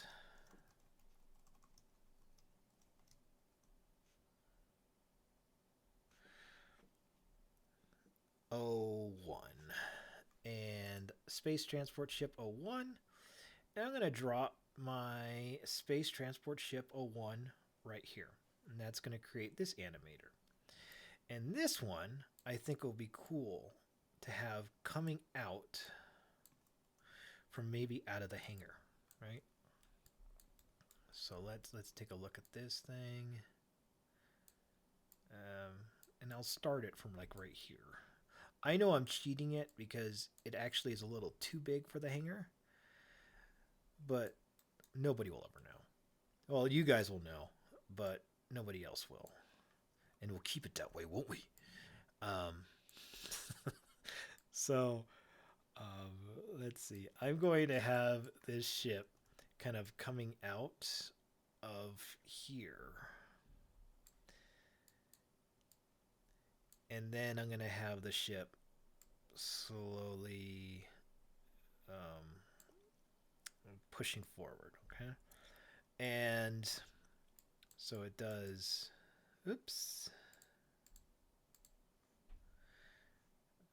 Animation, boom, Ooh, ooh, there we go.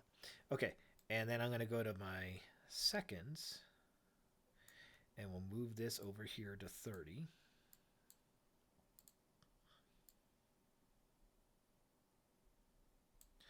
And I'll move this up here to 15.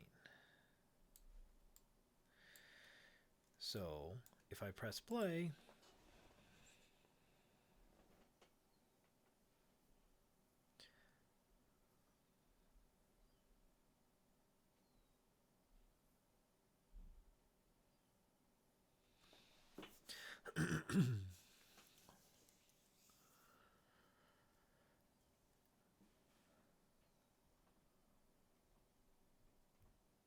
right? And then why don't we add a couple space ships coming in? Because that may be neat. Like we have everything leaving. Why don't we have something coming in? So let's take a look at what we have.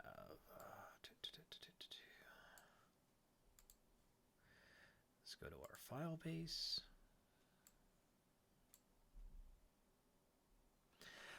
Yes, it is still live. Hello, Justin. Welcome. Welcome, buddy. All right. Let's take a look at some of the new sci-fi. I need vehicles. Space. Okay. What do I want coming into this dock? Let's see. I got this one in there already. Oh, that might be an interesting one right there. Let's download this.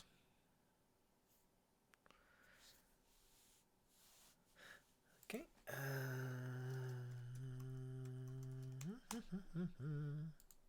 Yeah, I mean, once you get some sound in here, and you know, if we got some time, let's get some thrusters like prefab together for these ships.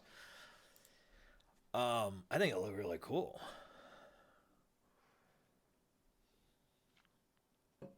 Maybe get some vehicles moving around that could be like transporting stuff. That would be really neat. Oh, I need to rescan because it only says I had one asset. I know I have more than that. Oh, it's because I had to restart because of the file-based crash, or not the file-based crash, the HDRP crash.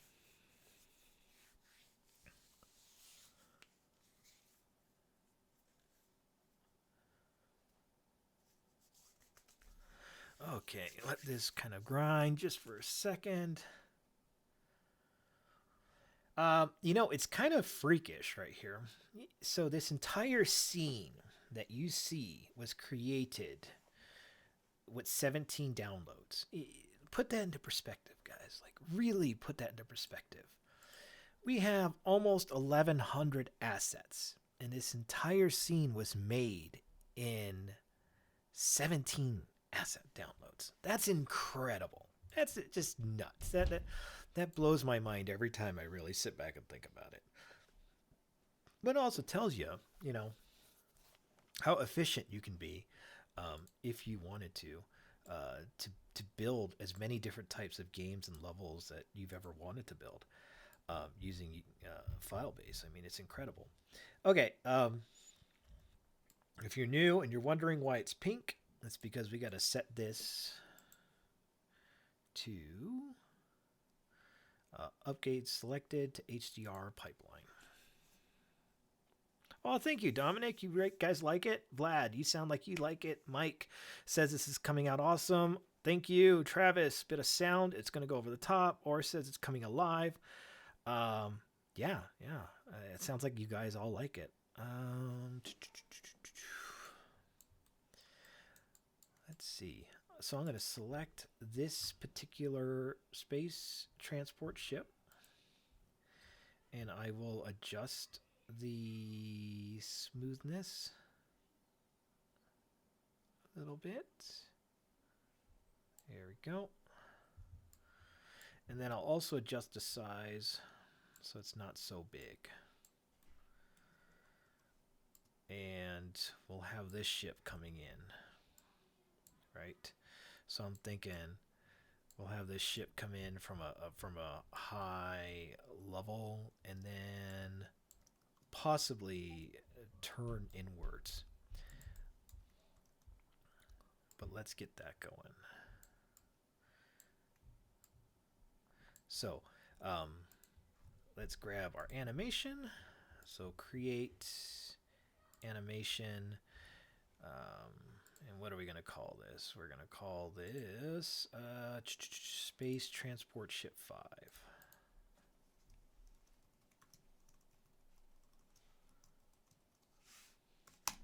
Save that. Again, click on your transport ship. Right now, it doesn't have an animator. So we're just going to drop Space Transport Ship 5's animation onto it. And that will create the animation track. Make sure you hit the record button and, you know, kind of get it started position-wise. And then let's see where we want it to be at the end of this animation. I think I want it to be over here.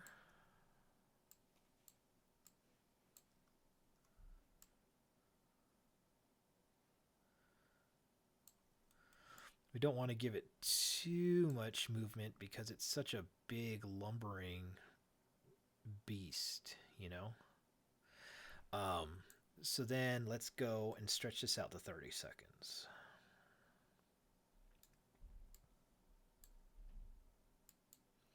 Oops, let's turn off the record button, set this at 30.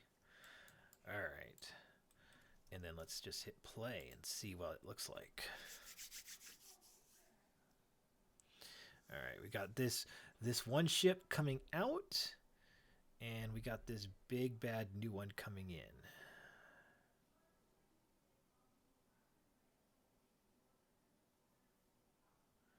Oh, that's cool. That's super neat.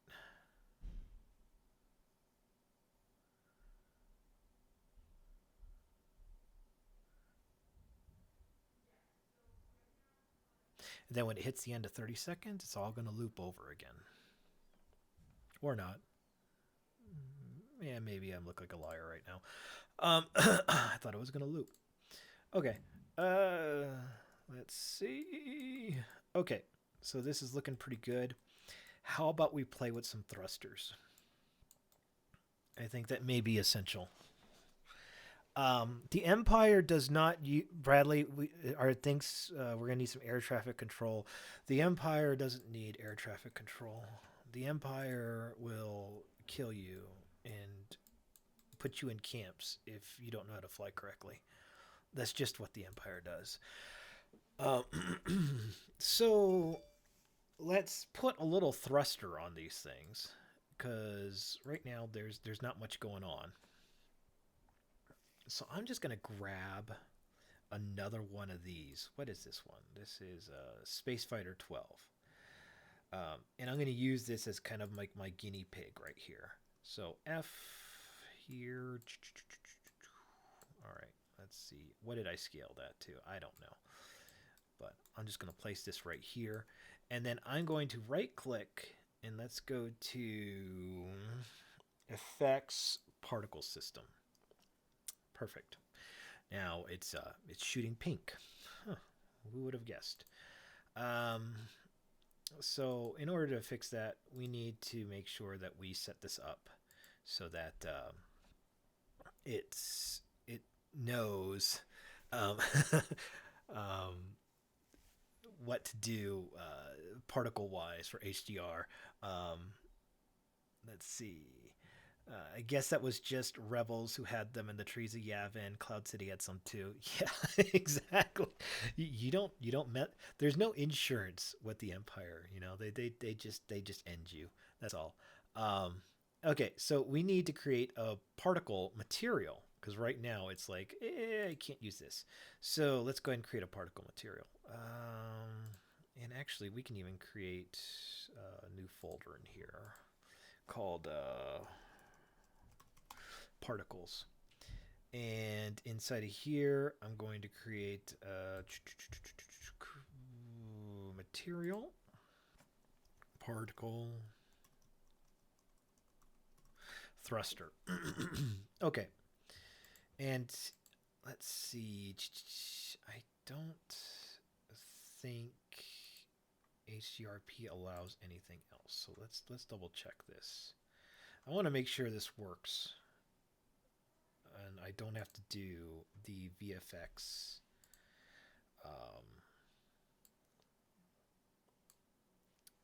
Okay.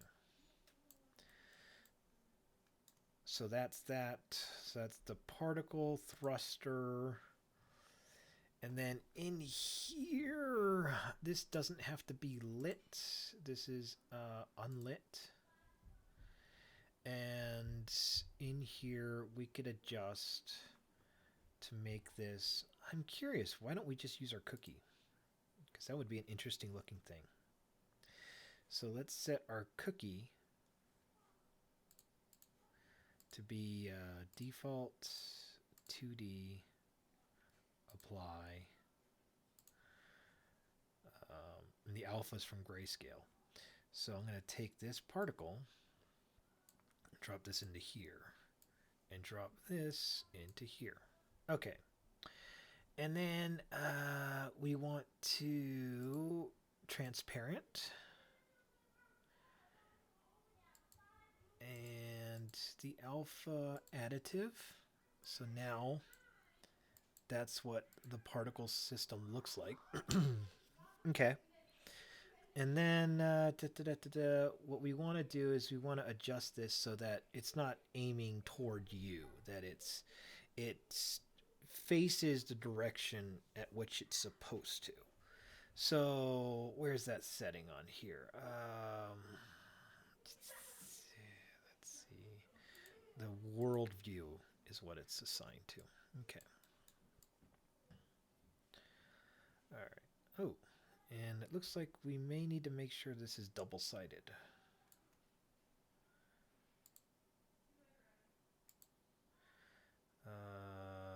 Let's see, this a normal direction. Particle thruster, where's the double-sided? There. Okay. One-sided, and then the other-sided. Let me turn off gizmo. Oh. Let's see. I need to change. Let's bring this down just a little bit. Okay, emission and shape.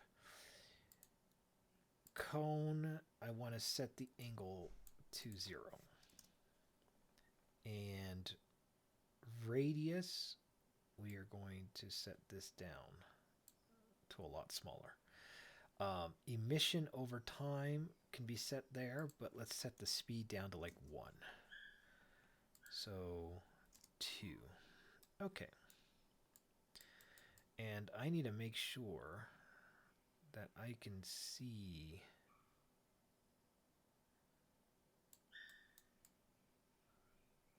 through this.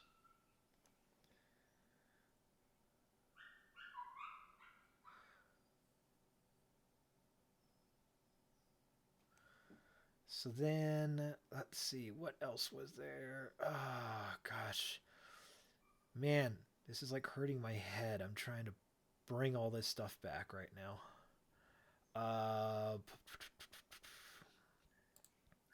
Particle thruster. It is an additive.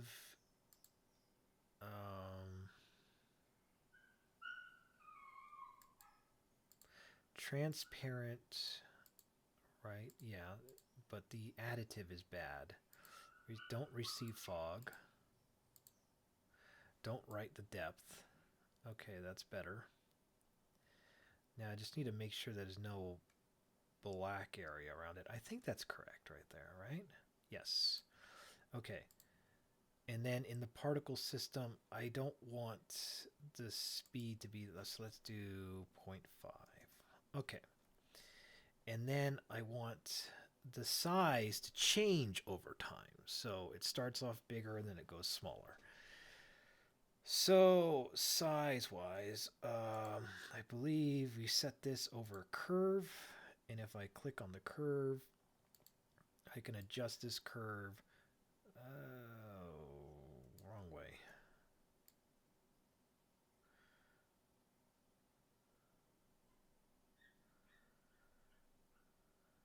All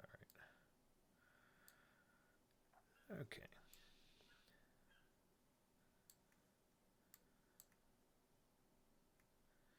No, that's not how it is. Reset. Constant. Size over life. Where's size over life? Oh, it's over here. Size over lifetime. There we go. There we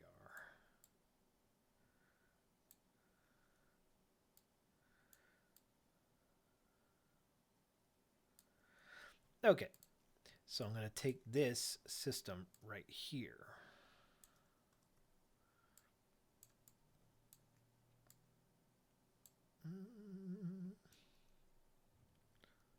What the? Oh, I need to set that from local to world. No, world to local.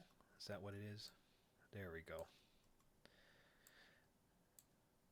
I do know this stuff. Just I'm old. My memory's going on me. All right. And then what I want to do is let's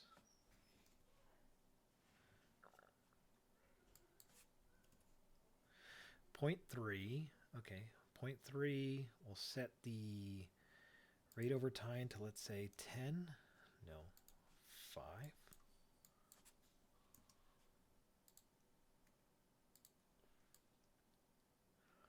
There we go. Nice, easy system right there. And then I'm going to make sure that the particles, when they do come out, they have a slight angle, random angle. And that way, any way you look at it, it will be illuminated. So let's see, start rotation. I'm going to do between two constants. So let's say negative 10 and 10. Okay. And what that does is, and if I can go to particles, and where are you? Do I have to show you? Oh, let me just turn off the selection wire. Thank you. Okay. So if I look at this perspective, it's white. If I come over here from this perspective,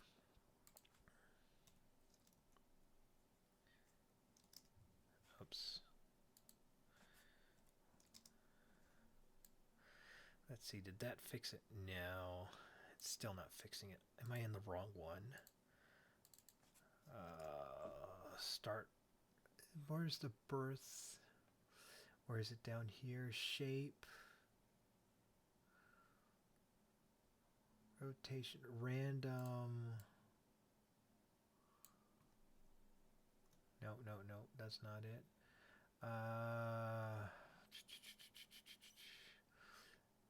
Sorry, just got a rotation by speed. Not a color over life. Where was it? Randomize position. No, I don't want to spherize direct.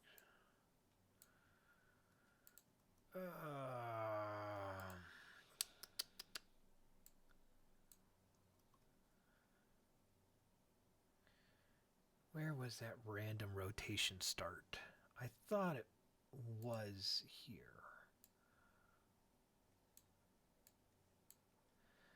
Oh, it is here. Okay. I just didn't do it enough.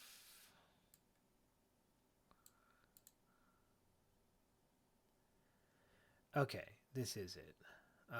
So 0, 0, 0 between two constants. So let's say 10 and 10, right? And then where is it? Oh, 10 and negative 10. Okay, that's what we're looking at. That's what we're looking for. So -30 and 30. And then -30 and 30. Something like that, right? And then from here, we can set this as like a oh, I need to adjust the opacity over life, and that is in the color. So in the color over lifetime, there's the color and then there's the alpha. So I could set this alpha to be 0 and this alpha to be 0. So as it's birthed, it shouldn't pop in.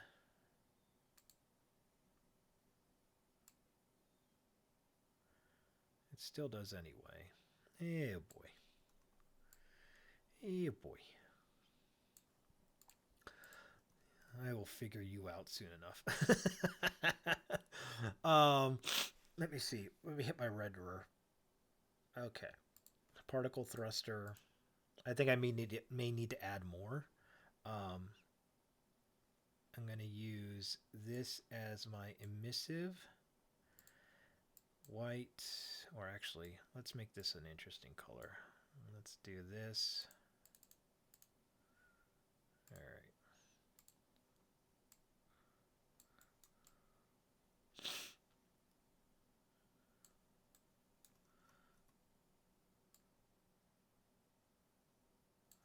So we could drop this into here and drop this one over here. Okay, so that's what it will look like from this perspective. Okay, okay, so let's test that out. I'm going to select this space fighter transport ship, and I'm going to drop these two bad boys into here. And let me go ahead and position these correctly. So, oops, let's just reset these positions. F. I'm also going to make sure that the rotation is correct.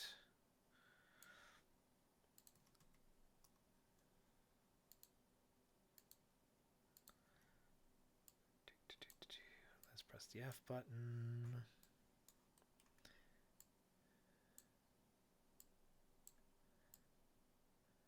Alright. And then I'll take this particle system, move this up here, move it inwards a little more. This looks extremely hot, which is nice.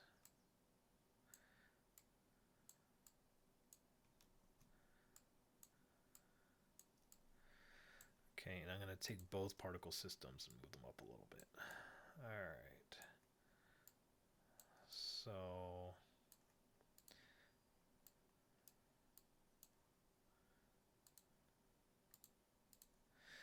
let's save that.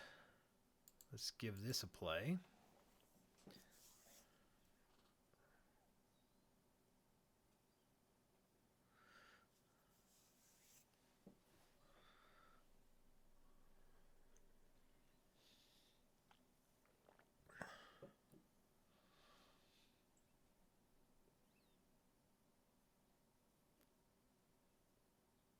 That looks cool.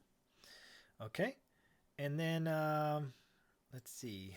Let me just delete this one. And I'm going to grab this particle system. I'm actually going to set this as a prefab. So if I do adjust it, all of them will adjust. And I'm going to set this over here.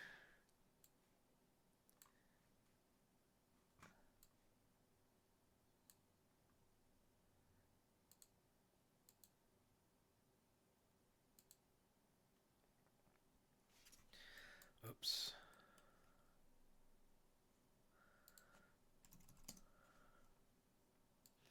Sorry, guys. 0, 0, 0, 0. Sorry. Let me just readjust real quick. Let's see. There we go.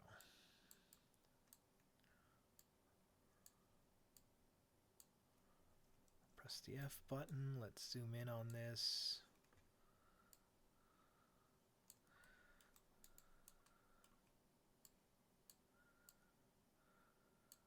Because I already know one thing I need to adjust. That would be easier as a prefab than it would be. And that is that whenever you start it, it's not pre-warmed. So if I go to particle system here and turn on pre-warm, and then I apply all, now the particles will start off like that instead of like building in. Al, what shader did you use for the thruster particle system? I used the unlit, HDRP unlit. Okay, and then if I go to this particles 2 and I find this ship right here, what is that? Space Transport Ship 5. Let's reset the position and I press the F button and I'm going to rotate these to be right here.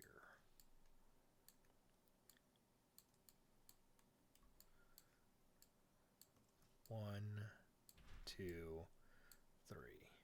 All right. So let's see how all 3 of these look. Ooh, that looks pretty good. I gotta say that looks like a pretty damn cool looking ship. Okay. So in the main hangar, I'm going to zoom in just a little bit. I'll press the Double F or Shift Control F to lock my camera into scene.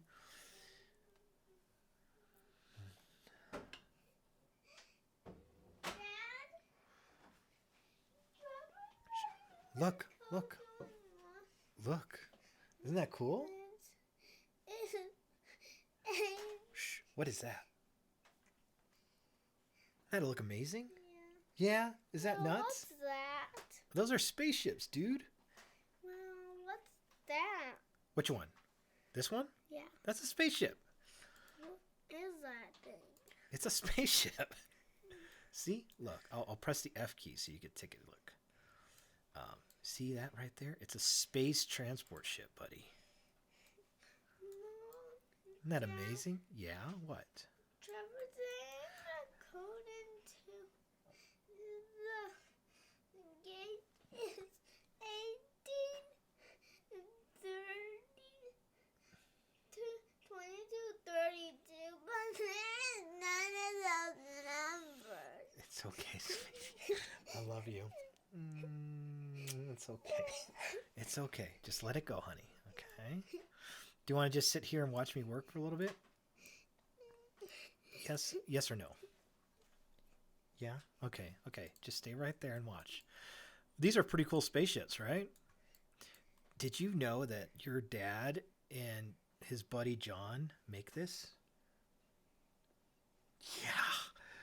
Yeah, isn't that crazy? Yeah, it's pretty nuts. Does this look kind of like Star Wars? Oh, that's a good nod. Yes. Okay. Sorry, guys. Being dad takes precedence sometimes. So let's look at our we want to look at our, where is this? Presets. HDRP, right here. Okay. So we got our fog. We need to be quiet, son. I need to do, let's do some lift gamma gain. Okay, so lift gamma gain. I like to start off, let's get some shadows adjustments.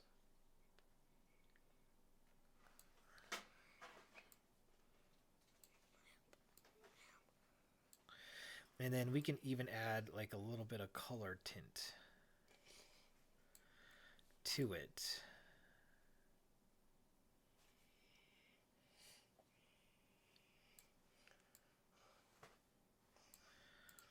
To kind of really make this thing pop out well. All right. I think we're looking pretty darn good here, guys. And then in our AO, let's see, I think my radius is a little high. Okay. And then I'm just going to hit the save button. And I think the last thing we really need is a sort of camera to fly through the scene. So I think what we could do is let's go to Window and let's go to Package Manager, and we're going to want to bring in Cinemachine. So let's see, Cinemachine, install this.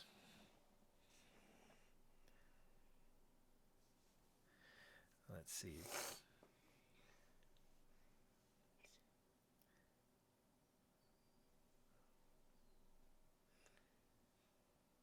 Yeah, no, ours. I don't think there is a dedicated shader for HDR particles. I think they're trying to push you to get the VFX shader graph, which, you know, I've messed with before, but I'm not like 100% on yet. Okay, so let's do our Cinemachine here. We're going to create a virtual camera, and we also want to create a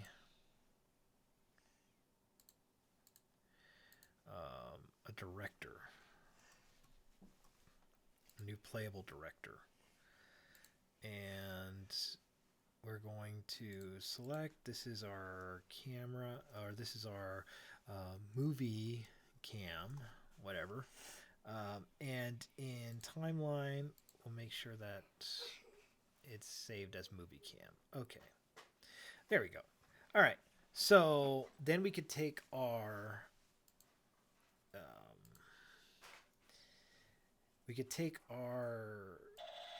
virtual camera and drop that into here. So let me see, where's my virtual camera? Right there. Okay. So if I'm not mistaken, what we want to do is with our virtual camera,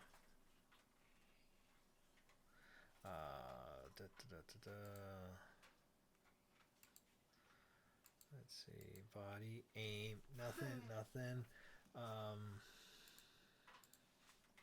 What I believe we should do is, if I'm not mistaken, if I hit the, where is this? The record button, if I'm not mistaken.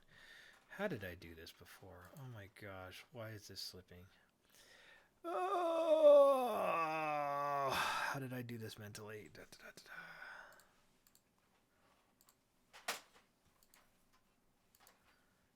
Delete. I had to create a, yeah, I thought I had to create a virtual cam.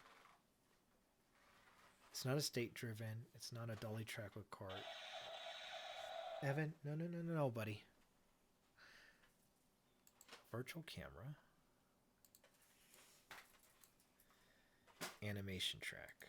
There we go. And then I drop my VM cam into here.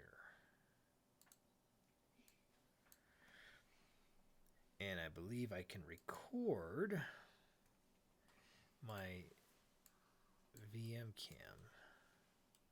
So let's say I wanted to start right here. I can hit the F button,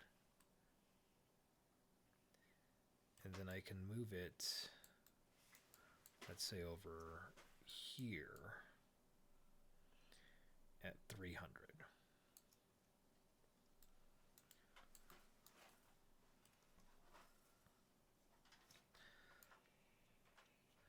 So then if I go to solo in my game view, now I can see this playback in real time. Okay. It's been a while, guys. Been a while. All right. So if I hit play, take a look at the sun. Take a look. Whoa. Is that pretty cool?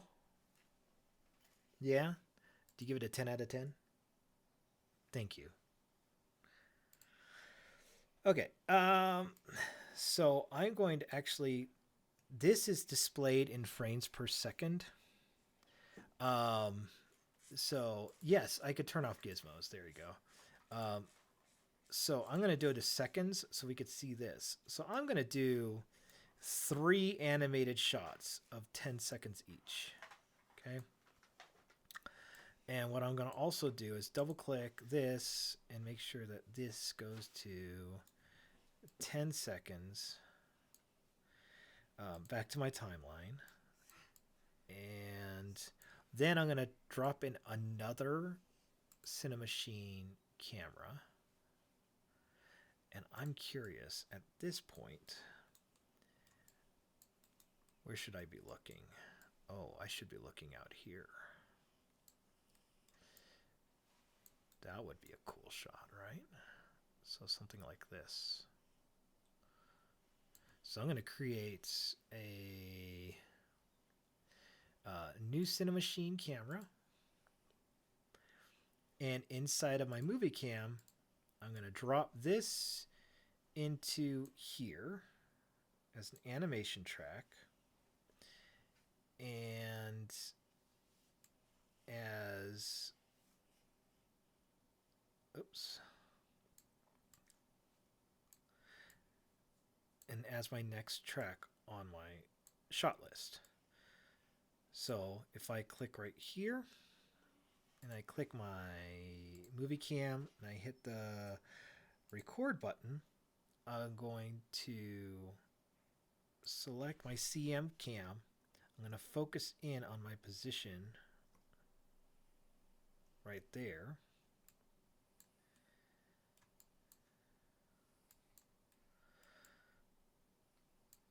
And then I'm going to do kind of like a wide pull. Oops. So I actually want this over here. And I'm going to go out to right around here. So in my game view,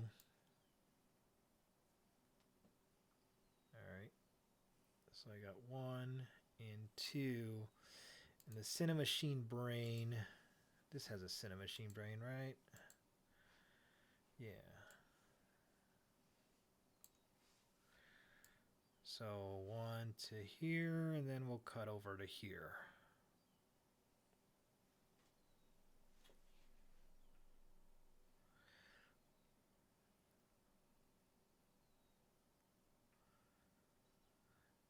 Okay, so let's take a look at that. Oh, so we're taking off with some of these planes.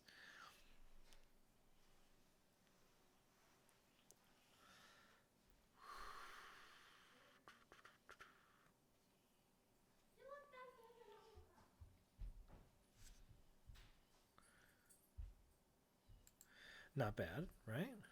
And then we'll drop in our final CM camera.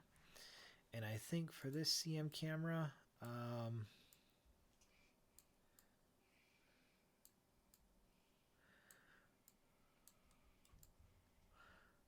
actually, you know what? I may not even do it. I may just keep it 2. So this one is going to be 30 seconds to 15. And then I'll just double click on my animator.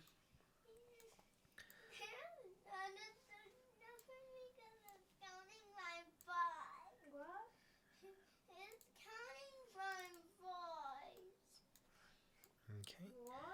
And then guys, if you're gonna cry, you gotta go out. Okay, so I go to my animation, And I just want to go to my curves. And I'm going to set this side, so right tangent to linear. And in my timeline, I'm going to go to this side and set this left side to linear.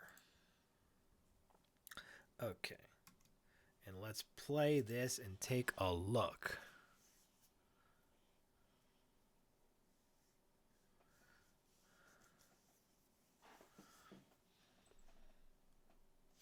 There's some odd flickering going on over here.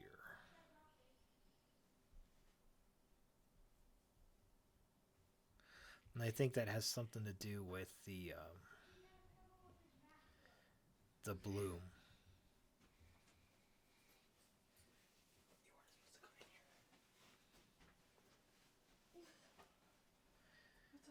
Okay. So I know there's like a feature. I know it's here. It's in the HDR pipeline. Where is it? Settings, HD. It's the bloom high quality is what I need to do. I think it's the post-processing bloom.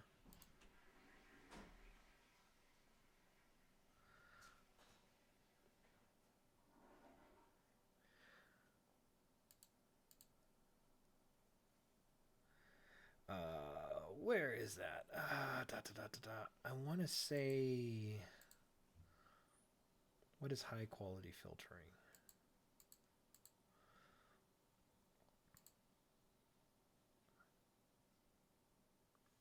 Did that fix that flicker?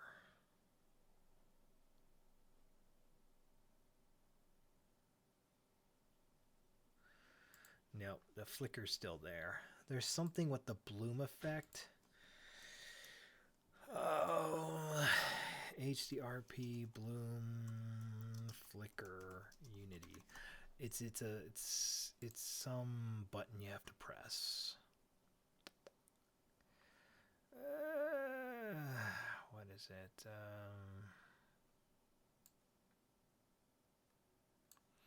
Oh, come on. 2019. It's somewhere in here. I forgot where it is.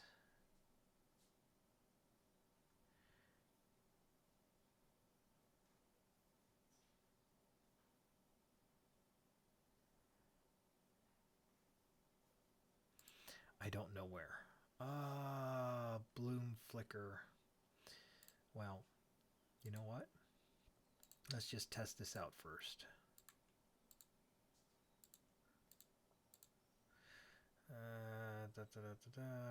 Post-processing. Material is high quality.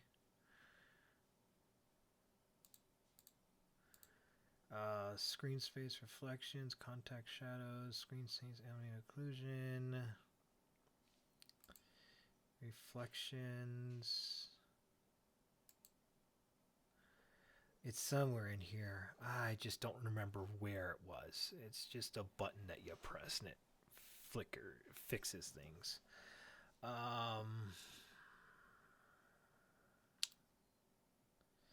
I just don't know where it is, guys. There's too many damn buttons now.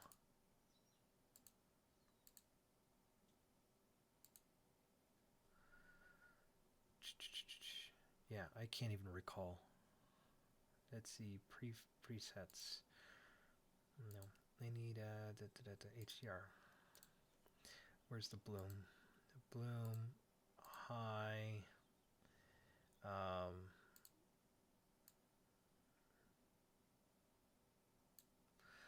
Let's see if that fixes a lot of it.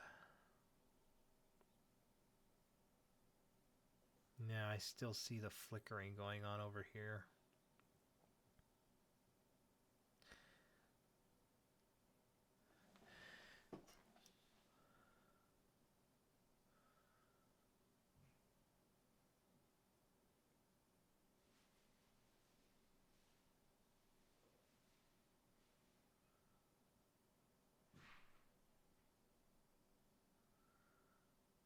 So Always something to fix, but I honestly can't recall what it was at all.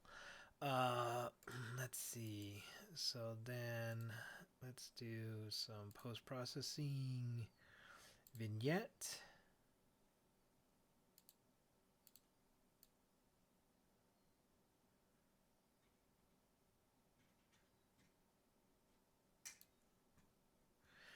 And then what's the last couple things to do? I think this is majority. This is the majority wise what we need to do to get it to um, where we're going to be happy with this.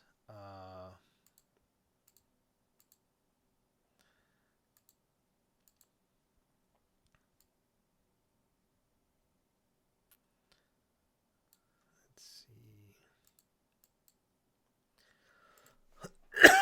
Excuse me.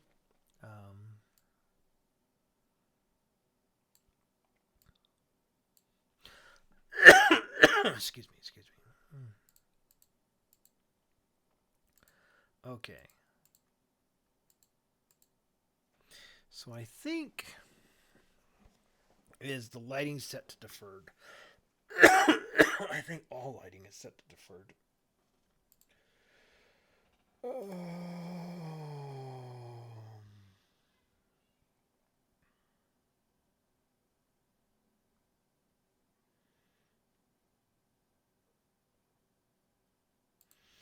Let's see.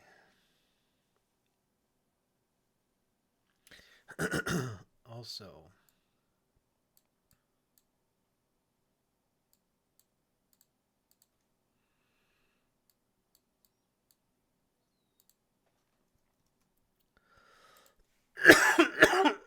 excuse me.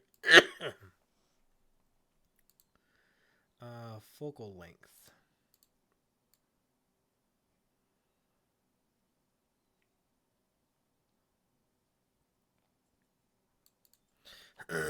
What's it? 22.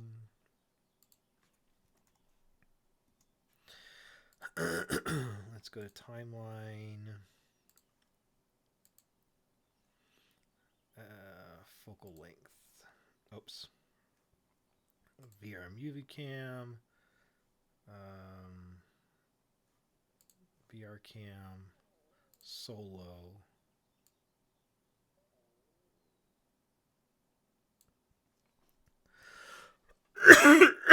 Man, oh, sorry.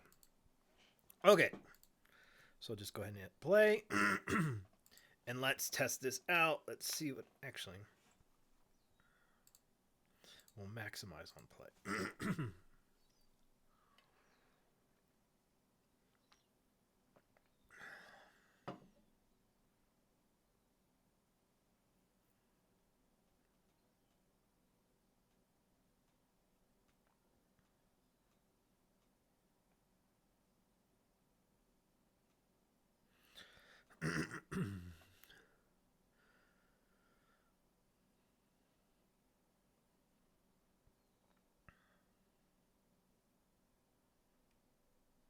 All right.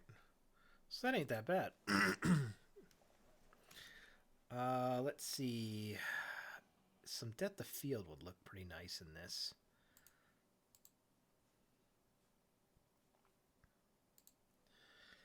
How did they change depth of field? Post-processing, depth of field. Use physical camera.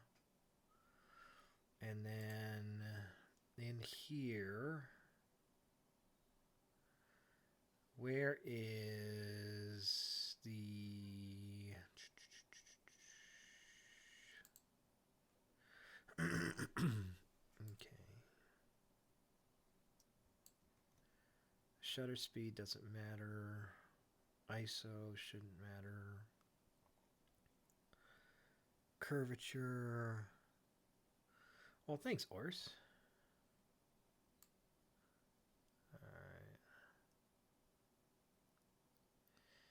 Alright. We used to have this feature in here. And I don't know where it went. Where you used to be able to you used to be able to set your, oh yeah, there's the depth of field, your depth mat, and be able to see your depth mat, and I don't see it anymore.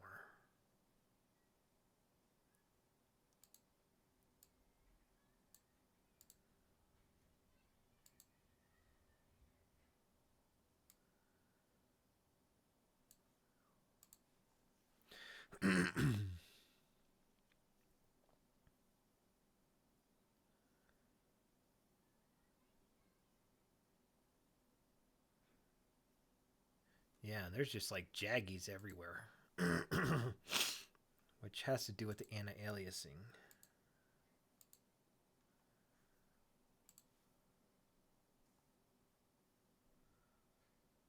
There we go. Oh, that anti-aliasing fixed a lot of it.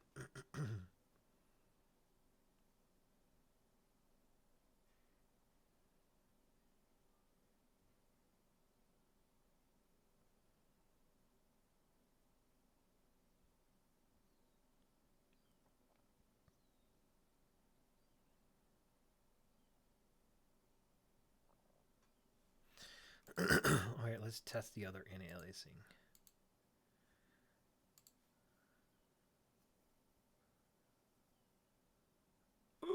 There, it's back. In the post-processing is the subpixel.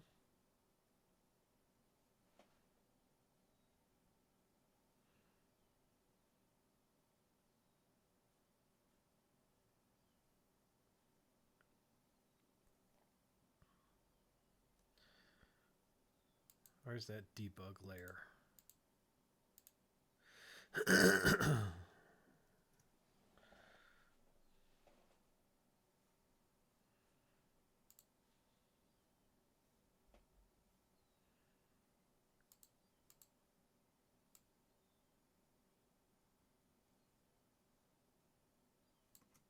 So it's at 0.6. So let's do 0.3.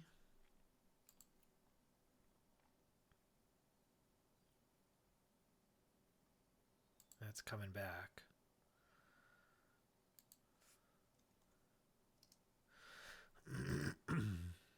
Point 0.8.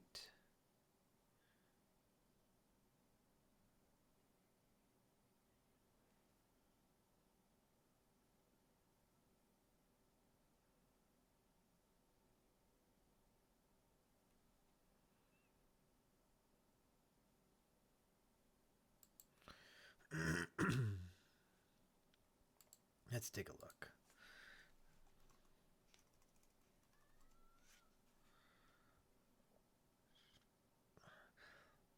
The debug layer sounds familiar, but I think that was for versions that may have been a little earlier. But that's looking pretty good.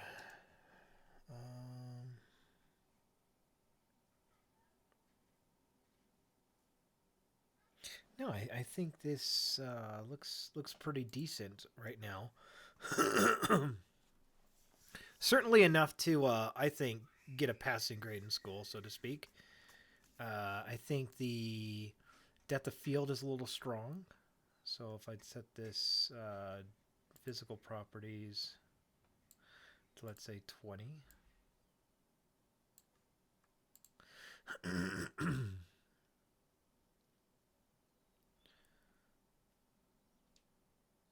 So this is still sharp back here, but this is a little blurry.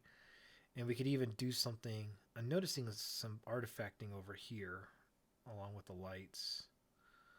But it certainly doesn't feel boring, you know?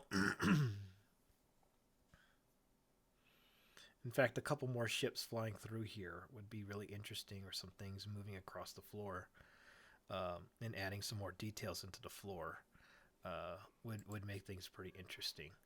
Let me see something with the movie camera. Where's the loop? Loop. Let's play that back.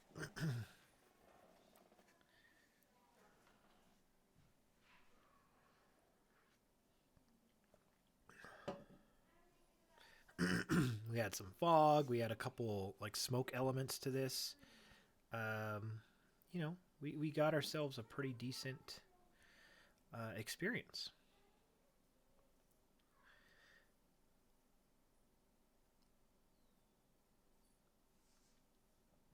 Okay. Well, I feel like I've kind of accomplished the challenge here. I think the challenge more than anything was well, that's kind of cool. See if we can create a sort of Star Wars inspired environment using just file-based assets, and I feel like we were able to pull that off. Um, if I go to my animations, if I select these, oops, I'll just keep these looping. I mean, we could sit. Now we're at the point where we just need to sit and toy around with it and replace some things and adjust things. But like the big stuff, the major stuff, we were able to pull off using GDHQ assets and build something pretty interesting to look at. And I think of course we could play with it more, make it perfect, but considering we put I think 8 hours into this whole thing. Because we're streaming, about 8 hours into this whole thing, we were able to come up with this final project right here. I think that's pretty good. I think we did good. I like the light bouncing off of this particular ship right here as it's coming out.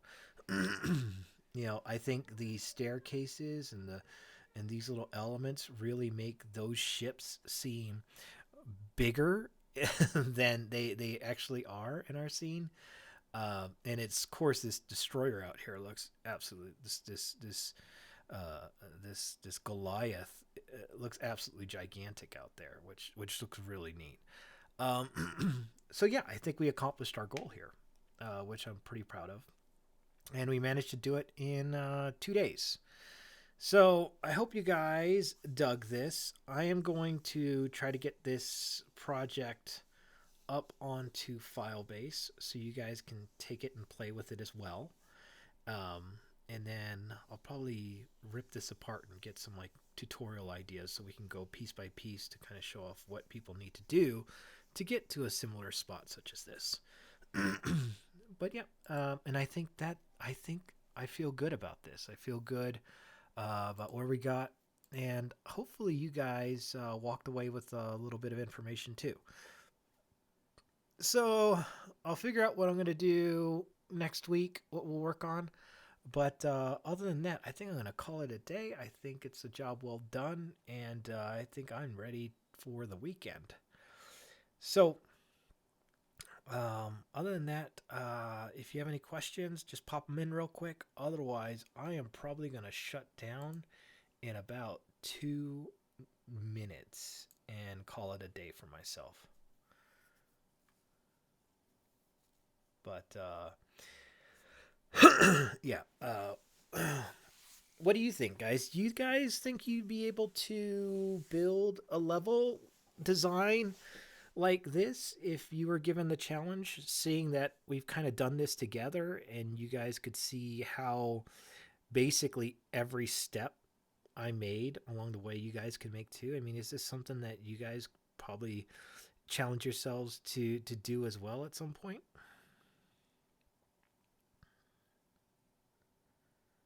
What do you guys think? I'm curious. I mean, I know some of you guys are not artists, but really, if you think about it, we didn't really do any art here. We were just assembling a level and just putting assets into scene, and we're just using reference photos to get those assets.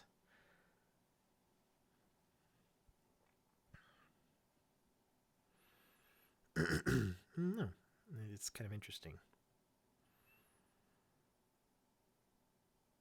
Anyways, I'm going to head on out.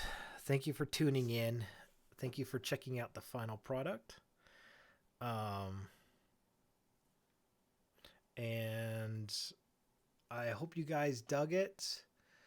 And yeah, I will try to send out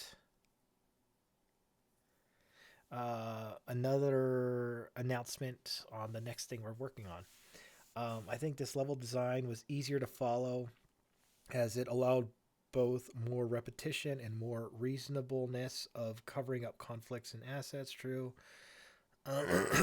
Given every weekend, it might be a bit longer than you, but I may be able to do it. Yeah, I mean, you always fall back on the lighting and stuff like that, but for the most part, I mean, there's no real assets to build or anything like that.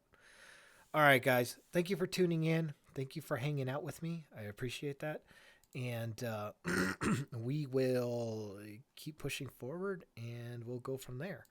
I'll try to catch you guys next week, and I'll send you out an email in what else comes up. All right, guys, you take care. Have a great weekend.